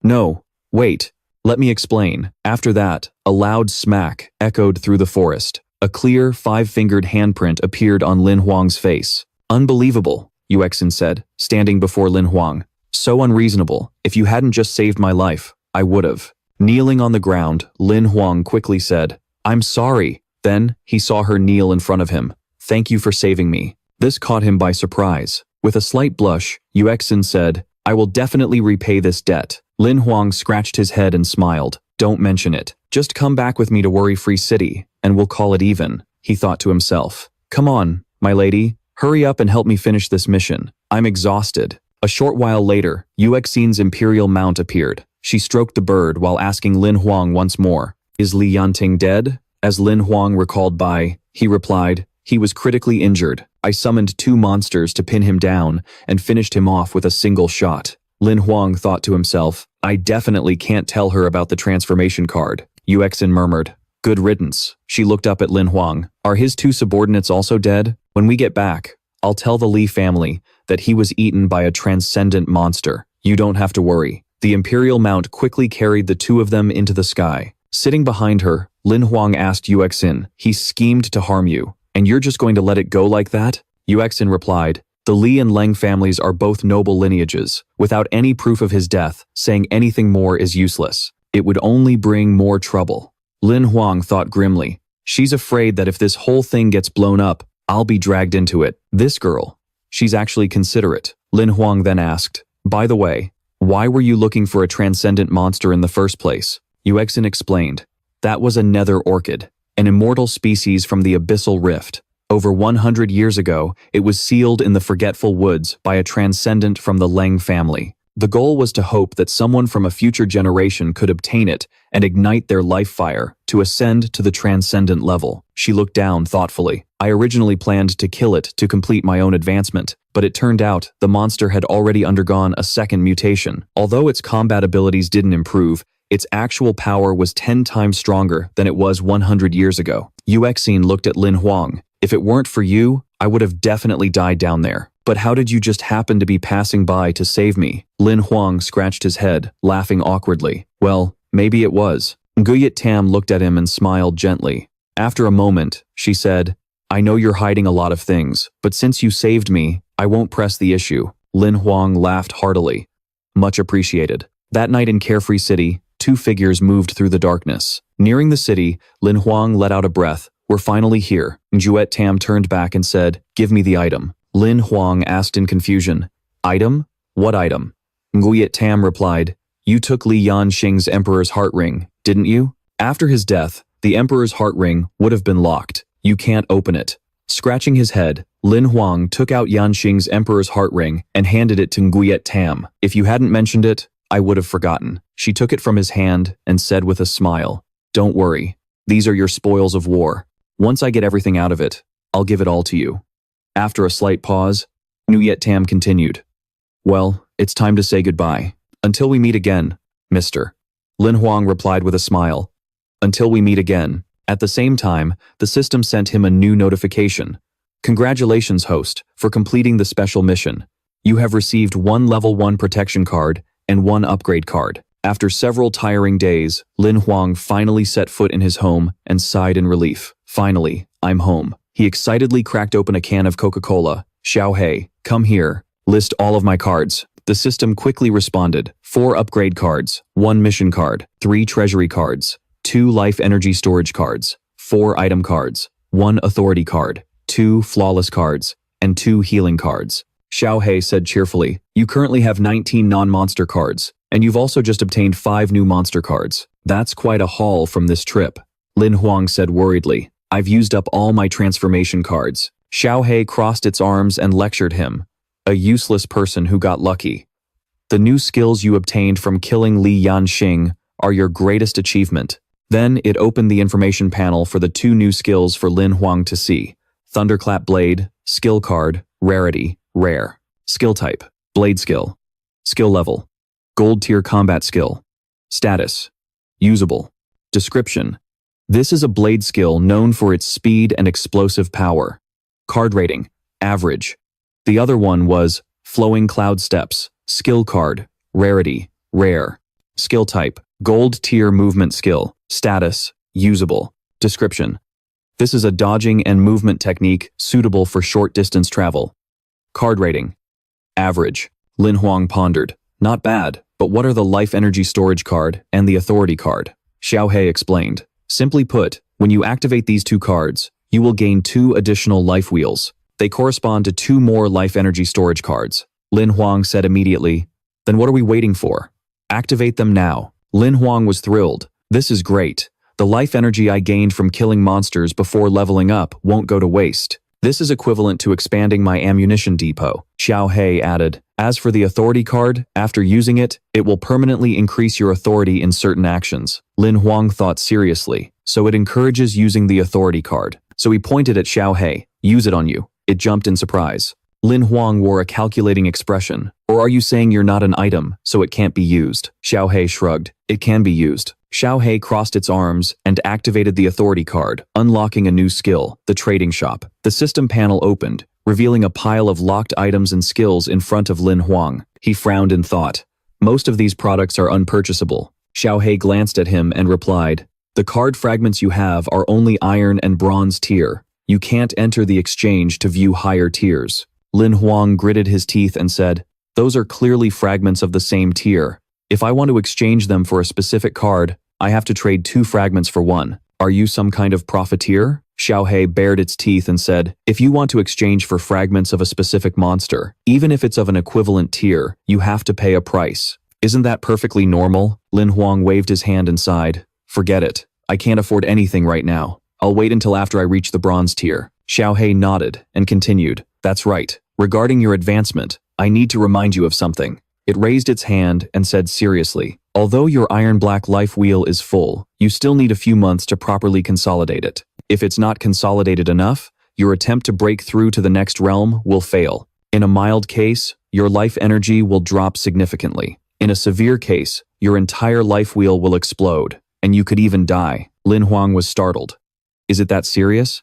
"But a consolidation period of several months. That's way too long," Xiao Hei said calmly. "Practicing life skills can shorten the time. The higher your life skill level, the faster you'll accumulate and consolidate life energy." Lin Huang fell into deep thought again. "It seems the main thing to do now is to choose a set of life skills to practice." Xiao Hei added worriedly, "But choosing a suitable life skill isn't easy. It needs to match your own attributes, and so on.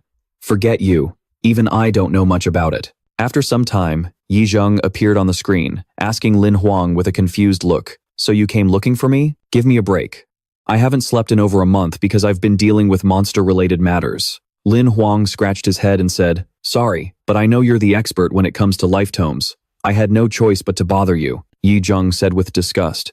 "Cut the flattery. You're the guy who managed to kill the 6-tailed demoness. Reaching the Black Iron rank is no small feat. It would be my honor to help you," Lam Huang said eagerly. "Thank you for your trouble, senior," Wai Qin said seriously.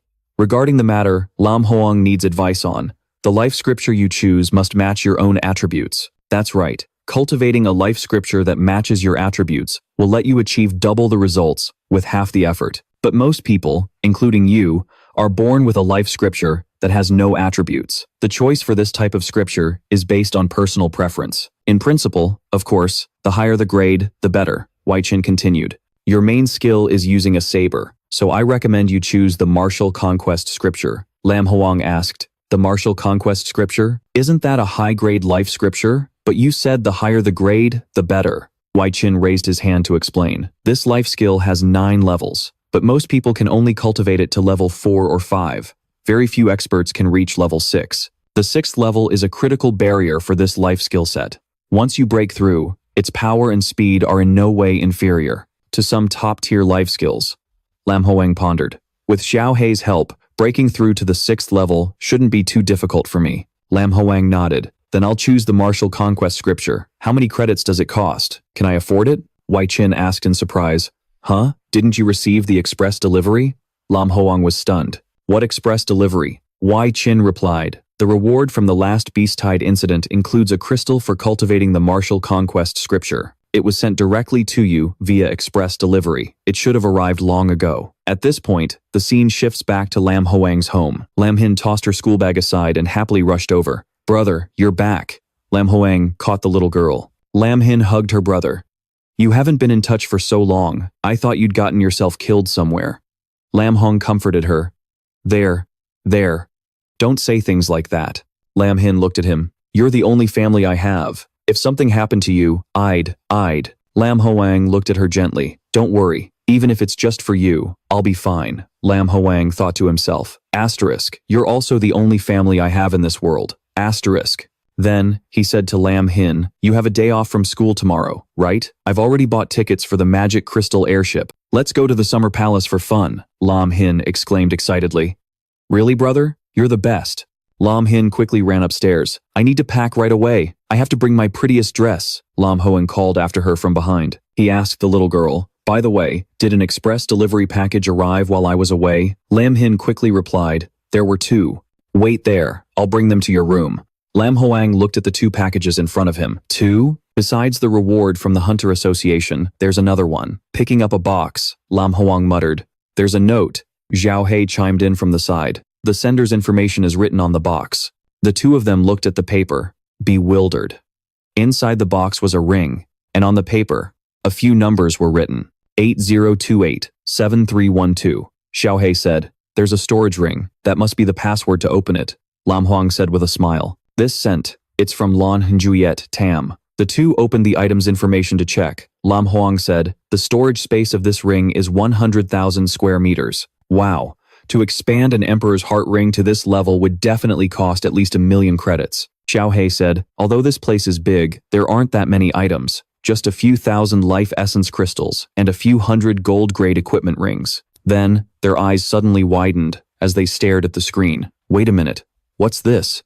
3 items appeared on the screen: a saber, a pair of boots, and a piece of armor. Xiao Hei said, "Lin Tin's combat saber. Now that's a real treasure." Lin Huang was also endlessly surprised. "The other 2 are treasures as well. Even though I can't use them right now, they're all priceless." Lin Huang grinned. "There's also a memory card with credit points. Let's see how big Lin Tin's balance was." Xiao Hei crossed his arms and smirked. "Calm down. Don't act like you've never seen the world before. It's embarrassing." The system began its check. "Your personal account has been upgraded to VIP, and your available credit balance is 381.55 million. Lin Huang and Xiao Hei's jaws nearly hit the floor. 300 million. Their bodies trembled with suppressed laughter. Xiao Hei said, "Of course it's spoils of war. Unluckiest Tam must be crazy to give all of this to you." Lin Huang said excitedly, "It seems the background of these nobles is far more terrifying than I ever imagined." Then, Lin Huang opened the big box next to it. "I have enough credit points now. I still have 4 advancement cards. Can I upgrade Bai and Tyrant?" Xiao Hei nodded. "Yes, but 2 advancements are equivalent to 1 life metamorphosis. They will evolve into other species, releasing powerful life energy in the process." Xiao Hei looked at the card in Lin Huang's hand. He said, "These unusual life energy fluctuations will attract the attention of the nearby Transcendent Government Monitoring Bureau and the Union. Therefore, you shouldn't perform the advancement inside a stronghold or in an area near one. You also shouldn't do it in wilderness areas with transcendent monsters." Lin Huang looked at the card in his hand and said, "Then I'll just have to wait." "What's this?" Looking at the 2 words Than Dong on the card, Xiao Hei explained, "A bronze order token. This proves you've been promoted to bronze rank, which means you're now a regular hunter, not just a reserve one." Lin Huang opened his hand to reveal the crystal. Xiao Hei also poked its head over to look.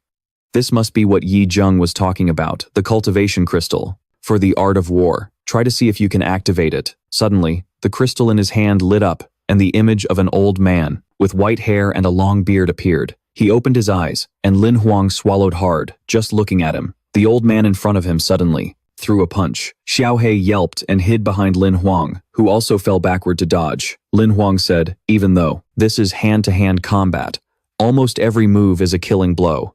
And judging by the fighting style, it seems to be a military-grade technique. But isn't this supposed to be a cultivation crystal for the life scripture?" Xiao Hei propped its chin on its hand and asked, annoyed, "Why is there a combat technique in it?" The old man placed his hands behind his back, turning away from them. He suddenly whipped his head around and told Lin Huang, "This set of close combat skills is called the killing art. Use the art of war to activate it, for the best attack effectiveness, enough to serve any user up to the gold rank." As he demonstrated the moves, he explained, "Getting started with the art of war isn't difficult. The hard part is leveling it up." Lin Huang followed his instructions. The cultivator needs to take their life energy, 1/2, 2/3, 3/4. Lin Huang was panting heavily. The old man continued, "Finally, it is divided into 12 streams within your mind. These are the 12 armies you can command." Lin Huang wondered to himself, "Strange. Why would I need to disperse my life energy? Like this? Wouldn't that just reduce its power?" Lin Huang raised his hand. "What is divided can be reunited for a devastating strike. What is combined forms a thunderclap, a fatal blow. If you can control this army as if it were your own arms and fingers, you can maximize the effectiveness of the art of war." A small whirlwind formed in his hand. Lin Huang exclaimed in awe, "No wonder so many people have their eyes on the art of war. This technique can actually cause life energy to undergo a state transformation." He sat down properly into a meditative posture. It's incredibly difficult to control 12 streams of life energy like my own fingers and arms. He steeled his resolve. But once I master it, I feel like I can assemble even more states. A system notification popped up. Congratulations, host, for completing the first level of the Art of War. Xiao Hei said. Now you can use the Art of War card. Cultivating it will allow you to harvest fragments, and once you get the required number of fragments, you can level it up. Lin Huang held the card in his hand and asked, what are the upgrade rules? The card read, Life Scripture, Rarity, Rare, Control Level, 1, Effect. Life Energy Operational Speed increased by 12%. Life, Energy, Attack Power, and Defense Power each increased by 12%. Note, for the first 5 weeks, each week will grant a different effect with a 12% boost to life energy. Card evaluation, usable. Xiao Hei answered, 200. Life scripture fragments are needed to upgrade to level 2, then 400 fragments for level 3. The requirement doubles with each level. To go from level 8 to level 9, the rules change again. You'll need 810,000 life scripture fragments. Lin Huang was stunned and turned to look at Xiao Hei. 810,000? Xiao Hei replied, don't worry, getting to level 6 isn't hard. It opened the information panel. On it was written, Beginner Life Scripture. Life energy, flow speed, attack power, and defense power bonuses are less than 30%. Intermediate Life Scripture. Life energy, flow speed, attack power, and defense power bonuses are increased by 30 to 50%. Advanced Life Scripture. Life energy, flow, speed, attack power, and defense power bonuses are increased by 50 to 70%. Ultimate Life Scripture. Life energy, flow speed, attack power, and defense power bonuses are increased by 70 to 100%. Xiao Hei added, each level gives a 12% boost. 5 levels make 60%. By the 6th level, the bonus will increase to at least 72%, which will be considered as effective as an ultimate life scripture. Lin Huang smiled and said, relying on fragments to level up, my cultivation speed will definitely be faster than others. Xiao Hei crossed its arms disdainfully. You've only just reached the threshold of a genius, but in this world, there are monster-level cultivators. It said, further, it took you a whole night to complete the first level, but there are people who only need half an hour. Lin Huang slumped to his knees, on the ground. Don't say any more. I know I don't have the main character's script. Just then, Lin Xin appeared, holding a spatula. The little girl was wearing an apron as she stood before Lin Huang. Good morning, big brother. Did you sleep well last night? Lin Huang sniffed. The air. Pretty well. What are you doing? Why do I smell something strange? Lin Xin pushed him forward. Winter break. Starts today. Didn't you say you wanted to take me to the summer palace? I made something to repay you. Lin Huang was surprised. Repay me? Wait a second. Don't tell me you? After going downstairs, Lin Huang saw a table full of dark, ominous-looking food. Lin Xin stood beside it smiling, and his face immediately turned black. He scooped up a spoonful of the food, his face turning green as he looked at it. Lin Xin stood beside him with tears welling up in her eyes. Lin Huang looked at his little sister, the corner of his mouth twitching. He closed his eyes and shoved a spoonful into his mouth. How could I not eat the food cooked by my own dear sister? I'm so moved I could die. Lin Xin smiled and replied, then eat some more. Lin Huang ate until his soul was about to leave his body. Lin Xin winked at him cheerfully. I made a lot. Later, the sun was high in the sky, and Lin, completely drained of energy, Huang was slumped over the table. Lin Xin, who was washing the dishes, said with disdain, you eat so slowly. Hurry up and get ready. We need to catch the first shuttle to F2P City to make it onto the magic crystal airship. Just then, the system sent a warning to Huang. Detected that the host has likely been poisoned. Use a treatment card? Huang lethargically replied, no rush. He struggled against a wave of dizziness and stood up. We're not taking the shuttle. Lin Xin, already dressed and waiting for him outside, asked, if we're not taking the shuttle, how are we supposed to get to F2P City? While locking the door, Huang replied, don't worry, I have my ways. Huang crushed a card in his hand. Riding this is much faster than taking the shuttle. A mount instantly appeared. Lin Xin quickly climbed on and asked Huang, bro, is this a tamed beast? Huang nodded. Yeah, I found it when I took the reserve hunter assessment. The two siblings shot up into the sky. Lin Xin exclaimed, this is amazing. And you never told me about it. Lin Xin continued, good thing I brought some cakes I baked myself. Come on, have a bite to celebrate. Huang immediately refused in terror. There's nothing to celebrate. At the summer palace, Lin Xin ran around excitedly. Wow, the summer palace is such a beautiful resort. Huang told the young girl, I've already booked a hotel, but we can't check in until tonight. Lin Xin pulled out a list so long it touched the ground. Bro, I made a simple list on the way here. They're all the famous little food stalls in the summer palace. Let's go try them. Hurry. Huang was speechless, looking at his sister. You call this simple? The two siblings then walked side by side through the streets. Lin Xin continuously tried strange and delicious foods, and they watched street circus acts together. The little girl even made Huang try on some strange accessories. After a few rounds of strolling, Huang was immediately carrying all sorts of things in both hands. Lin Xin called out to him, Bro, look over there, quick. Huang reminded her, Slow down, be careful you don't fall. Just then, they passed a television broadcasting the news. The Lan family is one of the 6 most powerful families in the 7th district, with an extremely formidable background. Huang was puzzled. The Lan family, huh? The news continued. The young miss of the Lan family has achieved the transcendent rank at 19 years old, becoming a once-in-a-century genius. Huang thought to himself. So, Len Nuet Tom successfully leveled up. Lin Xin ran over and pulled him away again. The news report continued. And now for our next story. Recently, there have been many cases of missing female students in Hakeng City. The police are reminding citizens to be cautious. Lin Xin urged him, Don't just stand there, bro. Let's go. The two of them headed to the hotel Huang had booked. A receptionist's voice called out, Welcome to the Tianmin Hotel. Someone guided the two of them. This way, please. I'll take you to your reserved room. Huang carried a fast-asleep Lin Xin on his back.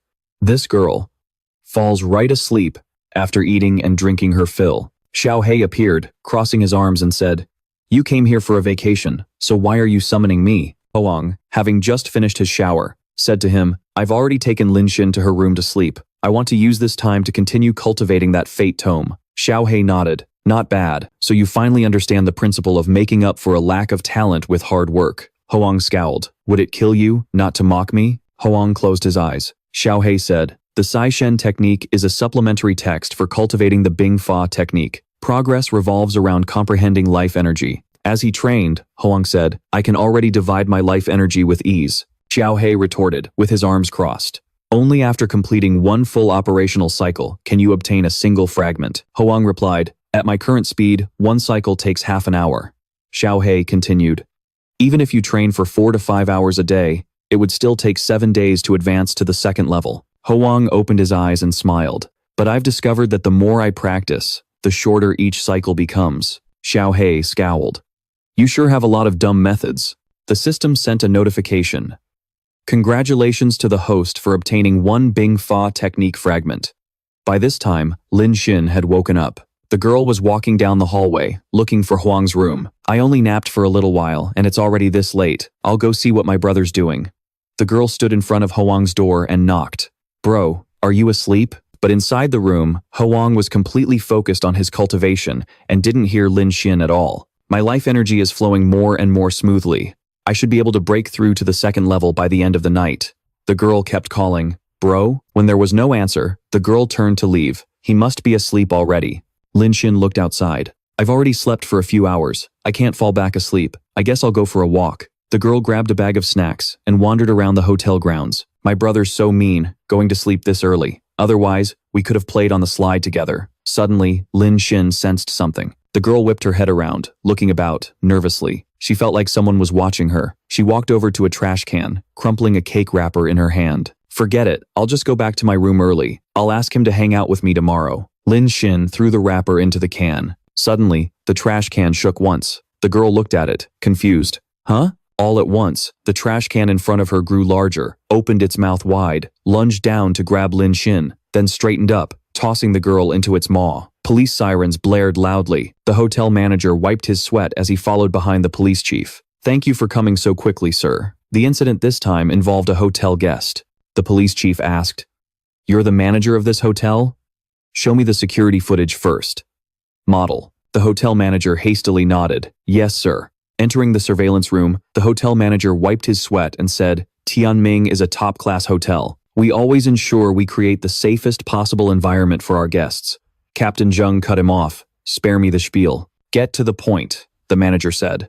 Our cameras caught the missing girl leaving her room, but the culprit seems to know the hotel's camera layout very well. The footage shows Lin Xin walking into the forest. The hotel manager continued. She never reappeared after she left. She must have been kidnapped in one of the camera's blind spots. It's very similar to the recent string of abductions involving young women. Captain Zheng turned and said, I've already had my men investigate thoroughly. Who was the first person to discover the girl was missing? The manager replied, her brother. The two of them came together. Her brother discovered she wasn't in her room and notified us. The captain asked, where is her brother?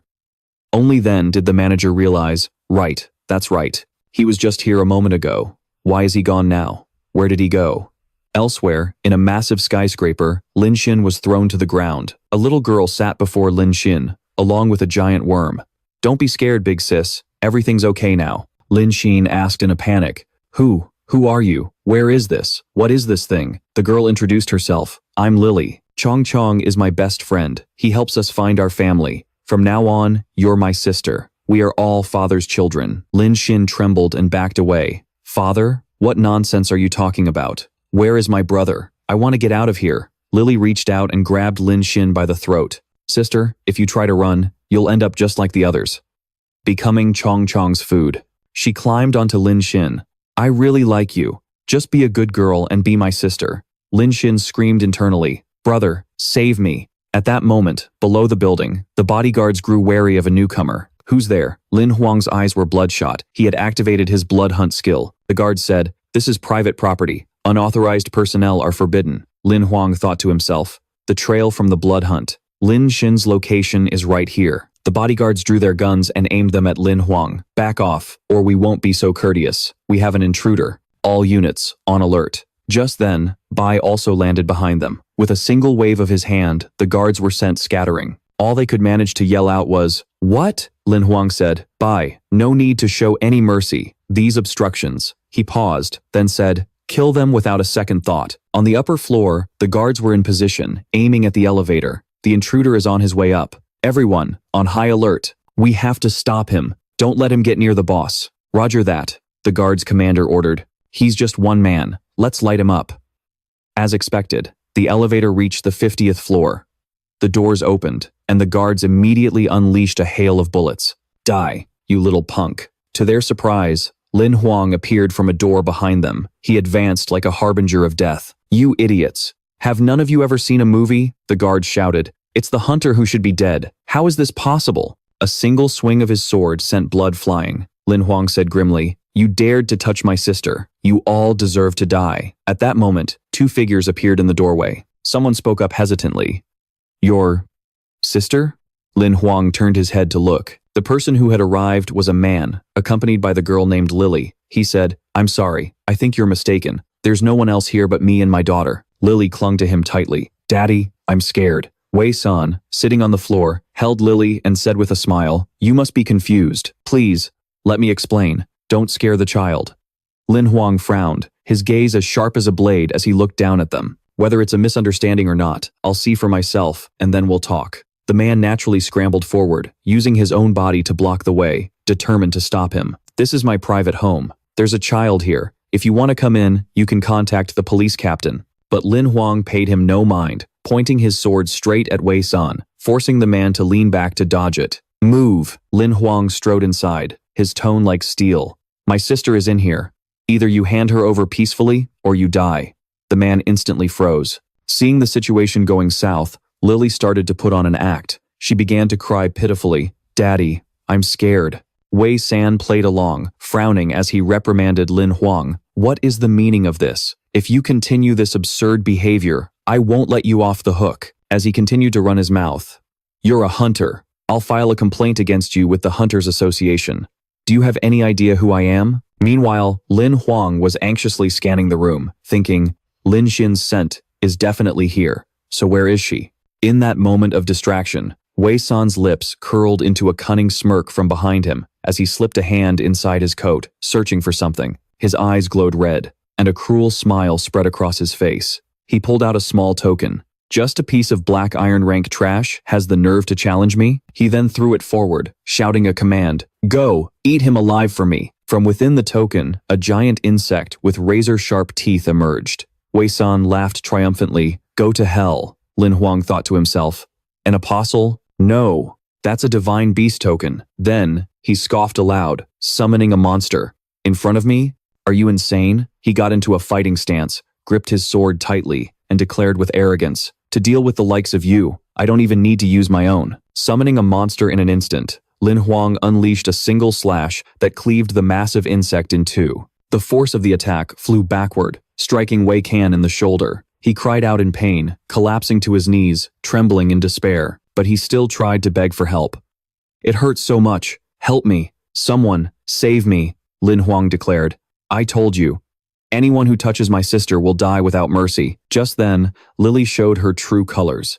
She dragged Lin Xin out, pointed a gun straight at the little girl's head, and threatened, "Let my father go, or I'll kill her." Wei Can, thinking he still held the trump card and couldn't possibly die, gloated, "Good girl, well done. It's the blessing of a lifetime for this worthless wench to become my daughter. How dare you?" Lin Huang paid him no mind, only worried for his sister. "Lin Xin, are you hurt?" The little girl shook her head, and he smiled reassuringly. "Don't be afraid, I'm here." Lily shrieked, "Let my father go, or she dies right now."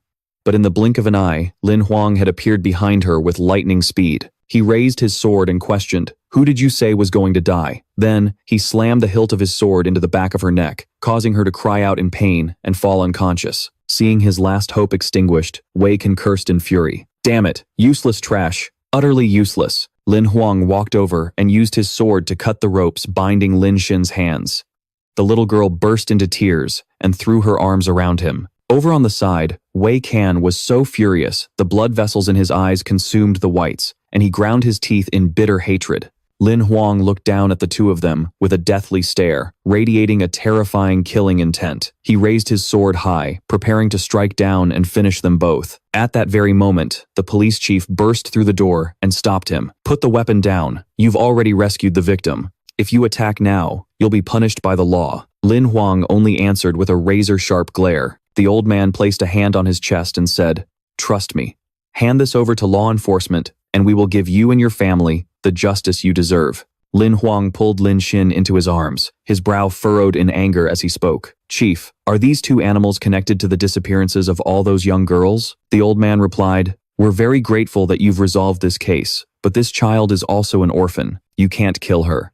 Accomplices to murderers must also face the judgment of the law." Hearing this, Wei Can turned his head. "The law?" He burst out, laughing excitedly and screamed, "The law only applies to the lower class. Just you wait. I'll be released in just 3 days. This is the power of the upper class." Wei Can cackled like a madman, his voice filled with glee. "I'll remember you. It won't be long before your little sister falls into my hands again. She'll become my broken little toy, and I'll make you watch before you die a miserable death." Lin Huang simply looked at him with an indifferent gaze that held a hidden meaning. The police chief ordered loudly, "Quick, take the criminal into custody. As for this little girl, find her a doctor." On the other side, Lin Huang gently led Lin Xin away. Seeing this, the old man thought he was about to seek revenge. He desperately tried to persuade him, "Little brother, don't act rashly. This Wei guy has a powerful background. Lin Huang cut him off. "Didn't you want me to trust the law?" He turned his head, a slight smile playing on his lips as he said, "I do." The young officer next to the chief spoke up.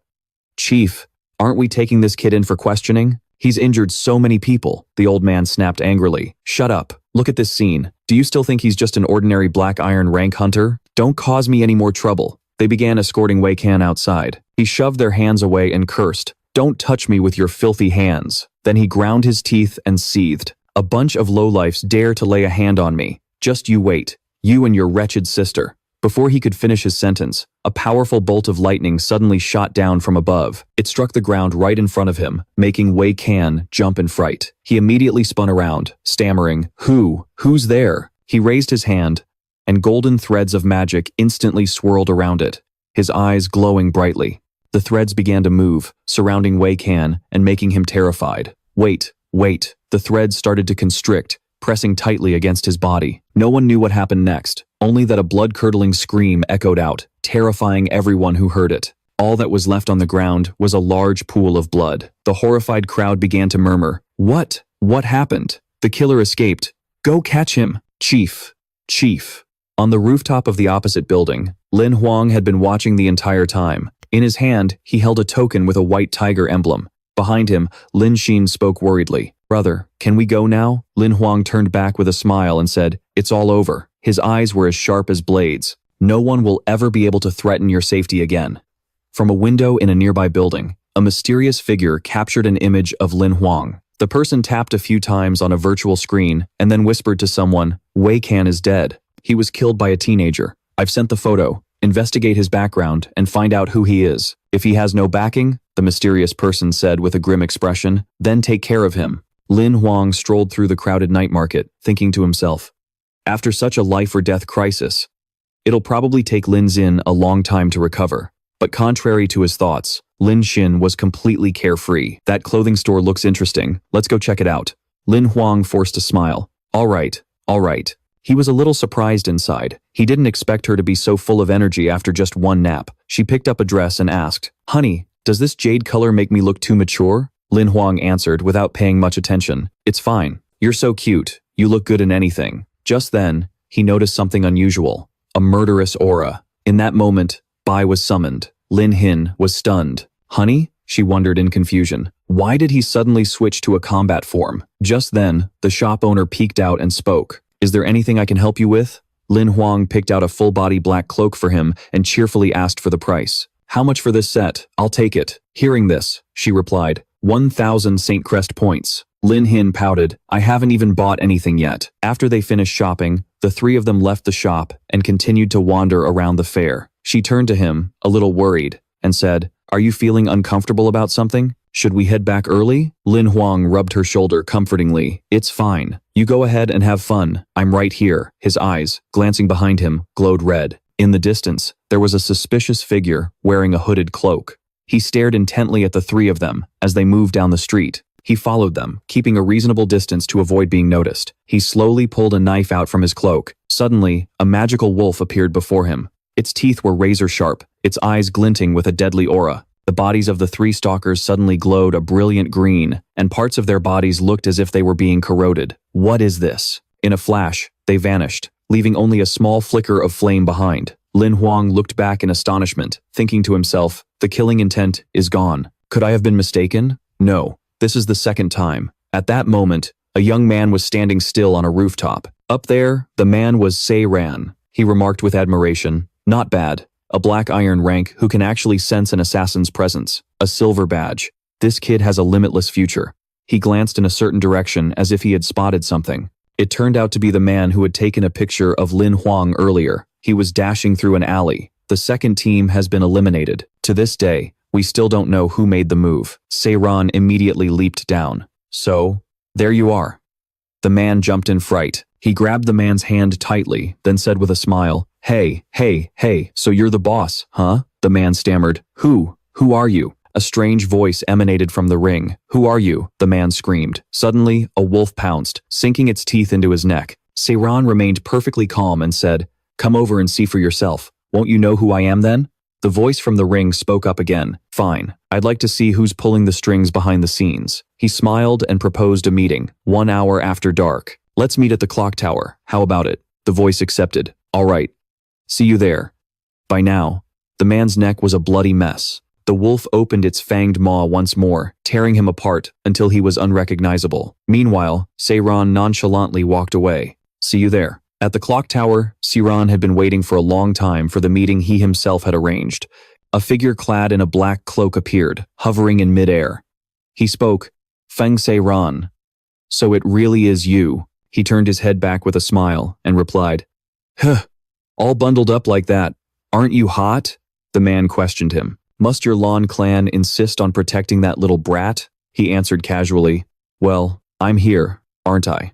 What do you think? The man wondered, what in the world is the relationship between that brat and the Lan clan?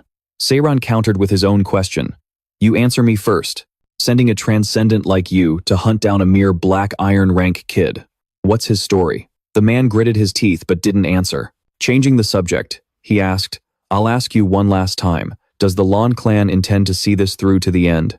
His eyes flashed, his tone filled with indifference. I don't know, but my orders are to kill anything that gets in the way. As he finished speaking, he summoned 3 large wolves. Fierce and aggressive, they charged forward, baring their sharp fangs threateningly. Seeing this, the man shouted, You're insane! He then hurriedly shot upwards to dodge. He drew a longsword, his eyes glowing red as he spoke. Feng Seiran. You're trying to start a war. A wolf lunged, preparing to deliver a fatal bite to the mysterious man. He decisively slashed it in two. Seiran summoned more and more wolves, determined to hunt him down to the very end, forcing the mysterious man to leap backward, hesitant to engage. He smiled and said, "An old man like you should get some exercise. Wouldn't you agree?" The man was furious. "You!" The wolves on his side charged relentlessly as if their brakes had failed. He gritted his teeth and let out a growl. With a roar, he changed direction before the wolves could react. By the time Seiran and his pack landed, the mysterious man was gone. He exclaimed, "Damn, he's fast." Seiran rubbed the ring on his finger and said, "What a coincidence." Yue Xin appeared as a projection from the ring. She asked anxiously, "Uncle Feng, how is he?" Seiran smiled and replied, "I'd say it went smoothly. With me protecting him, there won't be any problems." Yue Xin frowned and asked, "Is there something wrong with your tone?" He let out a sigh and answered, "The enemy sent a transcendent, but I've already driven him away." "What kind of background does this kid, Lin Huang, have to be making such progress?" she asked in a serious tone. "Is there a problem, model?" "It wasn't Lam Hong, but the old geezer Lam Hong killed. I've already investigated. He seems to have been born into a family in District 2. Zhuo Ran said, "I asked that transcendent being, but he wouldn't say a word, as if it were a taboo subject. This makes it even more suspicious." Yue Xin spoke up.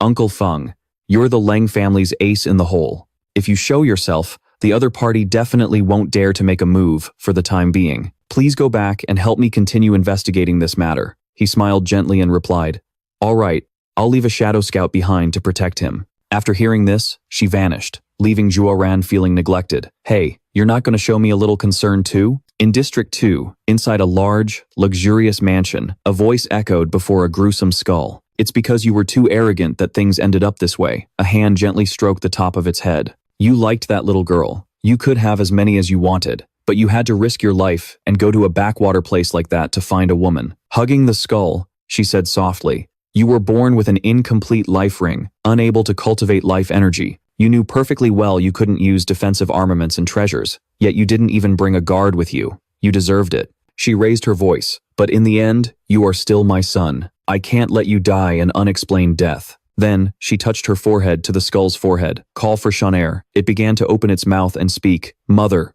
mother." Then it growled resentfully, "You must avenge me." The skull turned out to be none other than Wei Shan. He roared in anger, "Mother, you must avenge me. Kill that bastard Lam Huang. Imprison his soul and turn him into an undead slave." She frowned and replied, "Of course, I must avenge my son's murder, but that snake from the Leng family in District 7 has already made a move. This matter will require long-term planning." Then she frowned again and continued in a resentful tone, "For now, you will stay in the soul jar for 3 years. Once your life soul has stabilized, I will help you find an immortal body. By then, you can use that body to be resurrected." She then stated confidently, "As for revenge, I will make my own arrangements." Wei Shan asked, "Mother, what arrangements have you made?" She raised her voice, "Bring her in." Seeing the person the maid led in, he cried out in surprise, "Lily." She dashed over, calling out, "Dad!" Wei Shan's voice softened, "My good girl, you managed to escape too." The woman stroked Lily's head and asked gently, "My child, your father needs 3 years before he can be officially brought back to life. Do you want to avenge him?" She smiled brightly and replied, "I do." Then, remembering Lam Hong's face, she gritted her teeth in fury. "That man who destroyed the happy life my father and I had. I wish I could tear him into 100 pieces." Hearing this, the woman said, "If that's the case, I will take you away to train. As long as you can survive, in 1 year, you will have the strength to get your revenge." Wei Shan spoke up, "Lily, don't disappoint your father." She then followed the servant and left, Lily's eyes wide open, cunning, and filled with murderous intent. "I will definitely come back alive." The next day, at the Summer Palace Museum, Lam Huang let out a long yawn and asked, "Lin Xin, since when were you interested in history?" He thought to himself, "Damn it, staying up all night cultivating the military tactics manual is killing me. I'm so sleepy." Lin Xin smiled and replied, "The exhibits here were all excavated from various ruins near the Summer Palace. Most of them come from the ancient cities of humanity from the old era." The little girl continued excitedly, "There are also some collections from the Summer Palace ruins, known as the Treasures of the City Hall, which are placed in the inner hall. I want to see those." He rubbed his sister's head and said indulgently, "If you like it, let's go see it. I'd follow you to the ends of the earth." Lin Xin's eyes crinkled as she smiled sweetly, "You're the best."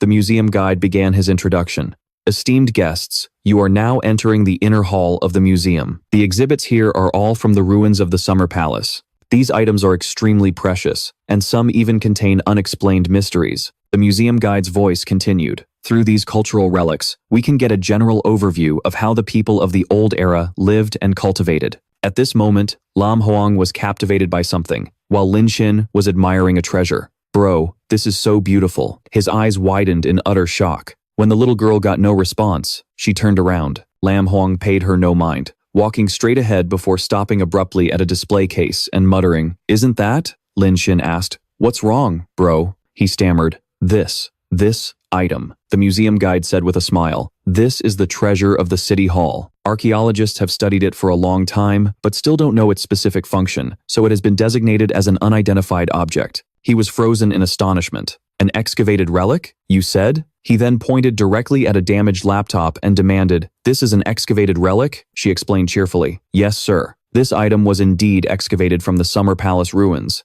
According to the archaeologist's judgment, it might have been used by nobles in the old era, but its exact function and operating principles are unknown." Lin Huang rubbed his chin, his face scrunched up in thought.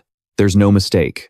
This laptop was definitely brought to this world by another transmigrator. I'm definitely not alone. There are other transmigrators in this world." Lin Xin called out softly in confusion. "Bro?" To find out more, he made a call as soon as he got home. When asked for information, Jia Yu explained. "Those Summer Palace ruins are from over 300 years ago. They were excavated when Sector 7 was first established. Archaeologists unearthed a lot of strange things. Even the decorations were vastly different from other places. How interesting." Hearing this, he frowned and replied, "For anyone below the transcendent level, their maximum lifespan won't exceed 720 years, and even upon reaching the transcendent rank, their lifespan is only 1,800 years. This person is definitely long dead." As he finished his thought, he said to himself, "He must be a transmigrator." Holding a notebook, she frowned apologetically as she gave him the information on Hang Hao. She had helped him investigate but couldn't find anything. Data on people from ancient times is extremely rare, and access is highly restricted. Everything she could find, she had already told him. "I'm sorry." Lin Huang just smiled gently and replied, adding a compliment, "Thank you so much.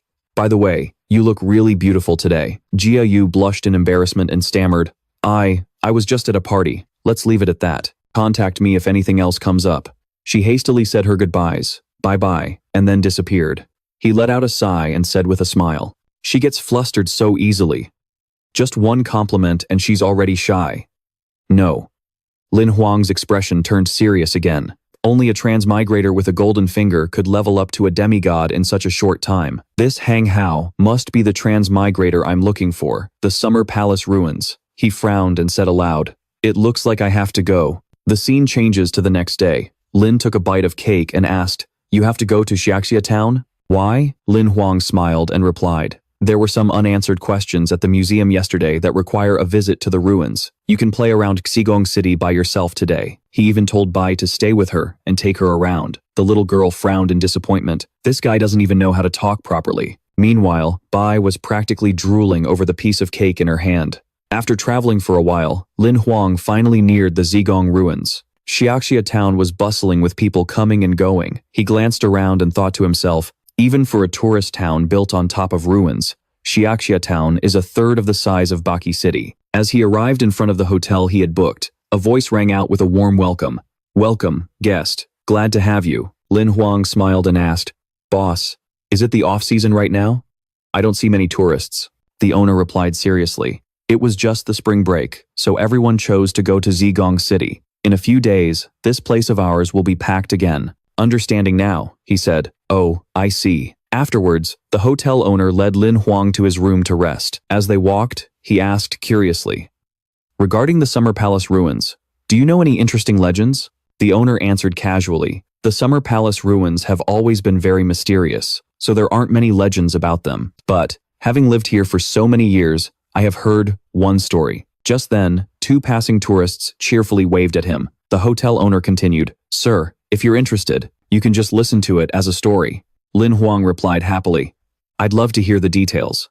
The room door opened, and the two of them stepped inside. The owner stood formally to tell him the story. "They say that in ancient times, there was a powerful man named Emperor Xia. He came here and established an empire. The The Summer Palace ruins were his residence, but one day, something unknown happened. Overnight, the entire empire vanished. Emperor Xia also disappeared, as if he had never existed. Lin Huang was completely stunned.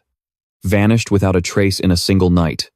At that moment, outside, the ruins were covered by a vast and durable barrier. He was lining up to enter for a tour, thinking, even though it's not the peak season, there are still quite a few tourists at the ruins. Xiao Hei floated in the air and said, "The architectural planning of the Summer Palace in this era is a complete anomaly. It's an unsolvable mystery."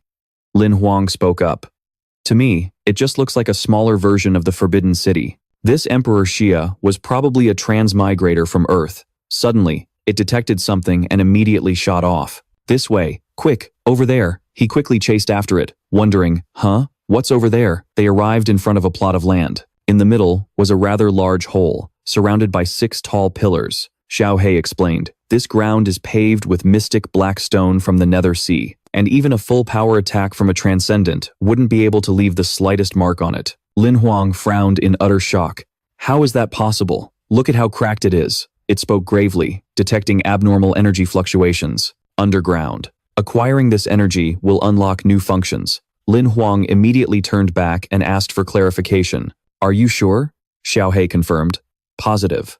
The readings indicate the abnormal energy belongs to the residual energy, left behind after a golden finger was damaged. Absorbing it can enhance the functions of your golden finger." He asked, "Directly beneath this spot?" It replied, "Correct. About 3,000 meters underground." He nodded. "Got it. Let's head back for now and come up with a long-term plan." That night at the hotel, Lin Huang's voice rang out.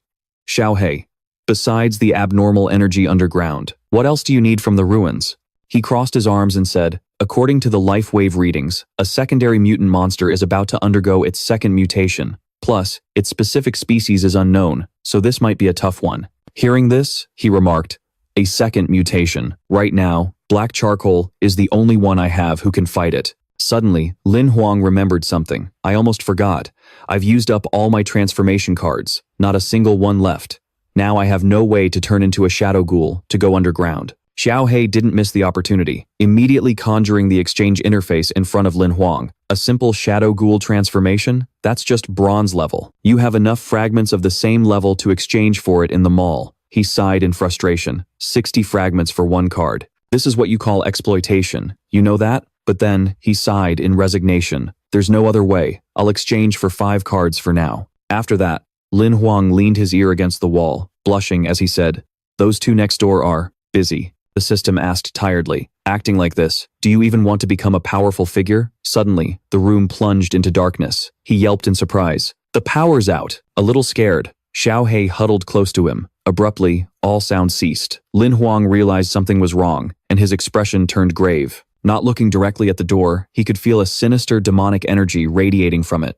He whispered, "Someone's outside the door." Lin Huang carefully gripped the gun in his hand and questioned in a loud voice, "Who's out there?" The hotel owner, wearing a terrifying smile, knocked and replied, "It's me, guest." He said the hotel's power lines suddenly had a problem, and he was very sorry. He answered seriously, "It's fine. I was about to go to sleep anyway. If it's nothing important, you can go back." The hotel owner, as if being controlled, obviously didn't leave. He kept urging him to open the door. "Guest, that story about the Summer Palace ruins you asked me about earlier. I suddenly remembered something. Please open the door." Lin Huang continued to refuse. "I'm going to sleep. Let's talk tomorrow morning." Just then, a woman suddenly leaped in through the window, startling him so much he began to stutter. "Aren't you?" Before he could finish, she stepped inside with a crazed smile, her posture bizarrely terrifying. Then she lunged forward, her eyes glowing brightly, throwing a punch straight at Lin Huang, forcing him to desperately dodge. The fist slammed into the door behind him.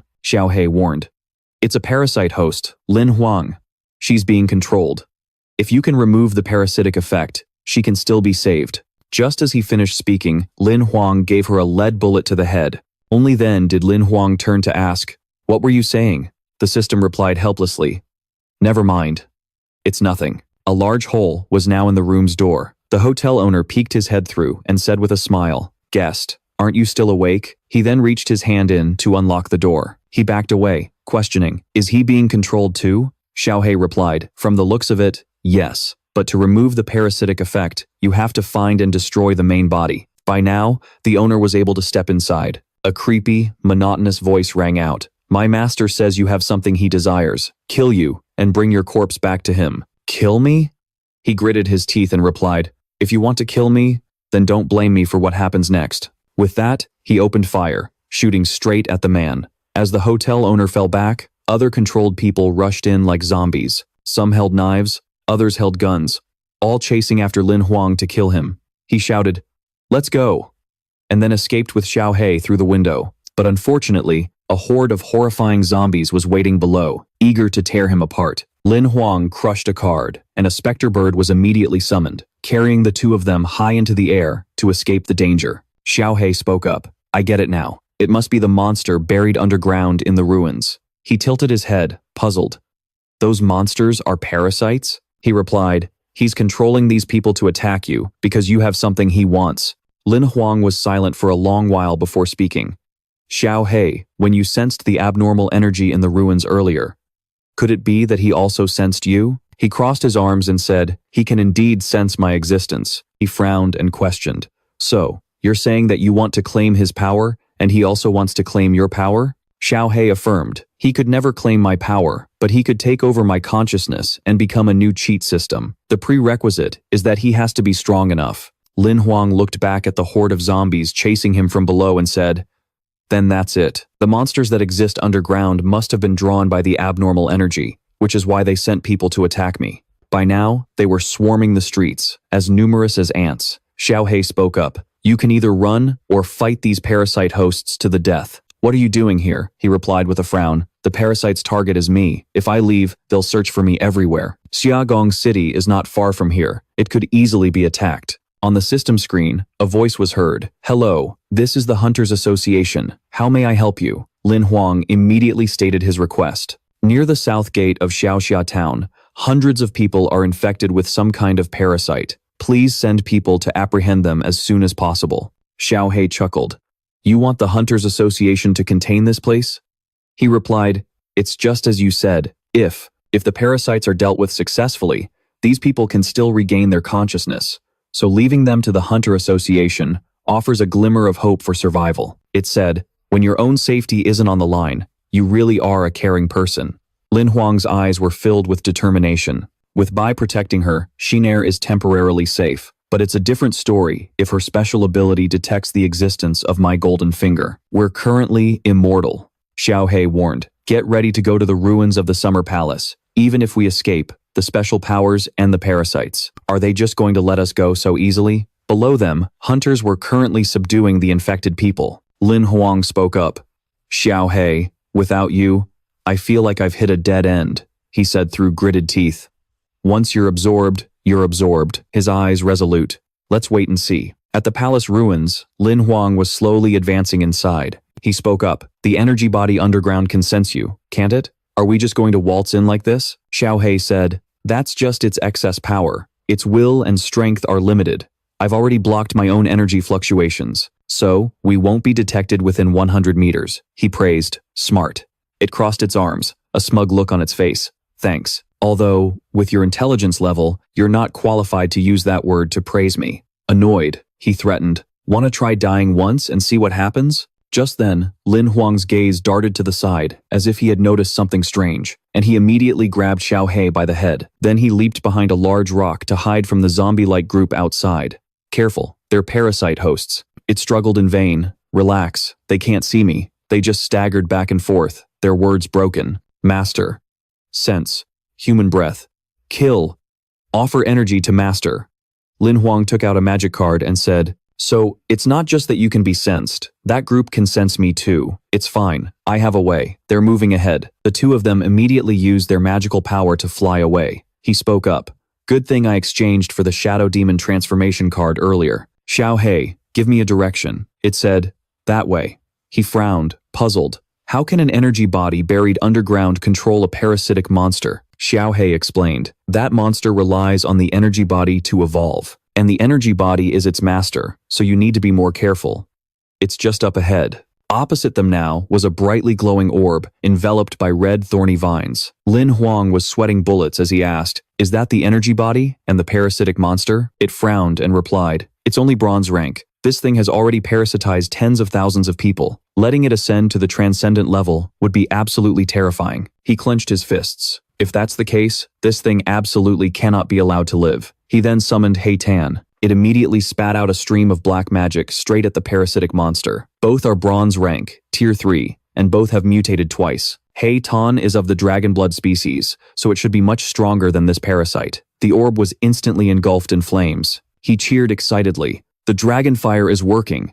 Xiao Hei, beside him, was also delighted. Fire-type monsters are the natural enemies of plant-type monsters, not to mention a dragon blood that can breathe dragon fire, but the parasitic monster only grew stronger. Lin Huang was stunned. Something's not right. Xiao Hei also shouted out a panicked warning. This monster has super regeneration.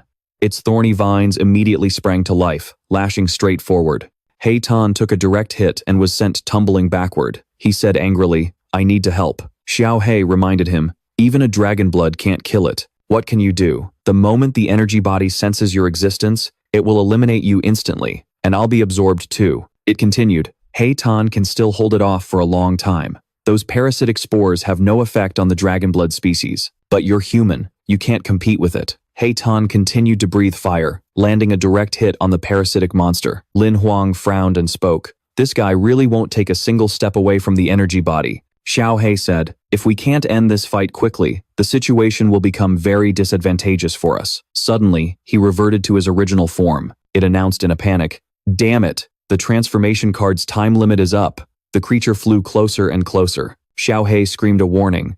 "The energy body has sensed your existence. Run!" Lin Huang cried out in terror. "It's releasing so many spores. If I'm not impaled, I'll be parasitized. There's no escape." The thorny vines slammed into the ground. They slowly pulled back, but the two of them were nowhere to be seen. It turned out they were safe. Xiao Hei sighed in relief. "Good thing we still have the shadow demon from the transformation card." He was sweating profusely. "But I have a very bad feeling about this." It confirmed decisively, "You're right. You are the monster's target. Losing track of you seems to have enraged it." Lin Huang looked up, furious. "Damn it!" he yelled when he realized the danger. "It's released all its parasitic spores and is spreading them outside." Suddenly, from a crack below, a pink light shone up, accompanied by spores flying in every direction. They gradually began moving toward the village. The hunters saw them and said to each other, "What is that stuff? Be careful, those are liberated parasitic spores." One man clutched his neck and screamed, "Damn it." And just like that, they were. They also turned into mindless zombies. From within their bodies, a stream of light flew out, its nature unknown. Countless streams of light flew straight towards the ruins and entered the parasitic monster's body.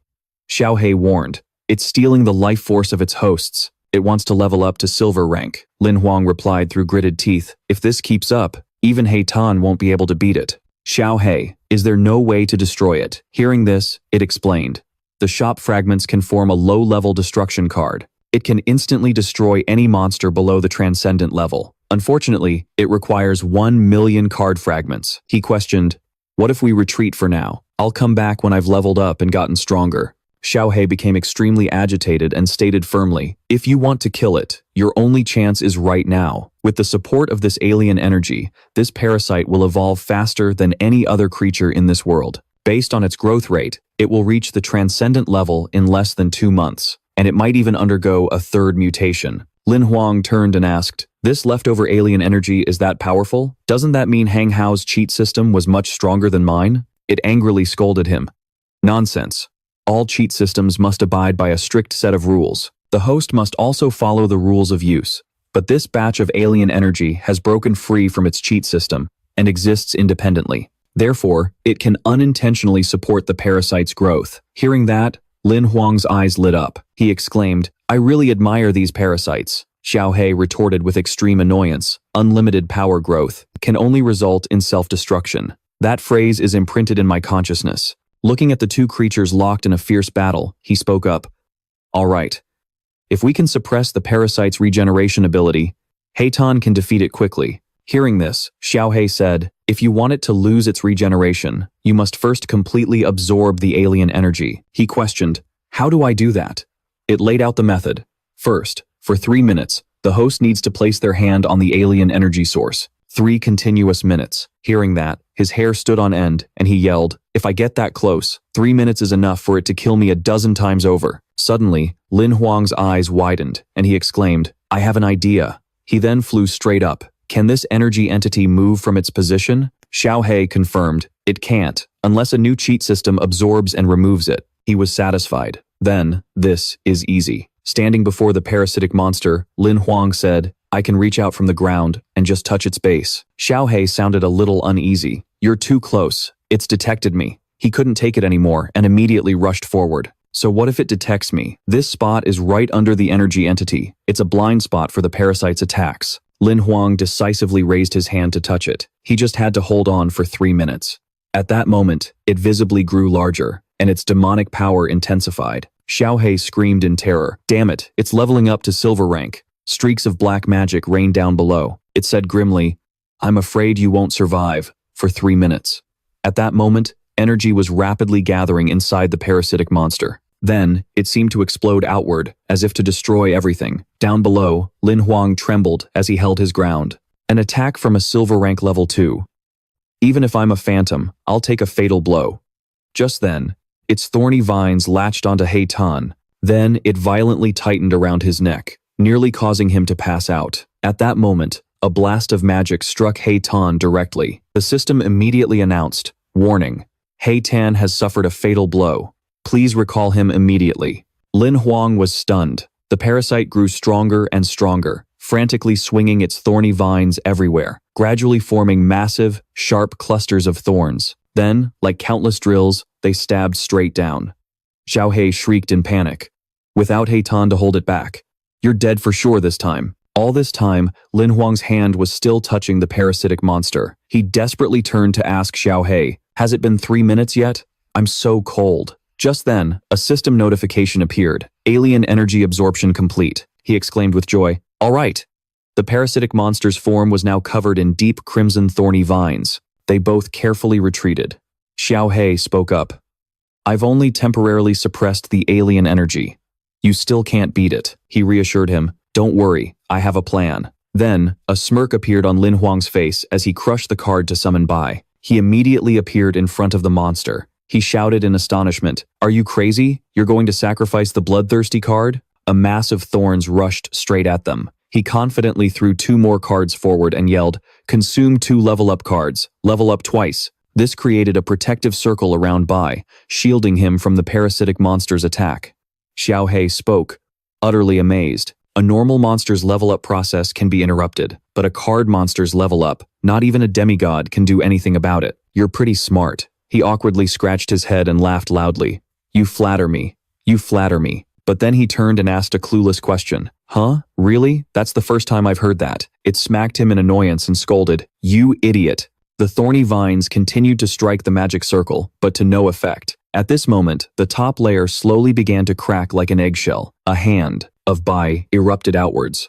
Lin Huang was stunned, asking, "Is this Bai after 2 advancements?" Xiao Hei was also full of anticipation, sensing that something incredible was being born. Just then, Bai emerged with a new, majestic appearance, sporting vibrant red magic wings on its back. The system announced, "Congratulations, host, for obtaining an epic-grade monster card, 4-winged blood messenger." The thorny vines lunged forward again.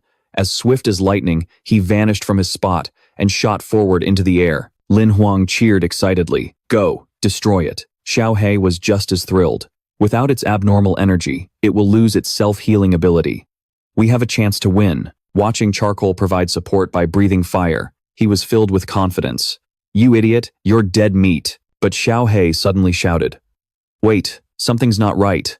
It screamed a warning. "It's absorbing more life energy. It wants to advance to silver level, rank 3. He stared in shock at the grotesque form of the parasitic monster. How did it become like this? Outside, the area was already shrouded in a pink mist. Xiao Hei continued, "Those parasitic spores that were released are still spreading infection. I'm afraid they've reached Xiaogong City by now." It slowly approached the place where Lin Xin was sound asleep. Thousands of people have had their life energy drained by the parasite. It will soon be able to complete the 3rd stage of its advancement. We're definitely going to lose.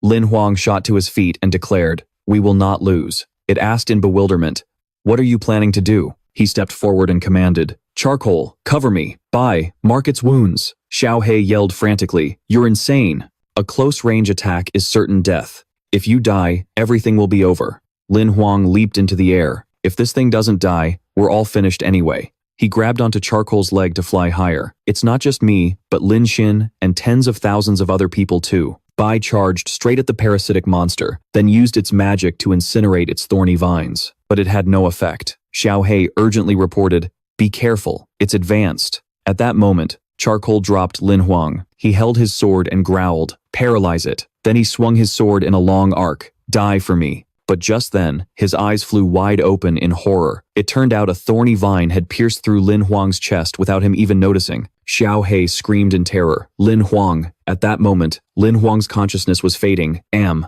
I dead? His eyelids felt heavy. Where is this? He slowly opened his eyes as he heard Xiao Hei's loud call. You're awake? It asked worriedly. Is your brain working yet? Say something, he gasped, breathing heavily. I'm not dead yet. Xiao Hei flew down and explained. At the very last second, you used a healing card. Don't you remember? You really are a clever devil. Lin Huang tilted his head to the side and mumbled, I could have died too. He suddenly sat bolt upright and questioned. Right. What happened to that parasite swarm? It turned to the lifeless vines on the ground and said, Thanks to your fatal blow, they're all dead. He let out a sigh of relief. That's great. Lin Huang smiled with satisfaction, clutching the gold card tightly. Another epic card. I'll call it Demonic Vine. The card displayed the following information. Epic rarity, monster name Demonic Vine, parasite type monster, combat level 3-star bronze. Skill 1, parasitic seed. Skill 2, absolute control, summoning authority unlocked. Note, this monster's skills have not been fully developed. It can still acquire 3 new skills. Summoning authority unlocked. Card evaluation, trainable. Xiao Hei bluntly criticized, You're a real bastard. Lin Huang paid it no mind, turning to Bai and Charcoal and said, You both worked hard, get some good rest. Now that the demonic vine is dealt with, will the people who were parasitized recover? It leaned back and smiled with satisfaction. That's right. With the main body dead, the parasitic spores will also be destroyed. Everyone who is infected can return to normal. At that moment, he crushed a summoning card, calling out a giant beast. That's good. I'll take this chance to use the remaining advancement cards to advance Tyrant for the second time. He turned back to ask Xiao Hei. The demonic vine only has 2 skills. What does it mean that there are still 3 skills to unlock? It explained. The demonic vine is a new species of monster. Because it's a first-generation monster, it has only evolved its innate skills. It can acquire other skills through learning later on. The system displayed a notification. Host Lin Huang, gender male. Skill 1, blood spirit. Skill 2, vanish. Skill 3, intermediate range. Skill 4, beginner level presence concealment. Skill 5, superhuman strength. Skill 6, intermediate level demonic eye burn. Skill 7, beginner level absolute defense. Skill 8, beginner level blood fiend hunt. Skill 9, beginner level extreme vision. Skill 10, beginner level replication eye. Xiao Hei crossed its arms and said, Because your monster skill slots are full, if you want to get new monster skills, you must first use a skill combination card or a skill deletion card. Lin Huang rubbed his chin and said, So there's a limit to the number. Suddenly, a bolt of red lightning struck down, and the tough shell encasing Tyrant gradually cracked open. The system announced, Congratulations, host, for obtaining an epic grade monster card, Armored War Spirit. The card detailed the information. Monster card, epic rarity, monster name, armor spirit type monster, combat level, 3-star bronze. Skill 1, Skill 2, superhuman strength.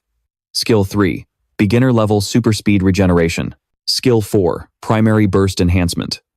Skill 5, primary strength enhancement. Summoning authority unlocked. Card evaluation, trainable. He smiled in satisfaction as a phantom bird flew away from the ruins. Xiao Hei spoke up. We need to leave this place. Now. You've used an advancement card twice, which will definitely attract the attention of transcendent hunters. Lin Huang replied, We're not going to Xiaxia City anymore. Let's just go back to Xiagong City. He looked at Bai's card and questioned, Oh, right. I wanted to ask earlier, what does God's attendant mean in Bai's monster name? Hearing this, it began to explain. It indicates that this type of monster has an extremely thin divine bloodline in its body, which is why its skills possess divine power. The contents of the card were as follows. Monster card, Epic rarity, monster species, blood demon, combat level, 3-star, bronze, skill 1, blood spirit. Skill 2, primary divine might. Skill 3, true blood sacrifice. Skill 4, primary super speed regeneration. Skill 5, primary speed enhancement. Summoning authority unlocked. Note: when the monster is upgraded to transcendent, the blood in its body will be activated.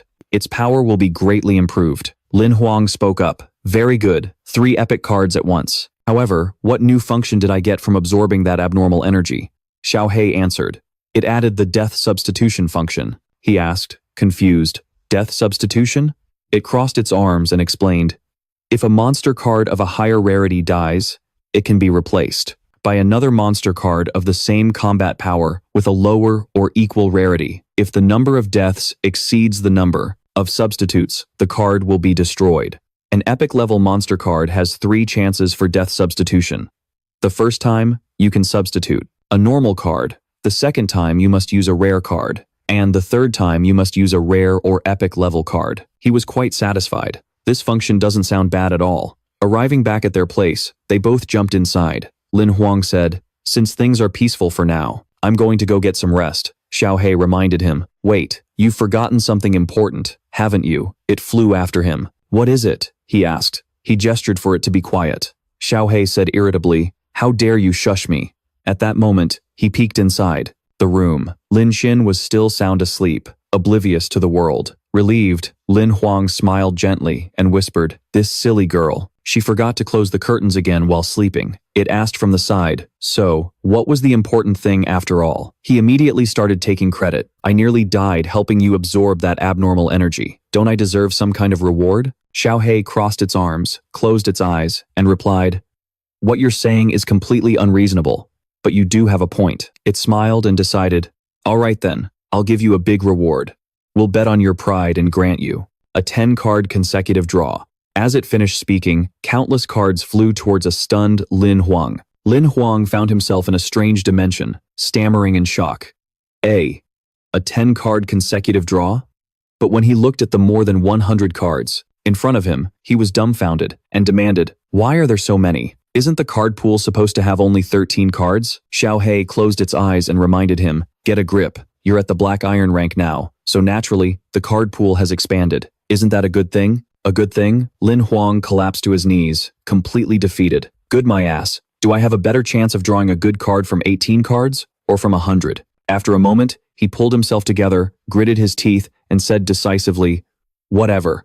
I'll bet my pride on this. Let's go. He then decisively chose a card. This one. Then he reached for another, and this one, and for the last one, and this one. He had finally drawn 10 cards. Lin Huang clasped his hands together and prayed, spirits of heaven and earth, Guanyin Bodhisattva, hear my prayer. Show your divine power. I don't need a mission card. I don't need a mission card. I don't need a mission card. The cards were revealed one after another. Congratulations, host. You have received 1 enlightenment card, 1 minor annihilation card, 1 advancement card, 3 temporary transformation cards, 2 healing cards, and 2 double reward cards. He looked at them and cheered with joy. The minor annihilation card, and 2 healing cards. Lin Huang grinned with delight and said, I've seen the world-destroying power of the minor annihilation card before, and the healing cards are a great way to stay alive.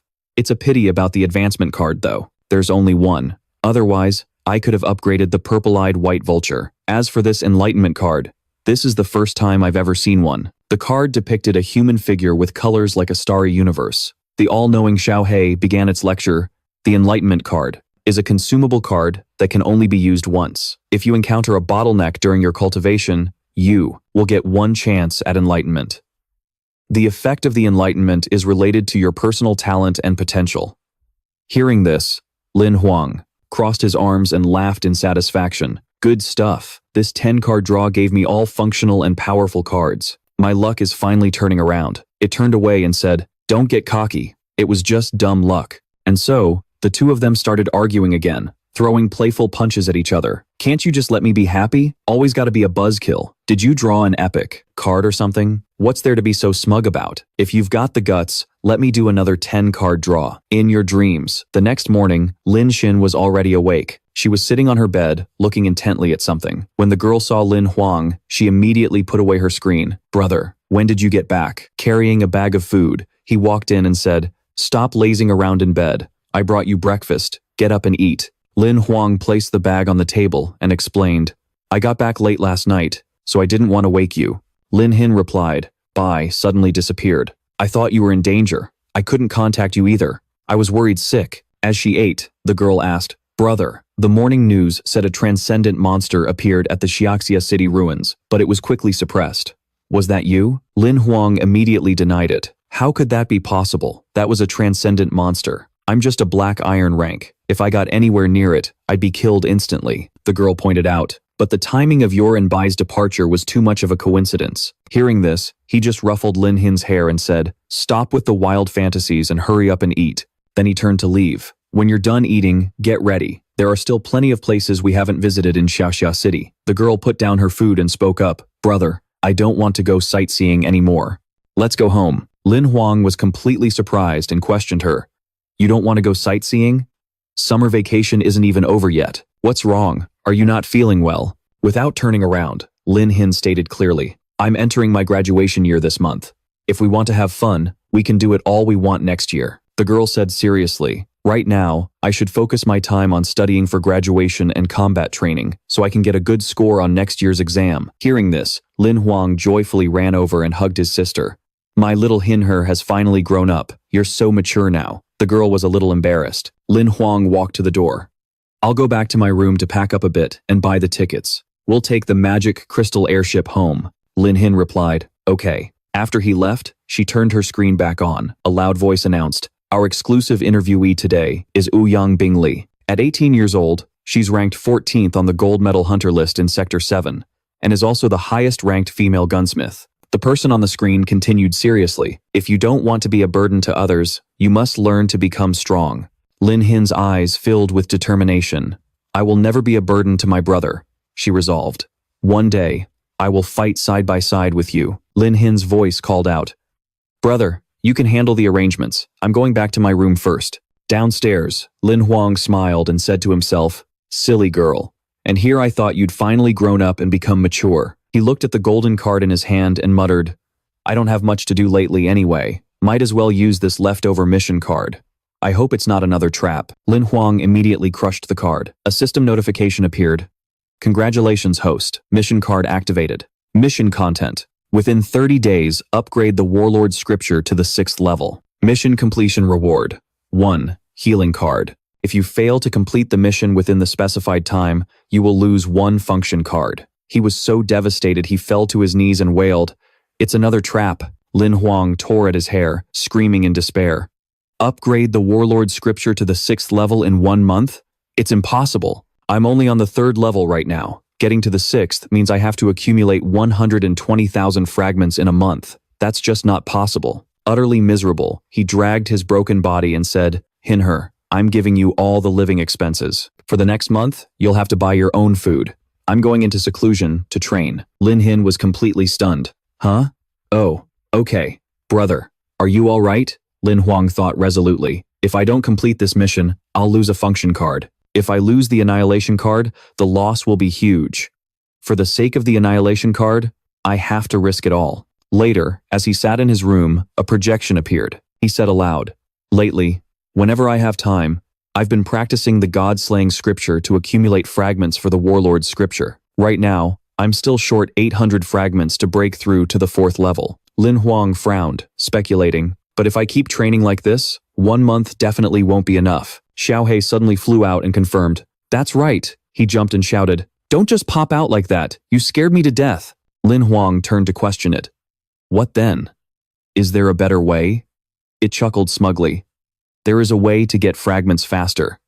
It just depends on you." At this point, he was desperate enough for anything. "As long as I can complete the mission, there's nothing I wouldn't do." And so, Xiao Hei slapped him on the head, sending him stumbling forward. "Then get going." Lin Huang fell right into a magic portal. "Xiao Hei, you better not be tricking me." He passed through it, completely shocked by what he saw ahead. It turned out to be that same man from before. "Aren't you supposed to be a projection?" The man immediately spoke, "Trainee, let the training begin." He then threw a decisive punch at Lin Huang. Horrified, he screamed, "Wait, what is this? What's going on?" The instructor ducked low and slammed a fist into his stomach. Lin Huang collapsed on the ground. "That hurts. Is this what Xiao Hei calls a rapid level up? He just brought me in here to get beaten up?" The man raised his leg again. "If I get beaten to death in here, I'll probably become a vegetable in the real world, won't I?" And so, he leaped up to dodge the attack. Finally understanding the situation, he began to counterattack. "You damn black dog, I have you to thank for this." The moment his fist connected with the man's face, the system announced, "Congratulations, host, for obtaining one fragment of the war god's art." Lin Huang suddenly realized something. Just one hit was enough to get a fragment. The instructor launched a continuous barrage of attacks. He blocked them all, then frowned and said, "I get it now. So, this is how you can quickly obtain the fragments. Xiao Hei, nice one." Lin Huang grinned, preparing to throw another punch. "In other words, as long as you don't kill me, I'll just keep getting stronger." He landed a punch on the instructor and immediately took one to the face in return. "Congratulations, host, for obtaining one fragment of the war god's art." After getting used to it, Lin Huang became even more fired up. "If that's how it is," the system announced, "Congratulations, host, for obtaining one fragment of the war god's art." "Congratulations, host, for obtaining one fragment of the war god's art." "Congratulations, host, for obtaining one fragment of the war god's art." Lin Huang charged forward, using all of his strength and wits. "Then let's do this." The notification panel chimed relentlessly, each message reading, "Congratulations, host, for obtaining one fragment of the war god's art." "Congratulations, host. You have successfully broken through to the 5th level of the war god's art." By now, Lin Huang's body was completely battered, but his fighting spirit was still burning. "Come on, let's keep going." Sometime later, he jolted awake, drenched in sweat. "God, I'm exhausted." He forced himself to speak. "There's still one more level. I can still fight." But Xiao Hei crossed his arms and said, "No, you've already failed the mission." "What?" Lin Huang shot up when he heard that. Xiao Hei stated calmly, 24 days have passed. To get the war god's art from level 5 to level 6, you need exactly 10,000 fragments. Right now, you have close to 4,000. There's simply not enough time."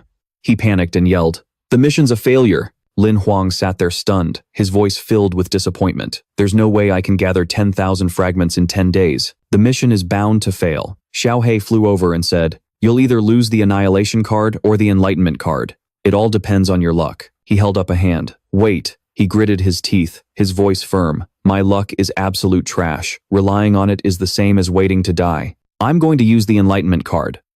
The system interface appeared. Confirming.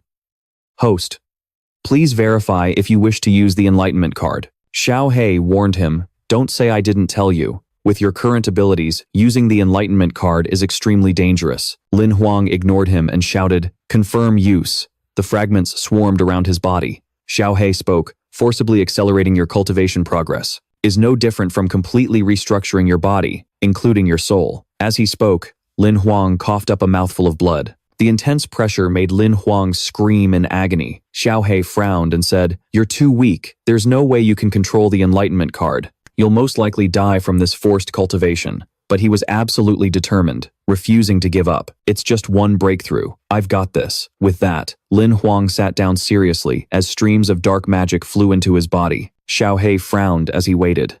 "It's not that there's no way to control it. It just means you need to." Lin Huang's entire body flared with magical power. The circulation cycle of the war god's art spun faster and faster. He opened one eye, his expression grim. "At this rate, I'll break through to the 6th level in less than 4 hours. The system announced, "Congratulations, host, on breaking through to the 6th level of the war god's art." Lin Huang was in excruciating pain, letting out a horrified scream as his clothes were ripped to shreds. Xiao Hei yelled in panic, "Stop, quick, stop it." Behind him now were countless images of the instructor. He clutched his head in confusion. "What's going on? It won't stop." His wide-open eyes turned a deep crimson. "My cultivation. There's no way to stop it." Lin Huang once again fell into his inner world. He was surrounded by hundreds of those familiar men. The crowd spoke in unison. "Trainee, let the cultivation begin." And with that, they all charged at him. He frantically looked around. "Oh God, you've got to be kidding me." In reality, his hand fell limp, and his body lay motionless on the ground. Xiao Hei said, "As expected, he can't control it." He frowned, adding, "The terrifying thing about the enlightenment card is that it ignores the host's physical limits. Once your spirit breaks, you'll never wake up again." Inside his inner world, Lin Huang was being pummeled relentlessly, but he stubbornly endured. He wouldn't give in. "I will not give up." He then charged forward, unleashing a flurry of frantic attacks. "I can't give up," Lin Huang screamed. "I haven't lived enough yet." In her room, Lin Xin was writing in her notebook when she suddenly had a bad feeling. The little girl turned and called out softly, "Brother." The evening sun sank behind the distant mountains. On the ground, a radiant green jade fragment suddenly cracked. At that very moment, Lin Huang's eyes shot open. Beside him, Lin Xin cried out with joy. "Brother, you're finally awake." Her eyes were red from crying, her face tear-streaked as she said, "You scared me to death. The doctor came and said you were fine physically, but they didn't know why you were still in a coma." He struggled to sit up and asked, "How long was I out?" Lin Xin replied, "A full week. You must be hungry, right? I'll go get you something to eat." The little girl opened the door to leave. "Brother, just wait a minute. I'll be right back." Lin Huang thought to himself, "A week? What about my mission? It's a failure." Just then, a system notification popped up. "Congratulations, host, on breaking through to the 8th level of the War God's art. Mission complete. You can now receive 1 healing card." He was completely stunned. The 8th level? The system displayed the card's information. Destiny Scroll. Name, War God's Art Destiny Scroll. Rarity, Rare. Level, 8th. Effect, Life Energy Operational Speed increased by 96%. Life Energy, Attack Power and Defense Power increased by 96%. Note, each level increase will boost the effect by 12%. "The difference in life power is huge," Lam Huang said, while stuffing his face like he was starving. "The 8th level of the Soldier's Art. For each type, my life power's upgrade efficiency has reached 96%. This kind of upgrade rate must be top tier even in the Supreme Life Book, right? That enlightenment card is really something else," Xiao Hei exclaimed from the side. "Your stamina is also seriously surprising. You actually managed to endure it all the way to the 8th level." Hearing this, he laughed so hard that he sprayed a mouthful of rice all over his companion's face. "I told you a long time ago. I'm a genius." It trembled with rage. "I'm going to kill you sooner or later." Xiao Hei frowned and said, "Your training is complete, and the life power in your body has completely stabilized. You can start thinking about advancing to the bronze rank." Lam Huang wiped the food off his face and turned to ask, "To advance to the bronze rank, do I have to choose a new type of monster? Speaking of which, in the complete compendium of life seeds, the bronze rank doesn't offer that many more monster choices than the black iron rank." Hearing that, it spoke up. "Based on your current monster attributes and life power characteristics, I've already helped you screen 10 preliminary options." He rubbed his head in frustration. "How am I supposed to choose from these?" A small smile crept onto Xiao Hei's lips. "Just like before, I can't help you make the final decision. But hey, aren't you a genius?" Suddenly, Lam Huang grabbed it and started ruffling its head. "Last time, Junjung helped me pick my life seed. Maybe I should ask him again?" It screamed in fury. "Let go of me, you idiot. And how would you explain leveling up to the bronze rank so quickly? The Hunters Association must never find out about the system's existence." He frowned, his expression turning serious. "You're right, but who else is there besides him?" Suddenly, a sound rang out. Lam Huang was a little startled. It was a phone call. The caller turned out to be Yue Xin. "Mr. Lam, hello." He was incredibly surprised. "Miss Leng?" Xiao Hei, trembling beside him, chimed in. "The genius girl, who just became a transcendent." She shyly brushed her hair back. "It's been a while. I just wanted to call and ask how you've been doing." Lam Huang smiled and replied, "You have perfect timing. I actually have a problem I'd like to ask your advice on." His companion peeked its head up from the side and said, "She's a transcendent. Plus, she didn't ask too many questions back when you were at the black iron rank. She's really a good person to consult." Yue Xin spoke. "I can't promise I can give advice, but I'll help if I can." He chuckled and began to explain. "It's like this. I'm choosing a life seed to advance to the bronze rank, but the range of options is too broad. I really have no idea what to do." She requested, "Let me see your options." After looking them over, she was a bit shocked and thought to herself, "Bronze rank? Didn't he just advance to the black iron rank not long ago?" After reviewing them, Yue Xin analyzed. "Most of the life powers you've chosen are to upgrade your body's foundation, like the Power Elephant, Speed Hu, and Armor. However, the physical enhancement talent becomes unusable after reaching the Transcendent Realm." Lam Huang crossed his arms and asked with a frown, "Then doesn't that mean my pseudo-hand skill will become useless?" She replied, "It's useful. After becoming a transcendent, the talent from the pseudo-hand will become a secret art called the Hand of the Vengeful Spirit. That's pretty good. Hearing that gave him a glimmer of hope. So, thinking ahead for after I become a transcendent, I should choose a life seed now that can be upgraded into a secret art? A cup of coffee sat on the table.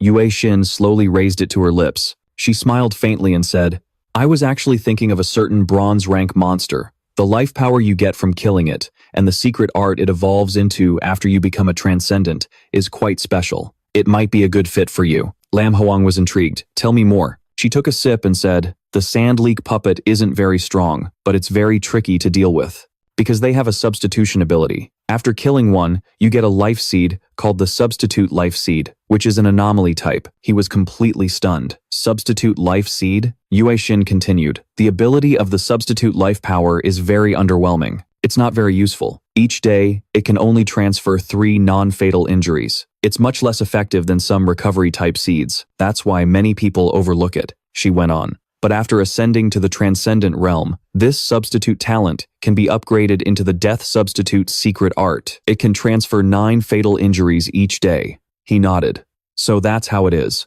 She spoke up. I'll send you information on healing-type secret arts. You can look at the others yourself and then make your decision. Lin Huang smiled. All right. Thank you so much. I'm so lucky to have you, Yue Xin. When she heard that, her cheeks turned bright red. After ending the call, he finally realized, I was too informal. Is she mad? Xiao Hei scolded from the side. You're such an idiot. He leaned back in his chair and said, the sand leak puppet. The more I think about it, the more it seems like the most suitable life seed for me. It crossed its arms and replied, the sand leak puppet, an undead species, bronze level 3. It's a social monster, and its territory is in the Ash Valley. It's on the first level of the Land of the Forsaken, in the northern abyss of the undead. Xiao Hei continued to explain. The northern abyss of the undead is a forbidden zone. Only transcendent beings dare to go there. The Land of the Forsaken is a strange forbidden area in the 7th district. Many explorers who've gone there, including transcendent beings, have simply vanished. It sneered contemptuously. A weakling like you would definitely die without even your bones left, no matter where you go. Lin Huang calmly replied. You could have just said, we're going to the Ash Valley, model. Just then, the ring buzzed again with another call. Yi Hang appeared, shouting excitedly, guys, we're going to Ash Dust Canyon. Lin Huang and Xiao Hei were stunned. Huh? The next morning, sunlight streamed down onto the roof of the large villa. Lin Xin frowned and asked, Ash Dust Canyon? Bro, you just fainted a week ago, and now you want to go on a long trip? Lin Huang smiled and replied, you're about to start school, and I've got nothing to do at home. I just want to hang out with a friend for a couple of days. He waved his hand and said, be good while you're home alone. I've already given you your living expenses. I'll be back in a while. The little girl puffed up her cheeks angrily. You're clearly the one who's not being good. Lin Xin opened her virtual screen, still grumbling. The moment you feel better, you just can't sit still. Suddenly, she spat out all the water in her mouth, shouting in horror, 1 million. The scene changes to Outpost, 7C29, Mist Spirit City. Yi Hang stretched lazily. We're finally here. After 11 days on that spaceship, I was about to grow roots. Lin Huang looked around and said, this is the Mist Spirit City Outpost, the closest place to Ash Dust Canyon. All around them were hunters who looked extremely unapproachable, radiating an immense killing intent. He warned, I think we need to be careful from here on out. Yi Hang took the backpack for him and said, thanks for agreeing to come on this trip with me. You're the best brother I had in my past life, Hang. From now on, if you need me, just say the word. Lin Huang smiled in reply, we're best buds, after all, don't mention it.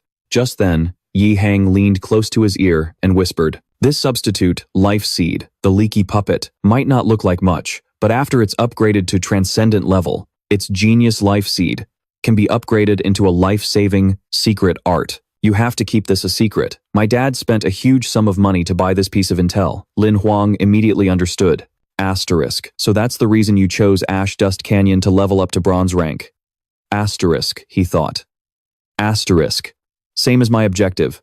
Asterisk. Asterisk. We can go together, but I'll have to hide my true strength from him. Asterisk. And so, the two walked with their arms around each other's shoulders, chatting happily. Yi Hang spoke up. On the way to Misty Gorge, there's a level 3 wilderness area. It's not safe for the two of us to go through there alone. I'll head to the Adventurers Club and find a team. Lin Huang replied with satisfaction. All right, then I'll go find a safe inn to rest up. We'll set out early tomorrow morning. Yi Hang reassured him. Don't be nervous. You're just here to help me out.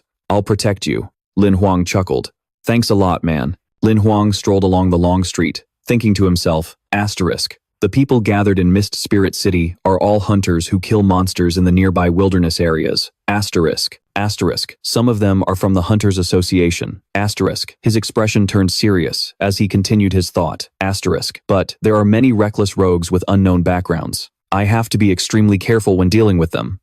Asterisk. Suddenly, a call came in. Lin Huang wondered aloud. Didn't Fatty and I just part ways? Yi Hang's voice came from the other side. Lin Huang, I found a team. We're leaving now. Hurry up and meet me at the east gate of the outpost. Hearing this, Lin Huang couldn't help but feel suspicious. Asterisk. Strange. There are plenty of teams going to Ash Dust Canyon, so why the rush? Asterisk. Asterisk. Besides, if we leave now, it'll be dark soon. Why would we want to spend the night in the wilderness? Asterisk. But he still decided to check out the situation first. And so, the scene changes to the east gate of Mist Spirit City. Yi Hang stood there with a dazed expression, his eyes completely lifeless, as he waved and called out, Lin Huang, over here. Behind him, one of the three strangers spoke up. What took you so long? How much longer were you going to make us wait? Lin Huang approached and asked, Fatty, what's going on? Yi Hang replied, if we go with them, they'll lead us to Ash Dust Canyon. Lin Huang immediately recognized the three as Iron Rank. He thought uneasily to himself, asterisk. Are they looking for trouble?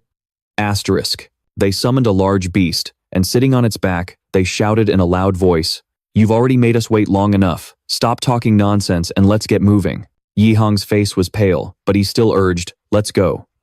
Lin Huang didn't reply, only analyzing the situation internally. Asterisk. There's something wrong with these guys. Asterisk. Asterisk. Could Fatty have been threatened? For now, I can only take it one step at a time and see what tricks they have up their sleeves. Asterisk. And so, they all set off. Once they were on their way, one of the men smirked and said, Boss, that last kid who showed up is Black Iron Rank, and he even has an Azure Forest Wolf as a mount. The man in front turned back and replied, The more spoils we get from this trip, the better. Keep moving forward. We can make it to Ash Dust Canyon before dark. A long while later, they all set foot in Ash Dust Canyon, a desolate and somewhat creepy land. They dismounted from the beast. Lin Huang looked around. Asterisk. So, this is Ash Dust Canyon. It really does give off a strange aura. Asterisk. The summoned beasts gradually disappeared. The Iron Rank hunters now showed their true colors. We brought you here safely, so it's time to pay up. A total of 30 life crystals. He tilted his head smugly. Thanks for your business. Lin Huang frowned and questioned him. 30 life crystals? Are you kidding me? Just then, Yi Hang began to tremble behind him. Lin Huang immediately sensed that something was wrong and quickly turned his head back. Fatty, you?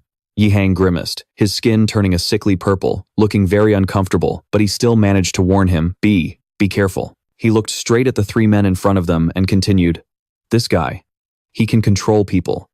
The man slowly pulled down his face covering. Yi Hang stammered, He's a word spirit master. At that exact moment, the man stuck out his long tongue, which had a symbol branded onto its skin. With eyes glowing red like a snake's, he scowled and said mockingly, 30 life crystals, and not a single one less. Lin Huang looked at him, annoyed, and thought to himself, I've run into a wordmancer, such a rare profession. These types of people can use their words and curses to control others, and a single word from them can decide life or death. But these guys are merely white Iron Rank, and their mounts are just cheap earth rhinos. Clearly, they're just a bunch of nobodies with mediocre strength. Lin Huang's expression changed as he spoke with a contemptuous tone.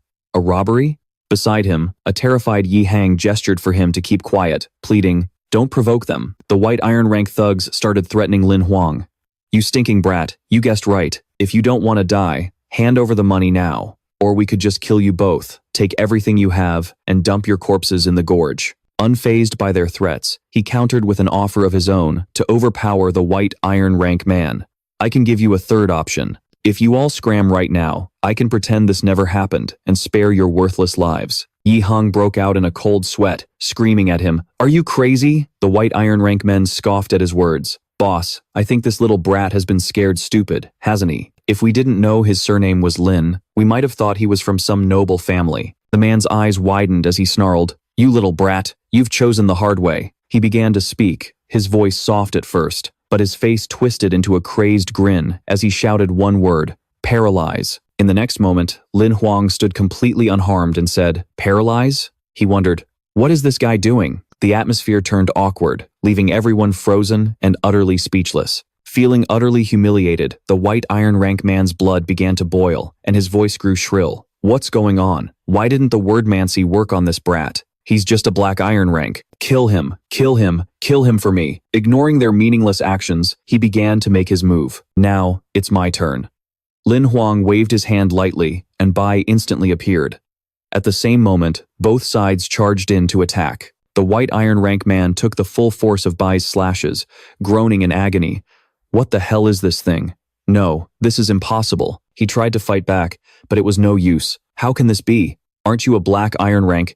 This is a mutated monster, Lin Huang replied with a bright smile. It's because you're too stupid. The moment you realized your wordmancy couldn't control me, you should have figured it out. The scene shifts elsewhere, where a completely overwhelmed Yi Hong had already started running away, screaming, "Mommy." This confused Lin Huang, who said, "Big brother, I wasn't even finished talking." Suddenly, Yi Hong dropped to his knees. Lin Huang asked with curiosity, "What are you doing?" Trembling, he stammered in reply. "On one hand, I'm showing my admiration for you. On the other hand, I was genuinely scared to my knees." He continued, "Seriously, are you really a black iron rank?" He answered calmly. "What else?" Lin Huang helped Yi Hong up. As they walked, Yi Hong asked, "A four-winged bloodthirsty species at gold rank, right? Can you even control him?" He replied, "Bai isn't a gold rank. He's just a mutation." Yi Hong looked dejected. He was truly starting to doubt the boy's real abilities. Lin Huang said with a bright smile, "Stop joking around. It's getting dark. Let's hurry and find a place to spend the night." His even voice rang out again. "We don't need to go deeper into the canyon. Let's just rest here for today and continue early tomorrow morning." By now, Yi Hong had already dozed off. Lin Huang spoke up. "The wordmancer has fled, so he probably won't dare to come near again. Bai, you don't need to stand watch tonight." Bai looked at him without a word. He then closed his eyes and returned to his inner space. Lin Huang said seriously, "However, to prevent any potential risks in this gorge, we still need some precautions." Early the next morning, Yi Hang's screams echoed everywhere. Lin Huang rubbed his eyes as he woke up, asking with a bit of anger, "Are you being haunted or something?" Yi Hang's face was now pale white as he repeated over and over, "We're screwed. We're surrounded by monsters. We're gonna die. We're gonna die." Lin Huang slowly explained to calm him down, "You're not going to die. These are just the monsters I summoned to stand guard last night." With a face on the verge of tears, he yelled, "My God, they look so terrifying. I almost pissed my pants. Just how many summoned monsters do you have?" The two continued on their way. Yi Hang said, "I really envy you, Beastmasters. You don't even have to fight yourselves. You have powerful subordinates and majestic mounts." He replied gently, "Everyone's talent is different. You're a gourmet hunter. Sooner or later, you'll have countless life crystals, far more than those of us who risk our lives." Sweat dripped down Yi Hang's face from the long walk, and he panted, "That's true. Besides, his personality wasn't suited for life and death struggles anyway." His face turned serious. "Wait, something's not right." Before them lay the enormous corpse of a python. He continued, "The hideous puppet's base should be here, but all the monsters have been cleared out by someone else. We're too late." Yi Hong was panting, looking tired and exhausted. Since the first spot had been wiped out, they decided to head to the next one. After walking a considerable distance, they finally saw their destination. Yi Hong held the map and said, "Over there, behind that stone pillar, is the second stronghold, the one closest to the canyon entrance. Let's go check it out." Once they got behind the stone pillar, Yi Hang exclaimed with a disappointed face, "You've got to be kidding me. What the hell is going on?" As if realizing something, Lin Huang said with annoyance, "Just as I suspected." Clutching his head in confusion, Yi Hang shouted, "Who the hell would do something so despicable? If this keeps up, will he really have to change his life seed?" Lin Huang's face turned serious as he said, "Fatty, did you tell those three robbers about the monster life seed you chose?" Yi Hong answered in surprise. "Ah, yeah, I mentioned it when I was looking for teammates," Lin Huang continued. "Then I have a good idea who's been stopping you from hunting the monsters." Elsewhere, a man gloated to himself, "Humph, this golden weapon I spent my entire fortune on is truly powerful. Huh. There are a total of 4 skull puppet strongholds in Dustfall Canyon. Now, only one remains. Once I clear them all out, Those two rotten brats can come back empty-handed. His face twisted into a sinister sneer, his voice turning chilling. I've been in Mist Spirit City for years and have never suffered a loss like this. When I get back, I'll buy some blood corruption agent and take care of you properly. With the blood corruption agent, that damned seed art will. Suddenly, a hand landed on his shoulder. Xu Qiang's voice rang out. Gotcha. The man broke into a cold sweat and turned around, his voice trembling as he spoke. Who? Are you with those two rotten brats? He thought to himself. What's happening? His hand on my shoulder is making my whole body stiff. I can't move, and I can't even use my energy. A voice spoke up. Take him away. Hong Zhuang appeared, a smile playing on her lips as she looked at the man. I'll find a use for him. The man flinched when he saw the symbol on Hong Zhuang's cloak. Purple. You're from the Purple Fang? Spare me. A hand slowly emerged from a circular portal, its fingers closing in on a bird as if to grab it. Xu Qiang lifted the man up effortlessly. All the man could do was scream pitifully and beg for his life. Back with Lin Huang, he heard a strange noise coming from behind him. He turned to Yi Hang and asked, Did you hear something? His friend answered nonchalantly, not paying it any mind. Yi Hang continued, Good thing I listened to you and skipped the third stronghold. We came straight to the last one, and now we can finally see the skull puppets. The chasm below was swarming with skull puppets, their eyes glowing ominously. Yi Hang observed grimly and said, These things might not have any special attacks, but there are so many of them. If I get surrounded, I don't think I can handle it. Lin Huang supported him from behind. You go. I'll cover you. Without hesitation, he charged into the horde of skull puppets with his long whip. All right, watch how awesome this fatty is. With that, Yi Hang flung his whip towards a puppet. The whip coiled tightly around it as a flurry of attacks rained down on the ensnared puppet.